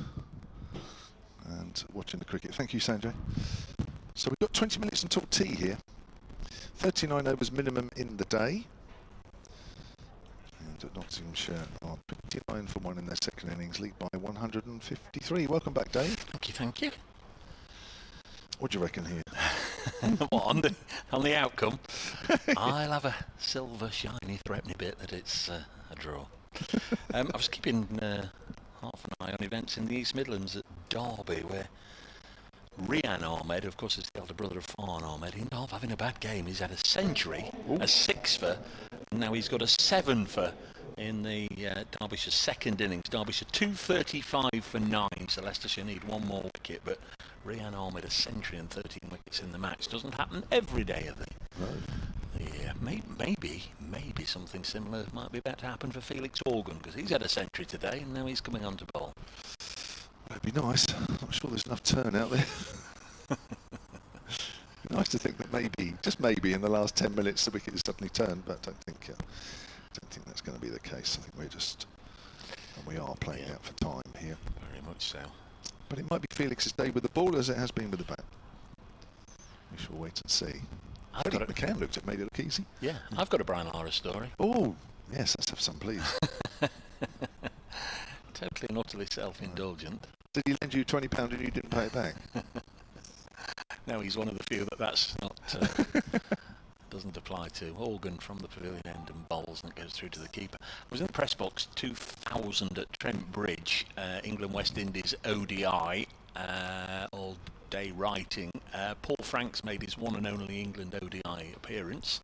I had family and friends in the ground. Next ball, this is pushed over to the offside, no run. End of the match, came out the press box, walked across to the pavilion. Family and friends met me and completed that journey with me into the pavilion. As I'm going into the pavilion, didn't know me from Adam. Brian Lara was coming out of the pavilion. Hello, mate, and shook my hand right in front of family and friends. This is run to backward point. Hadn't interviewed him then, still haven't interviewed him to this day. Don't know who he thought I was, but it didn't half go down well. Oh, I bet. Hello, mate, how are you? He must have felt $1 million. Yeah, because he was, at that time he was Brian Lara, wasn't he? Yeah, still is. He was Brian Lara. That's it. Told you it wasn't That's a very good story. Well, No, it's not it's a really, good story. Not really. Well, but because any story that makes you feel good about yourself is a good story, isn't it? And that would, wouldn't it? it reflects nicely on him as well. Yeah. It's not like, that Brian Lara asked him for an autograph and he said get lost or anything. No, that wouldn't reflect nicely on him. But no, that's my only. I've seen him play many times, obviously in the flesh, but not one I've interviewed. But he obviously thought I was somebody that he knew. There's Felix Organ bowling to the Notts captain, Asib Hamid, who nudges this up to mid-on, and there's no run. That was an extraordinary game as well. Paul Franks' one and only appearance for England ODI at Trent Bridge, so that was nice. Alex Stewart got a century. England needed, 3 or 4 to win. Last over of the game, Alex Stewart was at the non-striker's end, 100 and something not out. And England, I think, lost 3 wickets to Chris Gale at the other end. This is nudged on the leg side. They didn't get the 3 or 4 they needed to win. Chris Gale got 3 or 4 wickets in that last over and took the Man of the Match award. Wow. It's extraordinary. Huh.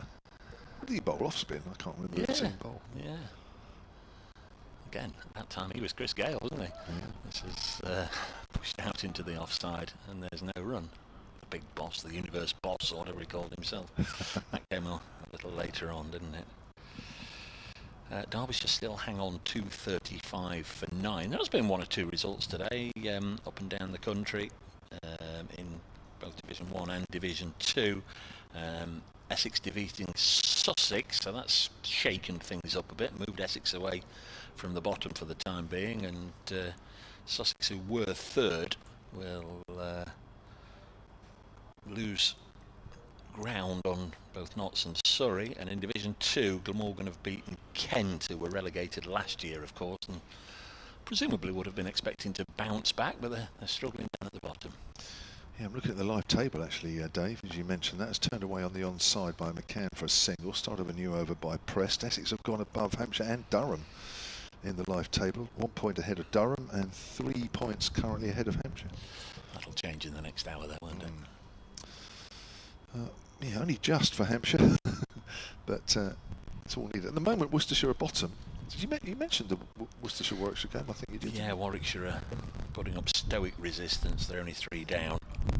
249 for 3. In fact, Warwickshire, you'd say, were favourites. They need 140 to win. Worcestershire needs 7 wickets. Oof. Prest is over the wicket to Hamid, who works that towards mid-wicket, and there's no run. Well, I suppose ideally, from a Hampshire point of view, you need Worcestershire to draw. I think the Yorkshire game's going to end up a draw, does it? Yes. Oh, yeah. So that'll keep them just below Hampshire as well. Hamid's on the back foot, gives himself some room, hits it through backward of point. They run the first one, ball goes out towards the boundary.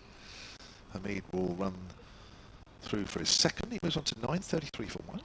Yeah, if it's anything like here, there's more chance of Worcestershire for Warwickshire getting 140 runs than there is Worcestershire getting 7 wickets. 250 for 3, the Bears. Keep an eye on that for as much as we're playing here. It's kicked away by Hamid.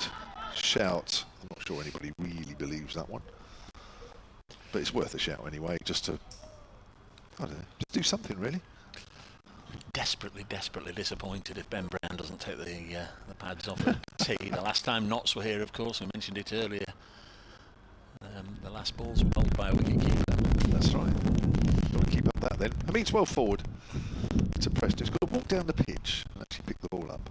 And the previous 2 Kookaburra games Notts have been involved in, both draws, both taking on a similar appearance to this one. Johnny Bairstow took the pads off to bowl the last over in the Yorkshire match, and Ishan Kishan, the Notts wicketkeeper, took the pads off. Well, I hope the Notts boys tell Ben Brown that he'll feel obliged to do it. Let's play that to backward a point. End of the over. We've got about 13 minutes until the tea break. I cannot believe how quick this session has been. Yeah. 33 for 1, Notts lead by 157. I can't actually imagine that Ben, being the captain, would do it. I'm sure there's 1 or 2 out there. Alaba Bowl, Skip Alaba Bowl. I mean, Tom Press already talked his way into the skipper's good books. Might get Joe Weatherly. Might. He hasn't bowled for quite a while. He hasn't played for quite a while. Well, that's probably the reason. Varmer? Has Varmer had a bowl yet for Hampshire? Varmer's had a bit of a bowl. Oh, He bowled a bit up at Essex, but I don't think he's bowled since. I'll need to check that. I don't know Did he if bowl in bowled. the first innings? No, he didn't. He looked like he was going to, but then no, he shied away. Felix Organ about to bowl his second over. Freddie McCann on strike. He's been fairly positive since coming to the middle. He's on 20. Turns this away on the leg side and will get a single, moves to 21. 34 for 1. Pleasant day. The floodlights haven't been needed. There's a gentle breeze. It's pleasantly warm, bright sunny conditions.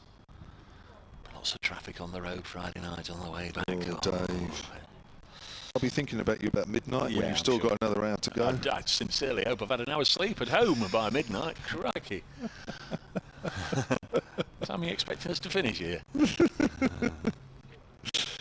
Here's Organ left alone. Is it me or you? I can't remember. It's you, isn't it? Oh yes, Yeah, yeah, it's left alone by, what were you going to say? Yours sounded better than mine would have done. Hamid shoulders arms. It goes through to Ben Brown. I was just going to say, I did Varmer a disservice. He bowled 5 overs over 2 innings at Essex and 9 overs here against Worcestershire. 3:30, so I reckon there'll be 10 minutes to the tea break as Hamid lunges forward. That's one of his familiar shots, and then that routine where he takes 2 or 3 steps away towards square leg. He can't go too far because there's a fielder in there. It'll just be slightly cramping his style, a little bit Chris Tavare-like. He always likes to walk towards square leg, but there's a fielder stood there in his way. So he goes on the back foot and eases this into the offside. Does a hop and a skip so he's not running on the wicket. Don't know what damage he'd do if he could run on it. I think if he ran up and down with hobnail boots he wouldn't damage this track, but he'd have got in trouble from the umpire. Of course they've changed ends now. And Debenham's at the far end and David Milnes at this end. There's a little bit of flight, extra flight from Felix Organ, and Freddie McCann just watched it go harmlessly through into the gloves of the wicketkeeper. Trying to see if there's anything there for Felix Organ. Anything at all. Next ball is cut away by McCann for another single. Everything is taking place almost in slow motion, apart from the fact that they're rattling through the overs, which is a good thing. Will help us get to 10 to 5 with all the overs bowled, and appropriately enough, the handshake will come then, 36 for 1. If Hamid's there as well, it makes everything nice and easy, doesn't it? Because the two captains will be on the field to formally conduct the act. Good news in the Test match, because Joe Root has, well, he went past 100 a little while ago. He's 119 not out. Ben Stokes is 32 not out. England are 427 for 4. They lead India by 69. I think that's one of the better positions they've been in this series, isn't it? Off the top of my head. As I say, I don't follow it totally closely. As that's start of a new over from press, played out on the onside by McCann. Yeah, not seen a single ball of this one. The last two have sort of, don't know, coincided a little bit, of course, with blast games, so had a day off, or not had any cricket till the evening. Oh, that's turned past the outside edge. Oh, bit of turn. Good delivery. Yeah, if we play for another week and a half, Tom. For the next one. 36 for 1, just under 10 minutes to go in Book T. Pressed bowls, McCann plods forward. He's having another good game with the bat. Freddie McCann's had a good game with the ball. Two for in just 9 overs. 101 runs for once out at the moment. Yeah. Plays that late and out to backward a point. Yeah, McCann's figures were a lot better though. At 2 for 7, and then he got that wicket. Kyle Abbott came in and went 4-6-6. Follow on save. Thank you very much. Job done. Forward is McCann. He goes out to Gubbins in the covers. Yes, what was McCann? 9 overs, 2 for 32. Liam Patterson-White, 56.3 overs, 3 for 115. Looks as though McCann should have bowled a few more overs. That's a cutaway for a single. 37 for 1. Yeah, Farhan bowled a lot of overs as well. Calvin Harrison here in the squad, but didn't get a start. Knott's up next against Somerset next week at Trent Bridge. Wonder, again, it's the Kookaburra Ball. Wonder again what sort of wicket we'll have and what sort of side Notts will go in, whether they'll be spin heavy or whether they'll have Ollie Stone available. I think Josh, well, he's played the seconds this week. He has been about. He has played 2 or 3 T20 games. Whether they'll bring him into the side or not, you can imagine Pennington will come into the side. I don't think Josh Tong is going to feature. Instead, he's got to go back and report back for the last test. There's Organ bowling to McCann and he defends. It may be a case once again of being there for the test squad. I don't know if it's back-to-back this time. I think it might be. And if he has got to go back for the last test, whether he'll be released again. Sometimes the last test of the series, they keep them hanging around and they'll get a medal, won't they, at the end of the match for being part of the squad. Which isn't necessarily a reason to hang about. This is defended by McCann. Yes, I think if I was dealing Pennington next week, I'd be making sure Right. by every means possible that I was in that final 11. Be on that team sheet. That's what you're implying. 37 for 1. Be hanging around by the umpires and the score. Next ball on its way, and McCann will turn it to mid-wicket. He'll get 1 here easily. We'll probably get a second. Will indeed. Is that Eddie Jack? It is. Losing his cap as he fields. Also, Brett Hutton should be fairly fresh. He's only been on the field for 1 day in this match. Made 71 and bowled 12 overs. He played half a day.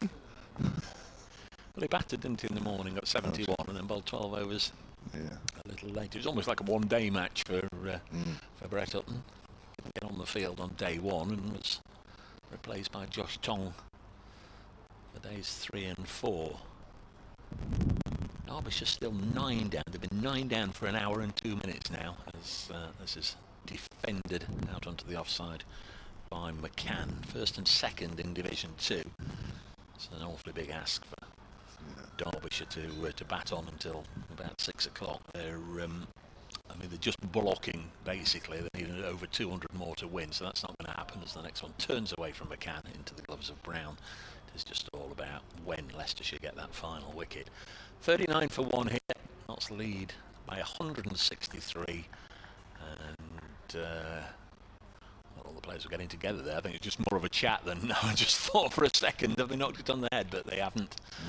And we'll have we'll it's about 25 to, isn't it? Yeah, 2 overs.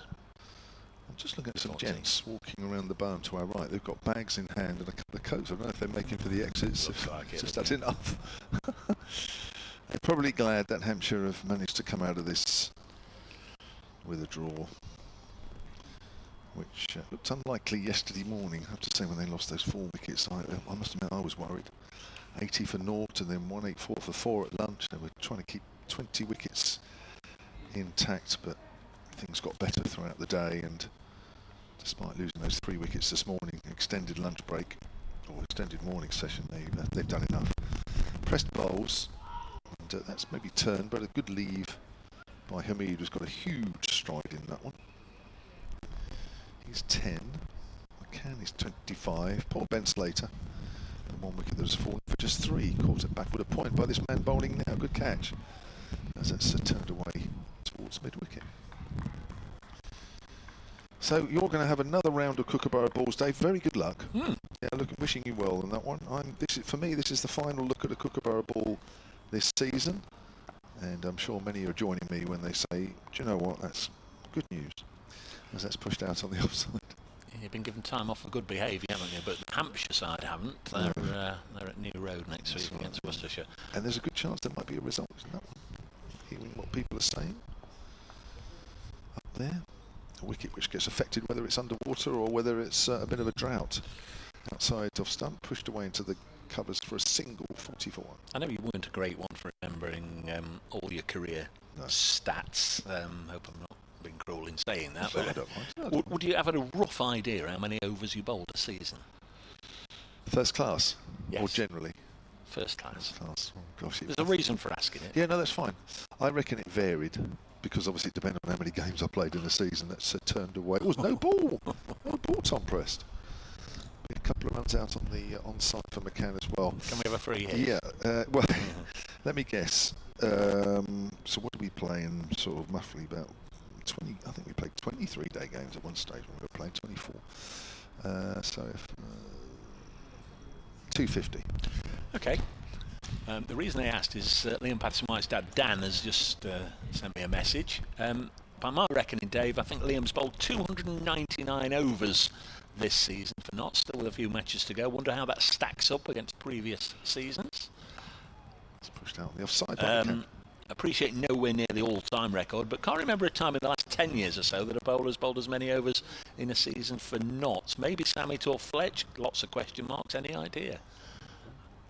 Question that's turned away up to mid-on. No idea, Dan, is the answer. 299. Yeah, I mean, obviously I've watched the games as you have, and a lot of the supporters and followers have. He's bowled a lot of long spells. I'm imagining back in the day, and there was a lot more cricket, as they said, so more chance to bowl a lot more overs. But off the top of my head, no idea. So help yourself, Dan, if you want to and pour through the records. Well, do you know, was it on the very first morning of the first day of here? Did we have an email where somebody had broken down some of the most overs bowled, like last season and 10 seasons ago and a bit further away, and how much the number of overs bowled in a season had come down? And I'm sure Shane Warne was about 600 in one season. Next over begins with Felix Organ bowling to Hamid. He's forced this out into the deep on the offside for a single. 45 for 1. Hamid up to 12. The digital numbers on both scoreboards here. The boards are identical, same information either side of the ground. So it's 15:39. So Organ bowls, and this is eased into the offside. So assuming that T is at 20-4, this will be the last over. But there we are, Dan. I'll try and have a little bit of a. Yeah, I might try and find this email if I can in the next couple of minutes. Either way, we know he's on 299 overs for the season as McCann defends. So in this session, which began after lunch, of course, straight away Liam Patterson-White got the wicket of Sonny Baker, so Hampshire were all out for 454, and then Notts lost Ben Slater, caught pressed from the bowling of Fuller for 3. So McCann tries to drive this down the ground, only hits it on the bobble to mid-off, and there's no run. Ben Slater a couple of low scores in this game. He's had a long streak of run scoring, but it's ground to a halt in this match. Ball pushed back to the bowler again. It's 9 for 1 when Ben fell in the 5th over. It's now 45 for 1. McCann on strike on 27. Hamid's got 12. This should be the last ball of the session. Felix Orban tosses it up. Freddie McCann defends it down by his feet, traps the ball, lets Ben Brown pick it up, and everybody must have taken offence at something I've said, because they're all walking in the other direction. Off they go for tea. 45 for 1 at tea. They'll be back at 4 o'clock, and they'll be walking in that direction again, I reckon, at 10 to 5, having shaken hands on a draw. 45 for 1 at tea knots. That's an overall lead of 169. I've just found it. Okay. David Parker sent this on Tuesday. An interesting reference point. He said, I thought you might be interested in some stats about the number of overs bowled by the busiest players last season compared to a couple of seasons, i.e. 2000, the first year of 2 Division Championship, and 1976. Now I open up the folder, which is just taking me a little bit of time. So in 2024, Liam Dawson bowled 586, but that was T20 100, One Day Cup, and also first class. Of the faster bowlers, Ben Sanderson bowled 453 back in 2000. First class B&H, NatWest and the Norwich Union League. Shane Warne 821. Faster bowlers, Kurt Lee of Sussex 690. So that gives you an idea. Yeah. That's something to go by. Right, let's take a break. We'll be back with you in just under 20 minutes' time.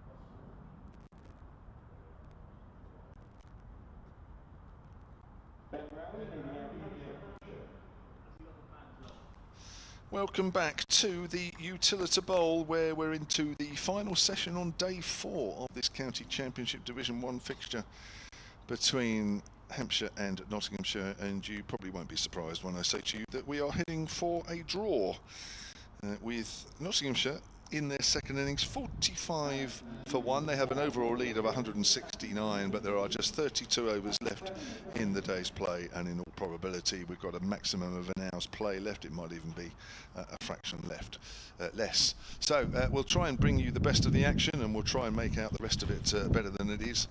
45 for 1 then, as I say. Hasib Hamid is 12 not out, Freddie McCann is 27 not out.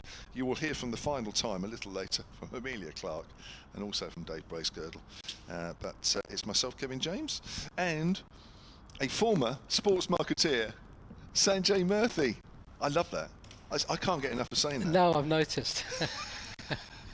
I mean, you probably said it more than I did in the 30 years that I did it, so yeah, that is something. What's ironic is that it's turned out to be actually the nicest part, probably the 4 days now. It's a slight breeze, sun's shining, and we're approaching a very short final hour, I'm guessing. Yeah, we could play for another 2 or 3 hours if we really wanted. Yeah, you should put on a little T20 match or a T10 match or something at the end of it, just to keep people entertained. But there was actually a game going on in the car park I was having a look at in the tea break. Oh, was there? Yeah, it was a young lad who was playing some decent shots.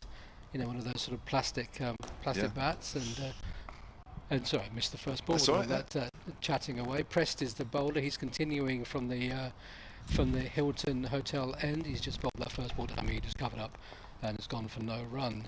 In comes Prest again. He bowls and he just pushes it, and Hamid rocks back on the back foot and just tucks it into mid-wicket where it's picked up. They just trot through for a single. Hamid moves on to 13. The score's 46 for 1. Was the run rate a little quicker in the car park than it is out in the middle? Well, it was a bit unfair to the young lad, because his dad was bowling bumpers at him, which I thought was a bit harsh, given he was about 5 years old. But maybe the dad used to play and felt his career ended a bit early or whatever. But yeah, he was certainly not shying away. As Press comes around the wicket now to McCann, bowls and it's full, and McCann just covers up, drops it back along the turf, and the ball meanders its way slowly and reasonably elegantly back to the bowler Prest, who picks up he's turning this around quickly. He needs to get home, I think, pressed as he bowls, and drops it into the leg side, does McCann, for no run, picked up. And again, it's warm a bit out there now, so he's just drying his hands on the turf as he comes in again round the wicket, bowls, and just slightly. Oh, it's a leading edge, but it's gone all the way along the ground. There was a sort of a shout of excitement. Something that's got to be exciting in this last hour, and that may well have been it. But no run. McCann stays on 27 as Press comes in again, bowls around the wicket, and McCann just pushes it to that field. As well positioned in a sort of a short, sort of straightish mid-wicket position. That's Fletcher Middleton for no run. Ended the over 46 for 1. Yeah, 20 overs of this Nottinghamshire second innings. No Eddie Jack and no Kyle Abbott. That's not surprising. I don't think we'll see them at all. There was no need for them to get any more overs under their belt, with the Worcestershire game looming next week. A couple of emails have just dropped bizarrely during the tea break that were meant to come through a little bit earlier. Stephen Clark, I know, who listens regularly and watches the game here on the ground. What you for your email. I'm not going to read that. I'm too modest, but thank you very much. He knows what he's mentioned there. What a couple of others, guys. Why they suddenly popped through? It's very bizarre. It's all to do with this new email we've got. The other one used to work fine, but this one seems to get stuck from time to time. Who we got? We got Nick Gubbins. Oh, we got Nick Gubbins with a bit of leg spin. We still haven't had Tilak Varma yet. I wonder if he's going to turn his arm over. Just a repeat of that news overnight. That interview I did with him last night. Gubbins bowls, forward is Hamid. That Varma, who was set to play just the 4 championship matches for Hampshire, revealed last night, completely unprompted, that he's in discussions to play in the One Day Cup in August. Just checking with the BCCI that his commitments that he thinks he might have in August have been pushed back to September, which he thinks they are, as that's cut away through backward of point. There is a deep field, he's not going to get there. And that has gone for 4. Nice shot, Hamid. Moves on to 17, and that's the 50 up for Nottinghamshire. And he was saying that he's expecting to have it confirmed by the BCCI that there'll be no commitments for him until September. He's in negotiations with Hampshire as we speak about playing in the One Day Cup. And all being well, maybe, I don't know, there might be an announcement about that in the next few days, maybe even a week's time, as that's turned away on the leg side. Hamid will move on to 18. That's good news, isn't it? Yeah, it is. But do you think there was ever with Rishabh Pant getting injured and maybe a few other potential injuries in that Indian squad, that there's any chance he might get called up into that Test squad? Well, he can't be far away, can No, he? exactly. That's what I thought. First class average of over 50, and he's at 200s here in 4 knocks. And I mean, I'm just thinking, I don't know if there are any injuries around the place, but he might be would he be a late call-up for the 100 if there was a place that suddenly became available? Because he's obviously got a good IPL record as well with the Mumbai Indians, and you never know, he might be sticking around, hoping to get that might get picked up, but if not, he'll play some One Day Cup, which is great news for Hampshire. Gubbins is round the wicket. Off the back foot is McCann, playing that out square. I don't know how much you've seen of Varma. No, first time. Sanjay? Yeah, first time. Sort of very impressed in the way that he batted at a time when... Cutting that away is McCann in front of square. Felix Organ's got a bit of a chase running along the boundary rope, picks it up. They'll come back for 2, 53 for 1. That's the last thing Felix Organ needs after his batting stint, to be posted out a deep point area. First time. Impressed with the way he batted in terms of how he sort of built that innings. Brilliant, wasn't it? Oh, McCann goes to cut that one, and that's turned out of the rough there for Gubbins. Got cramped.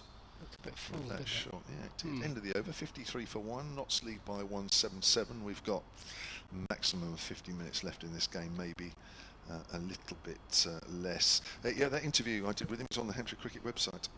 If you haven't yet looked at it, he says some interesting things about it. I thought he'd gone back to India, for the 2 weeks after the last championship game. He said no, he's gone up to London and had a bit of a holiday. And nice. Yeah, he's quite a good guy to interview. I've done it twice now, so he's good value. So that's all up there.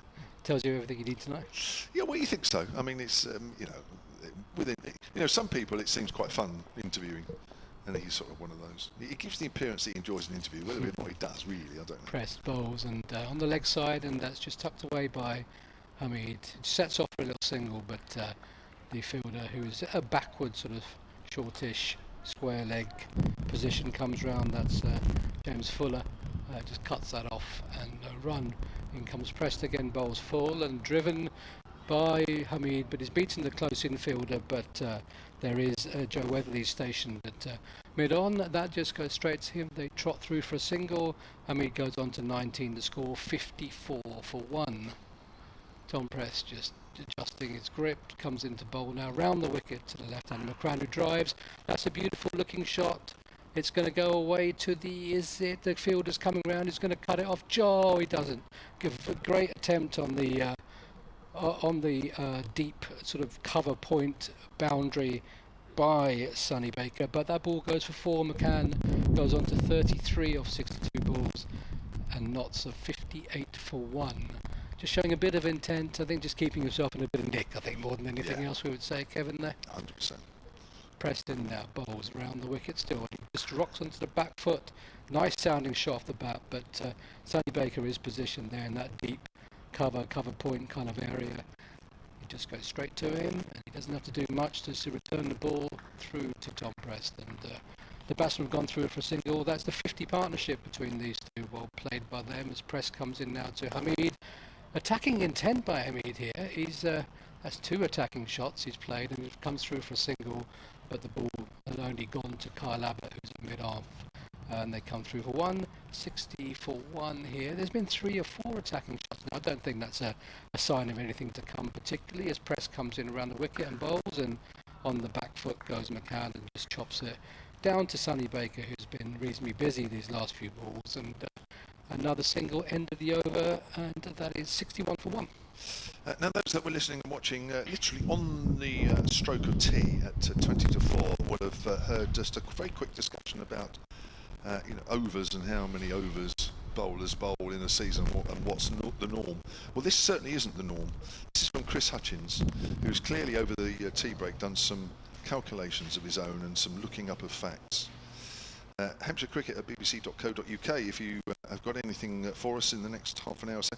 He says Wilfred Rhodes of Yorkshire in England has bowled the most overs in a first-class career, averaging 938 overs per season. Wow, Gubbins bowls, and again it's just turned a little bit out of the rough to McCann. Averaging 938 overs per season. He bowled 30,957 overs in total, 185,000 balls. Wow. Clearly Chris has got too much time on his hands as that's pushed into the ground. He's finding it a bit of rough here, Gubbins. Of modern bowlers, in second place to Rose is Fred Titmus. Remember him? Former Middlesex and England off spinner. He played between 1949 and 1982. That's right, our careers overlapped slightly, would you believe? That's driven up towards mid, I was quite scary. I mean, so many questions are going through my head at the moment. Well, yeah, I know. When I was very little, he was my first sort of coach. My mum and dad paid for me to have a few private lessons, only a few. And he was the first one that coached me when I was not very old. He's a good, nice guy. And there was a story about him. He had 4 toes on 1 foot. Oh, did he? Yeah, because I think on an England trip to the Caribbean. Trip being the operative word. Yes. That's driven up to mid-on. On a certain England trip to the Caribbean, he was on the back of a boat and the propeller. It was quite horrible. What did you say his years were? 45 to 82? Yeah, he got brought back late on. So his career spanned, wherever it was, 37 years. Yeah, but there was a lull. Oh, okay. He was brought back by Mike Brearley in the last year or 2. Well, it might have been only 1 year. That's why that 1982 is tagged on the end, because actually he finished before that. But they had a dearth of slow bowlers in that particular year. So he was brought back at the age of 104. A considerable age. Yeah. He averaged 850 overs per season. That was absolutely outrageous. That's turned away on the onside by McCann. So well done to you, Chris. We need more people like Chris around. We do. To do lots of those sort of stats Make for our us. lives a lot easier. It does, yeah. Do you think there were less bowlers? Do you think it was more rigid in terms of 4 bowlers, 5 bowlers or whatever? There weren't so many of you sort of the batsman bowling and stuff that made that happen? I don't know. Well, they used to. Well, I think with spinners, and I'm sure Rhodes was a spinner as well. When I listen to some people that know a bit more about the history of cricket than I do, i.e. Dave Allen, who's a former honorary archivist here, who doesn't do commentary anymore, but he's very good at knowing the history of the game, especially Hampshire. You know, he will say to you that, especially the old 3-day games where they played 32 games a season or something ridiculous, that literally, they went from one 3-day game to the next 3-day game, and blah blah blah. He said literally the faster bowlers would bowl a few overs each at the start, and then the rest of the day were spinners. Right. So they used to bowl an awful lot. Yeah, it was very much a spin dominated. And also, of course, with uncovered pitches, the faster bowlers couldn't stand up anyway. No, true. So even as the pitch was drying out, weren't playable by their standards. The faster bowlers couldn't stand up, so you had to bowl spin, and that's obviously when it was wet. Let alone the rest of the time. So that's why there was a considerable amount of spin bowl. And also, given that with the uncovered pitches, by virtue of the weather, a lot of days would have been missed and stuff because of the condition of the pitch, which even shows actually less time potentially being played. That meant that they got through their overs. Is that right? A very, very, very different game in those days. Sanjay, yes. Murthy, staying on. I and am. For the first time today, you're going to be with Amelia And Clark. I'm looking forward to it. We've had a lot of off-air chats, and we can bring any of that to our listeners. It's Tom Prest who's going to continue here, and just walks away to square leg, just waiting for a couple of field adjustments. They're bringing in someone short. He's putting the pads on. Oh no, it's the keeper. The keeper's just having a glove readjustment and just making sure that he's ready for Tom Prest. How are you, Amelia? Yeah, very good, thank you. Yeah, hello to everyone as well. First time? Yeah, it's lovely weather for beautiful. once. Exactly. A bit windy, as you might be able is to a bit hear windy, through our microphones.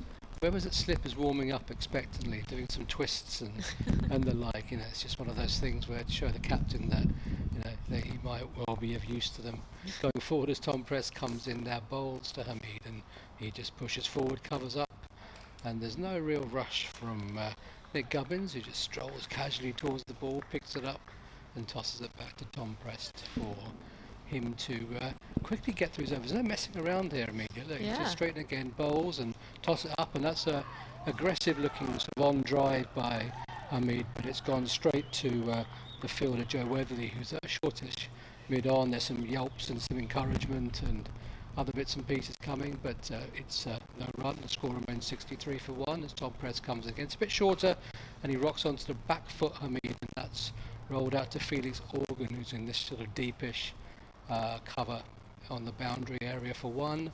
Score moves leisurely onto 64 for 1, and Prest is just going to come around the wicket now. There's no time between balls here for Prest as he pushes it forward. He has an appeal, looks leg side-ish from here. What do you think? I think one of those things to keep excited. Yeah, absolutely. Yeah, I think even if you saw a replay, I think there might have even been a touch of the bat on that. So that was more hopeful than I think anything else. I think that's right. As Prest comes up again, bowls and flatter and cut away beautifully in front of square. Valiant dive by Gubbins. Sonny Baker sort of trotting around, but the ball reached the boundary now for 4. Signal by the umpire. McCann moves on to 40 off 70 ball. He's having a net. He's indeed, isn't he? He's having a net. I think that's the way of describing this. Absolutely. He's batting well, just getting himself into better form, and we got half an hour, 40 minutes, you'd say. I mean, mythically, they've got to bowl 27 overs, but I can't see that as Prest comes in, tosses it up. It's on the leg side, and he tries a little paddle shot that he doesn't connect with. Ball just rolls into the leg side. End of the over, 68 for 1. Yeah, it's impressive from Hampshire to see them still moving along at quite a clip. They're not actively time wasting, which I think everyone appreciates in the game. It's playing with sportsmanship, and you're just getting through it really, giving Nottinghamshire a good go of it. 61 for 8 at the moment, and as you said earlier, then there's all likelihood is that we will be finishing in about 40 minutes maximum. Most likely looking at a draw, but you never know. It's not over till it's over. As much as we sort of talk about the time and whatever, actually it must be difficult for the players to to keep that level of professionalism, given the fact that it's it's just meandering towards a non-event. Absolutely. And that's fair play to them, to be able to do that, because I'm guessing everyone's judged, they looked at coaches. Kevin's excited about somebody. Well, it is the Ben Brown, the wicket-keeping captain of Hampshire, has decided that he is going to have a bowl, and that is someone that Dave has been ecstatically excited and hoping that he might see.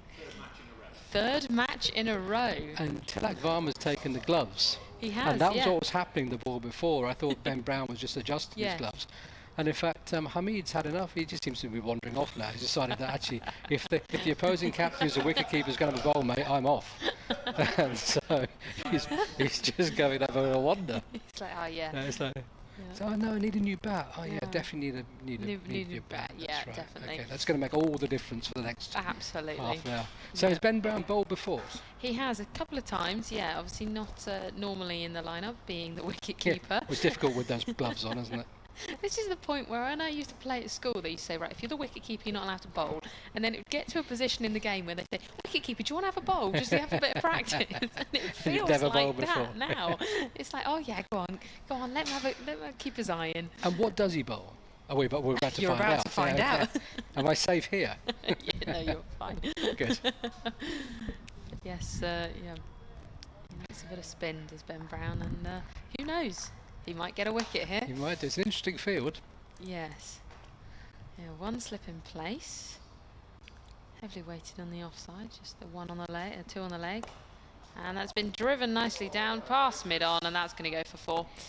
Yeah, Joe Weatherly's not putting a dive in there, is he? No. I like this. This field's really interesting on the offside, Amelia. You've got sort of a, how would you describe it? You've got a short, you've got a mid-off. Yeah. You've got short, mid-offy, sort of covery, pointy thing. And then you've got a deeper version of the same thing that's virtually behind it. Yeah, it is. They're almost stood in a straight line, really. They are, yeah. And actually, I think they're actually moving into an even straighter line, which is interesting. Yeah, I would say kind of and that's flighted straight to that position. I wonder if it's because the closer of those two fielders is Nick Gubbins. Maybe just thinking, mate, he's going to hit it quite hard at me. If you stand behind me, and if I miss it, like we did at school, right? It could be that. Absolutely. I haven't seen it in the professional game, but yes, it's like a short, silly mid-off and then a mid-off lower down. But that one was just well left by Hamid. He thought, no, okay, I've hit you for 4 once. I'll let that one carry. I'm in no rush here. Nottinghamshire lead by 196. And Brown in again, flighted a little bit more, and that's just guided to Gubbins. A few shouts and jeers from players around the ground. As Ben Brown wastes no time in again. Lots of spin in place. Ooh. Oh, there's a big. Oh, there was a huge appeal. Ben Brown's dancing down the wicket. That just has have a look turned. there. Even Kevin James up here in the commentary box was shouting rather loudly because he thought that had gone. Yeah, flighted. That just look at that turned. turn. And nothing off the pitch, right? No. There's no dust or anything. That's No. a genuine turn. As once more it comes in, and that's cut away nicely, and that's just going to get the 1 into the offside. Wow, maybe Ben Brown is wasted in the gloves. Needs to be bowling more. Because he got some really good turn on that. He did. That was a big turn, wasn't it? And there was a lot of excitement. Yep, and a nice little round of applause echoes I'm around not the ground. surprised. Even from And up from the here in the commentary commentary box box. as well. Kevin James, very excited to see Ben Brown. I liked it earlier when Ben Slater came on to bowl for Nottinghamshire, and there was a solitary male cheer. And it wasn't Dave. It was later found out it was Ben Slater's dad who's down there. So he was very pleased his son's come on to bowl. Absolutely. These seagulls, they seem very random. Like there was around lunch. Yes, loads. Loads, and they sort of maybe it was because it was lunch, and then they've just disappeared. They do that throughout the day. They kind of come in flurries and in big groups, and then they disappear, and then they come back, and it's very odd. They normally start sort of doing circles over the pavilion at about 5 o'clock, but we won't be here by then. Pressed in bowls, and Hamid just pushed onto the back foot. Oh, that's beaten the tumbling closer fielder Joe Weatherly at point, but Felix Organ is on the boundary, just sweeping up, and the batsman come through for 2. Hamid goes on to 29.75 for 1. Yeah, so I'm just looking to look up now and see if I can see, because I want to make a Flock of Seagulls gag. Because Kevin and I remember them as a band as press comes up bowls, and just pushed into the offside again by Hamid. Trots through for single. Felix Organ is the fielder. The ball goes back to the new keeper Tilak Varma, and he moves on to 30. Yeah, Flock of Seagulls were I liked them, a band in the 80s that, like I say, Kevin and I will remember. Yeah. And I want to make a gag about one of their songs, but given the fact they don't seem to be around, and 5 o'clock, seems a long way away in relative terms, I won't have a chance. And it does seem like there's not a single one now. No, Maybe. Oh, well, hang on. Pressed They might. round the wicket. Oh, there he is. Well, is that a seagull? I'm not sure. There's No, a big. let's come close. Well, it was more of a crowy type thing. Yeah. So, ornithology being a strong point of mine, as you Absolutely. can tell, there's. There's a few- That's a hawk. No, Look. there's a few coming in over to our right now. It's as if Oh, they've heard yes, you. they've heard me. They've This is literally the heard you. This is the power of radio. That is actually quite See? eerie. That's I'm just sort of channeling my inner universe and drawing, and that's what I can attract to seagulls. As I've lost count of this, and Press comes in again. It's Gubbins, sorry, bowling leg spin.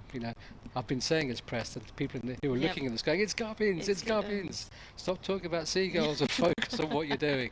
It is Nick Gubbins who's bowled 5 balls so far, 4 runs off this over, as Hamid settles in. There's a tightish field on the offside, especially for Gubbins, and he just pushes it straight down back to the bowler for the end of an over, which was more seagull than ball related, and the score is 77 for 1. Hamid on 30. Well, I think McCann probably 41. thinking from Hampshire's point of view, Ben Brown, I think, has literally gone, does anyone else want to bowl? I saw his arms sort of come out by his sides as if, does anyone else want to? Well, think he, in I saw fact- Kevin James warming up. Yeah. So that's where we've got to at this particular point. Kev will go down there and get a Yeah, wicket, wouldn't you, Kev? Absolutely, 100% he says. We have actually had an email from Chris Hutchins that says, thanks for reading the stats out, Kev. Just checked and you bowled 24,681 balls in first class cricket. Only 161,000 less than Wilfred Rhodes. So you weren't far off. But Ben Brown in again. Is enjoying this now? That's turned again. Has a little bit. Yeah. Just cut away into the offside. Does Chris From say how many McCann? no balls are in Kevin's No, he statistics? Not quite a few, he's saying.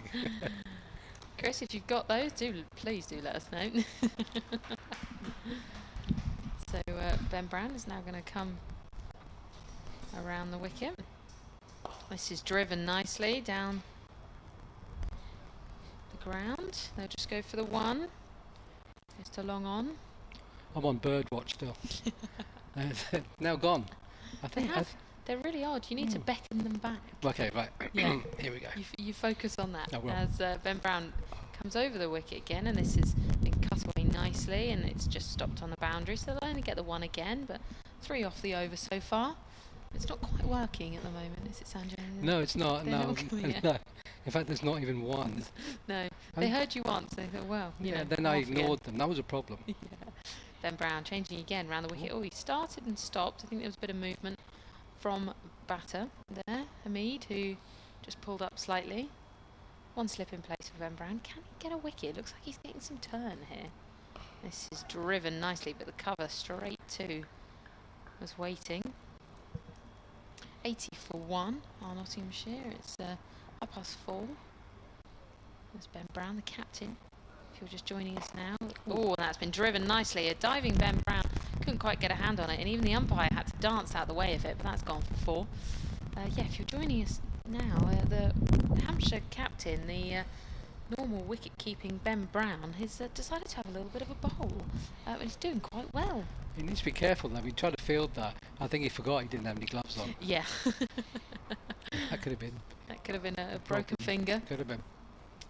As last ball of the over, or second to last ball, and this is again driven down to sort of a squarish long on. Okay, just the 1. They're quite happy, and that brings up the end of the over. It's no wicket for 13 for Ben Brown. Not bad at all. Just get one of those to just turn a little bit more. Would have come through there, but nice to see him still keeping his eye in. What's next for you on the commentary front, Amina? Well, I will be here next Wednesday for the women's match against the Blaze. The Blaze, from their win and the Hampshire women's loss yesterday, are now top of the table, so it'll be a first and second playoff, which will be good to see. And then a bit more cricket later on in the season, a few more 4 days. A couple of the Metro Bank One Day Men's Cup then starts, so we'll be doing that. So yeah, still a lot more. And that's the one that Hampshire hoping Tilak Barmer's going to Hopefully, still be around for, yeah, which would yeah, be if they which would be can. good. What do we have here? Bowled by Fletcher Middleton coming with some sort of right arm seam, and that's sort of pitched on leg stump, and it's rolling away for Fall, a 4 is what's the umpire going to do? He's just given a 4, Yeah. and the score moves on to 89 for 1. McCann on 40. Sorry, Hamid on 40 now. Yep. Although I thought it was 40 last time, but we'll go with 40 this time. It may catch up. It may in catch up. I seconds, think it's yeah. 44, but I'm not entirely sure. We'll see. Middleton, right arm over, comes in, bowls, and that's full, and it's driven nicely by Hamid, but there is a fielder there, Tom Prest, at a sort of a wideish mid-on, and Hamid's just pointing out to McCann that the ball's sort of tailing in a little bit from Fletcher Middleton.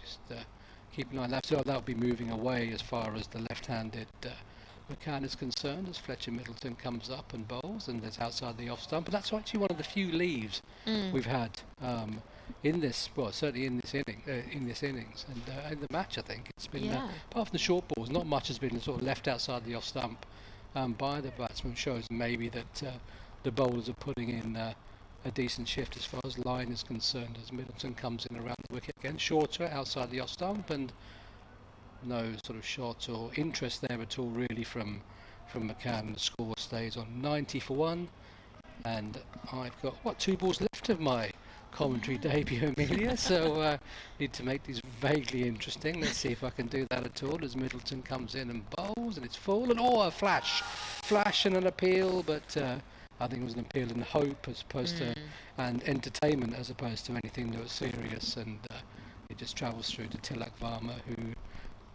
starts the time-honoured process of getting the ball back to the bowler for the last ball of Fletcher Middleton's over, which has been a maiden so far. Bowls, it's full, and again it's outside the stump, and that is me done. Amelia, lovely to have a little stint with you, and I'm going to hand over to Dave, and he's going to take you and everybody else to the end. Absolutely. Well, thank you, Sanjay. Yes, so Nottinghamshire 90 for 1. 28 overs bowled in this innings. Hello, Dave. Hello. Thank you, Sanjay. How are you? I'm very, very good indeed. Now we've got Ben Brown on. This really is a golden age of keeper bowlers, isn't it? I've just tweeted that. 3rd match in a row with the Kookaburra. Can I have a go? Can I have a go? Oh, it's a full toss from Ben Brown, and it's been smashed into the middle of next week for 4 by Asiba Mead. Crikey, sorry, was this your end? But I've got to have a go. You go for it. I've got to have a go with Ben Brown bowling. I've seen a lot of things, but my word, 3 matches in a row has come towards an end. This one wide of the off stump and through to Varma, who's got the gloves on as well. 3rd match in a row we've ended up with this infernal Kookaburra ball with the wicket-keeper bowling. After Johnny Bairstow, we had Ishan Kishan, and now we've got Ben Brown looking for a wicket as Mead drives this into the offside. He'll be absolutely sick as a parrot, Asiba Mead, if he gets out to him. Especially as he's on 45. Brown bowls again, and Mead will just chop it to backward point, and there's no run. Glorious conditions. Match has been played in a good spirit. There's been well over 1,000 runs scored, but really I think we've known for a long time out what the outcome was almost certainly going to be, as Mead gets his 46th run, working it down the ground for a single. But it's been a joy. Lyndon James has no doubt just been and had a little word with his parents, because he's just leaving this end of the ground, just walking around the boundary edge to go back to the dressing room. His mum and dad have been here ever present, sharing in that great moment when he got his maiden double 100 as McCann turns this to mid-wicket. So 5 from that over, Notts 95 for 1. I don't think there's a single figure on that board that has any relevance, bar the fact that bonus points, Notts 6, Hampshire 4, and the fact that Hampshire's over 8 is okay. It's +4. I think that's the highest I've seen it. Yeah, well, that's fine, because that means sooner or later we'll arrive at the point where the umpire says you can shake hands now. I am still expecting, and I think Kevin is as well, I am expecting a drink for everybody yet, just to soak up another 5 or 6 minutes, but it's not happening yet. So we've got Middleton coming in from the hotel end again, and that's batted away nicely. Yeah, I think those of that stayed have been actually, you know, rewarded with some good cricket. Shots on offer, not too much blocking going on. You know, the Nottinghamshire guys have come out and... You don't want to block against a wicket keeper and 7 part-timers.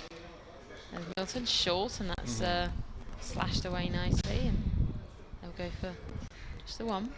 Not many in the Shane Warne stand now, it's fair to say. Oh, I can see Steve waving. They've stayed. As he sent an email yesterday, actually, that I didn't get a chance to read, and I'll try and find it now. You've got to keep up with your correspondence, young Amelia.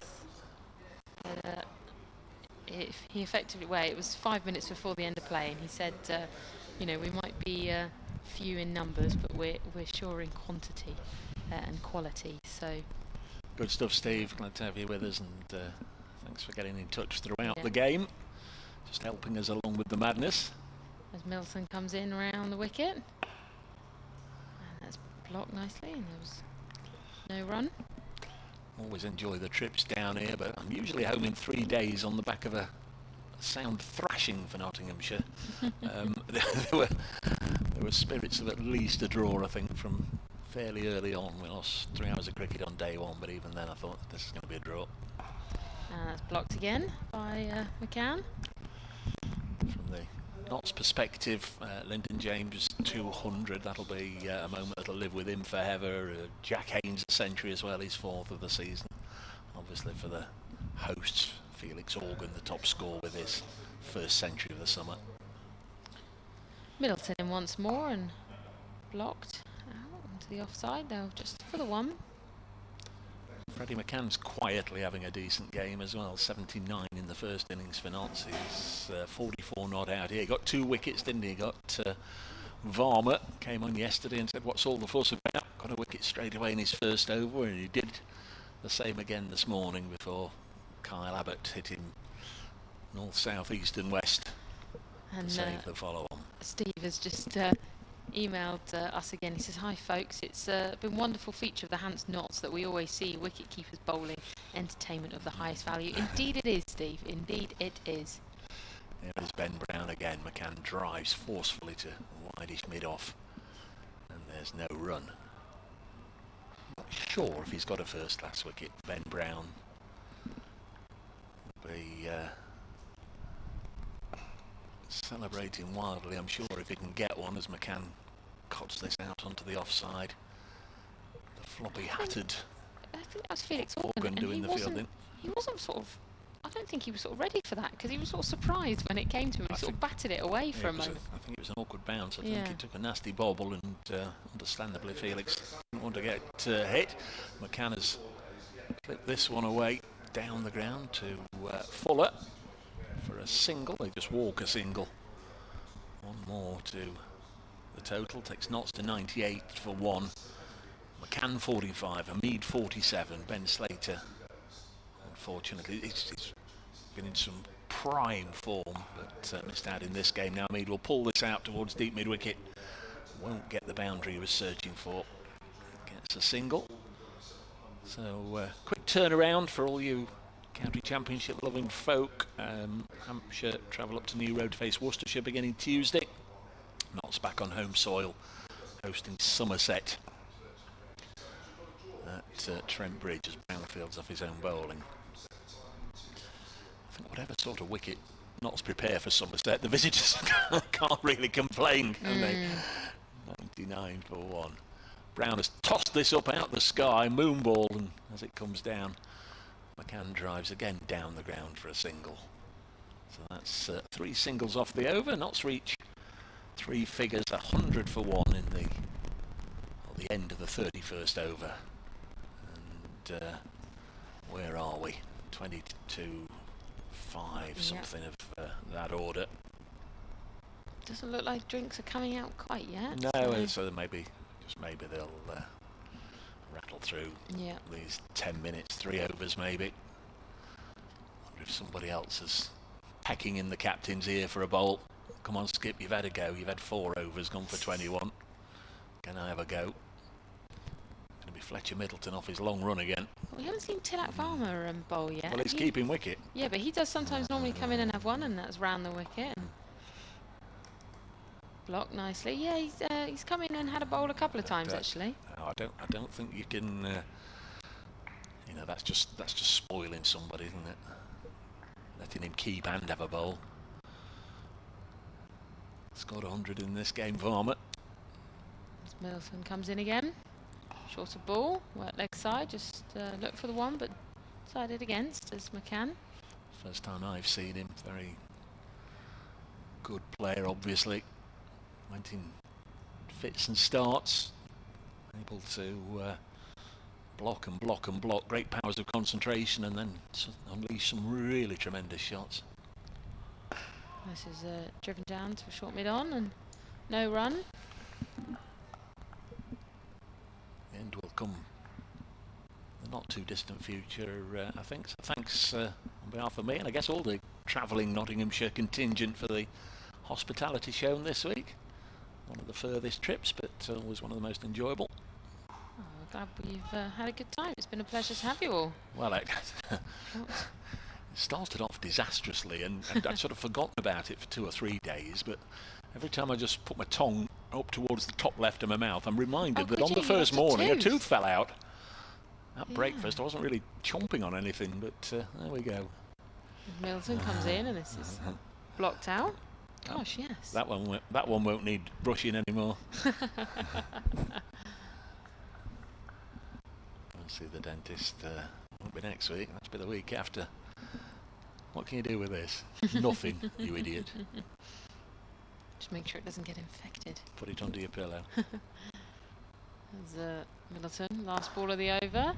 It's a maiden for Middleton there. He's only been. Oh, they thought about one and thought against. Now it's a maiden officially. Only 7 off of it. It's 4:45 here. Yeah, maiden for Fletcher Middleton. I wonder what the applause was for. It was for the announcement or the pronouncement on the board of Middleton getting that maiden. 3 overs, 1 maiden, none for 7. We're going to continue, but we've got a bowling change. So Ben Brown out of the attack.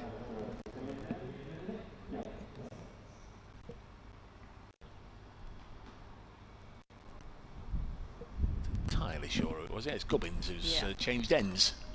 Oh, it's not so much fun now. Not so much fun.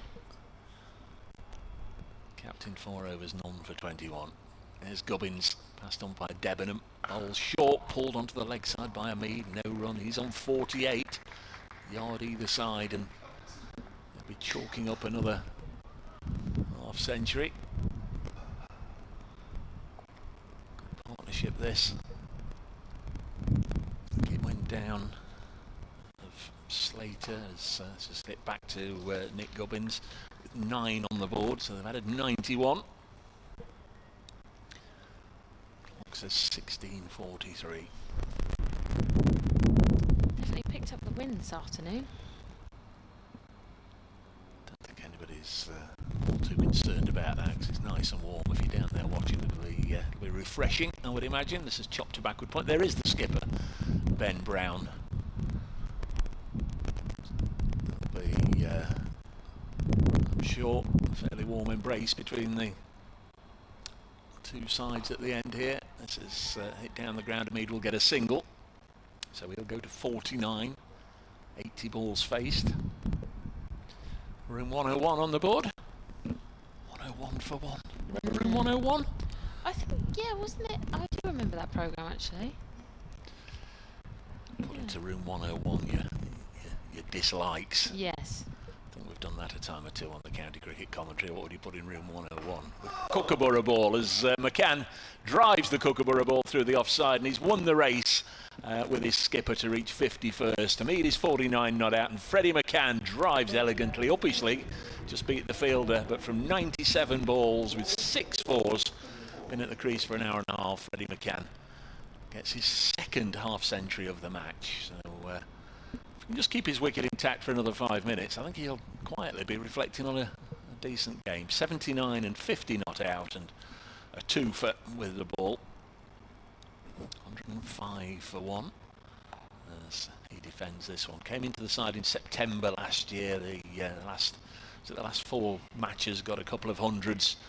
So he's in that. Bands talk about the difficult second album. It's his difficult second season, I guess, but first full season, and he's acquitting himself nicely. 105 for 1. Amelia's been substituted. I am, yeah. With a minute or 2 left in the match. Great to share a mic with you, and all the best for the rest of the season and your career going forward. Thank you very much. Yeah, pleasure to share with you as well. I will make way for Kevin James. Amelia Clark with us on BBC Soul and BBC Radio Nottingham, and she's going to be first in line to head off down the stairs, I think, because I would imagine we're only about 1 over away as Kev comes back to talk you through it. If I turn the mic on, I'll be able to. That's a cutaway by Hamid. That's his 50. Yeah, getting carried away with all these runs that are being scored and seeing bowlers that I don't normally see bowl. And that's great. Well, how refreshing. 81 balls, 6 fours for Hamid's 50.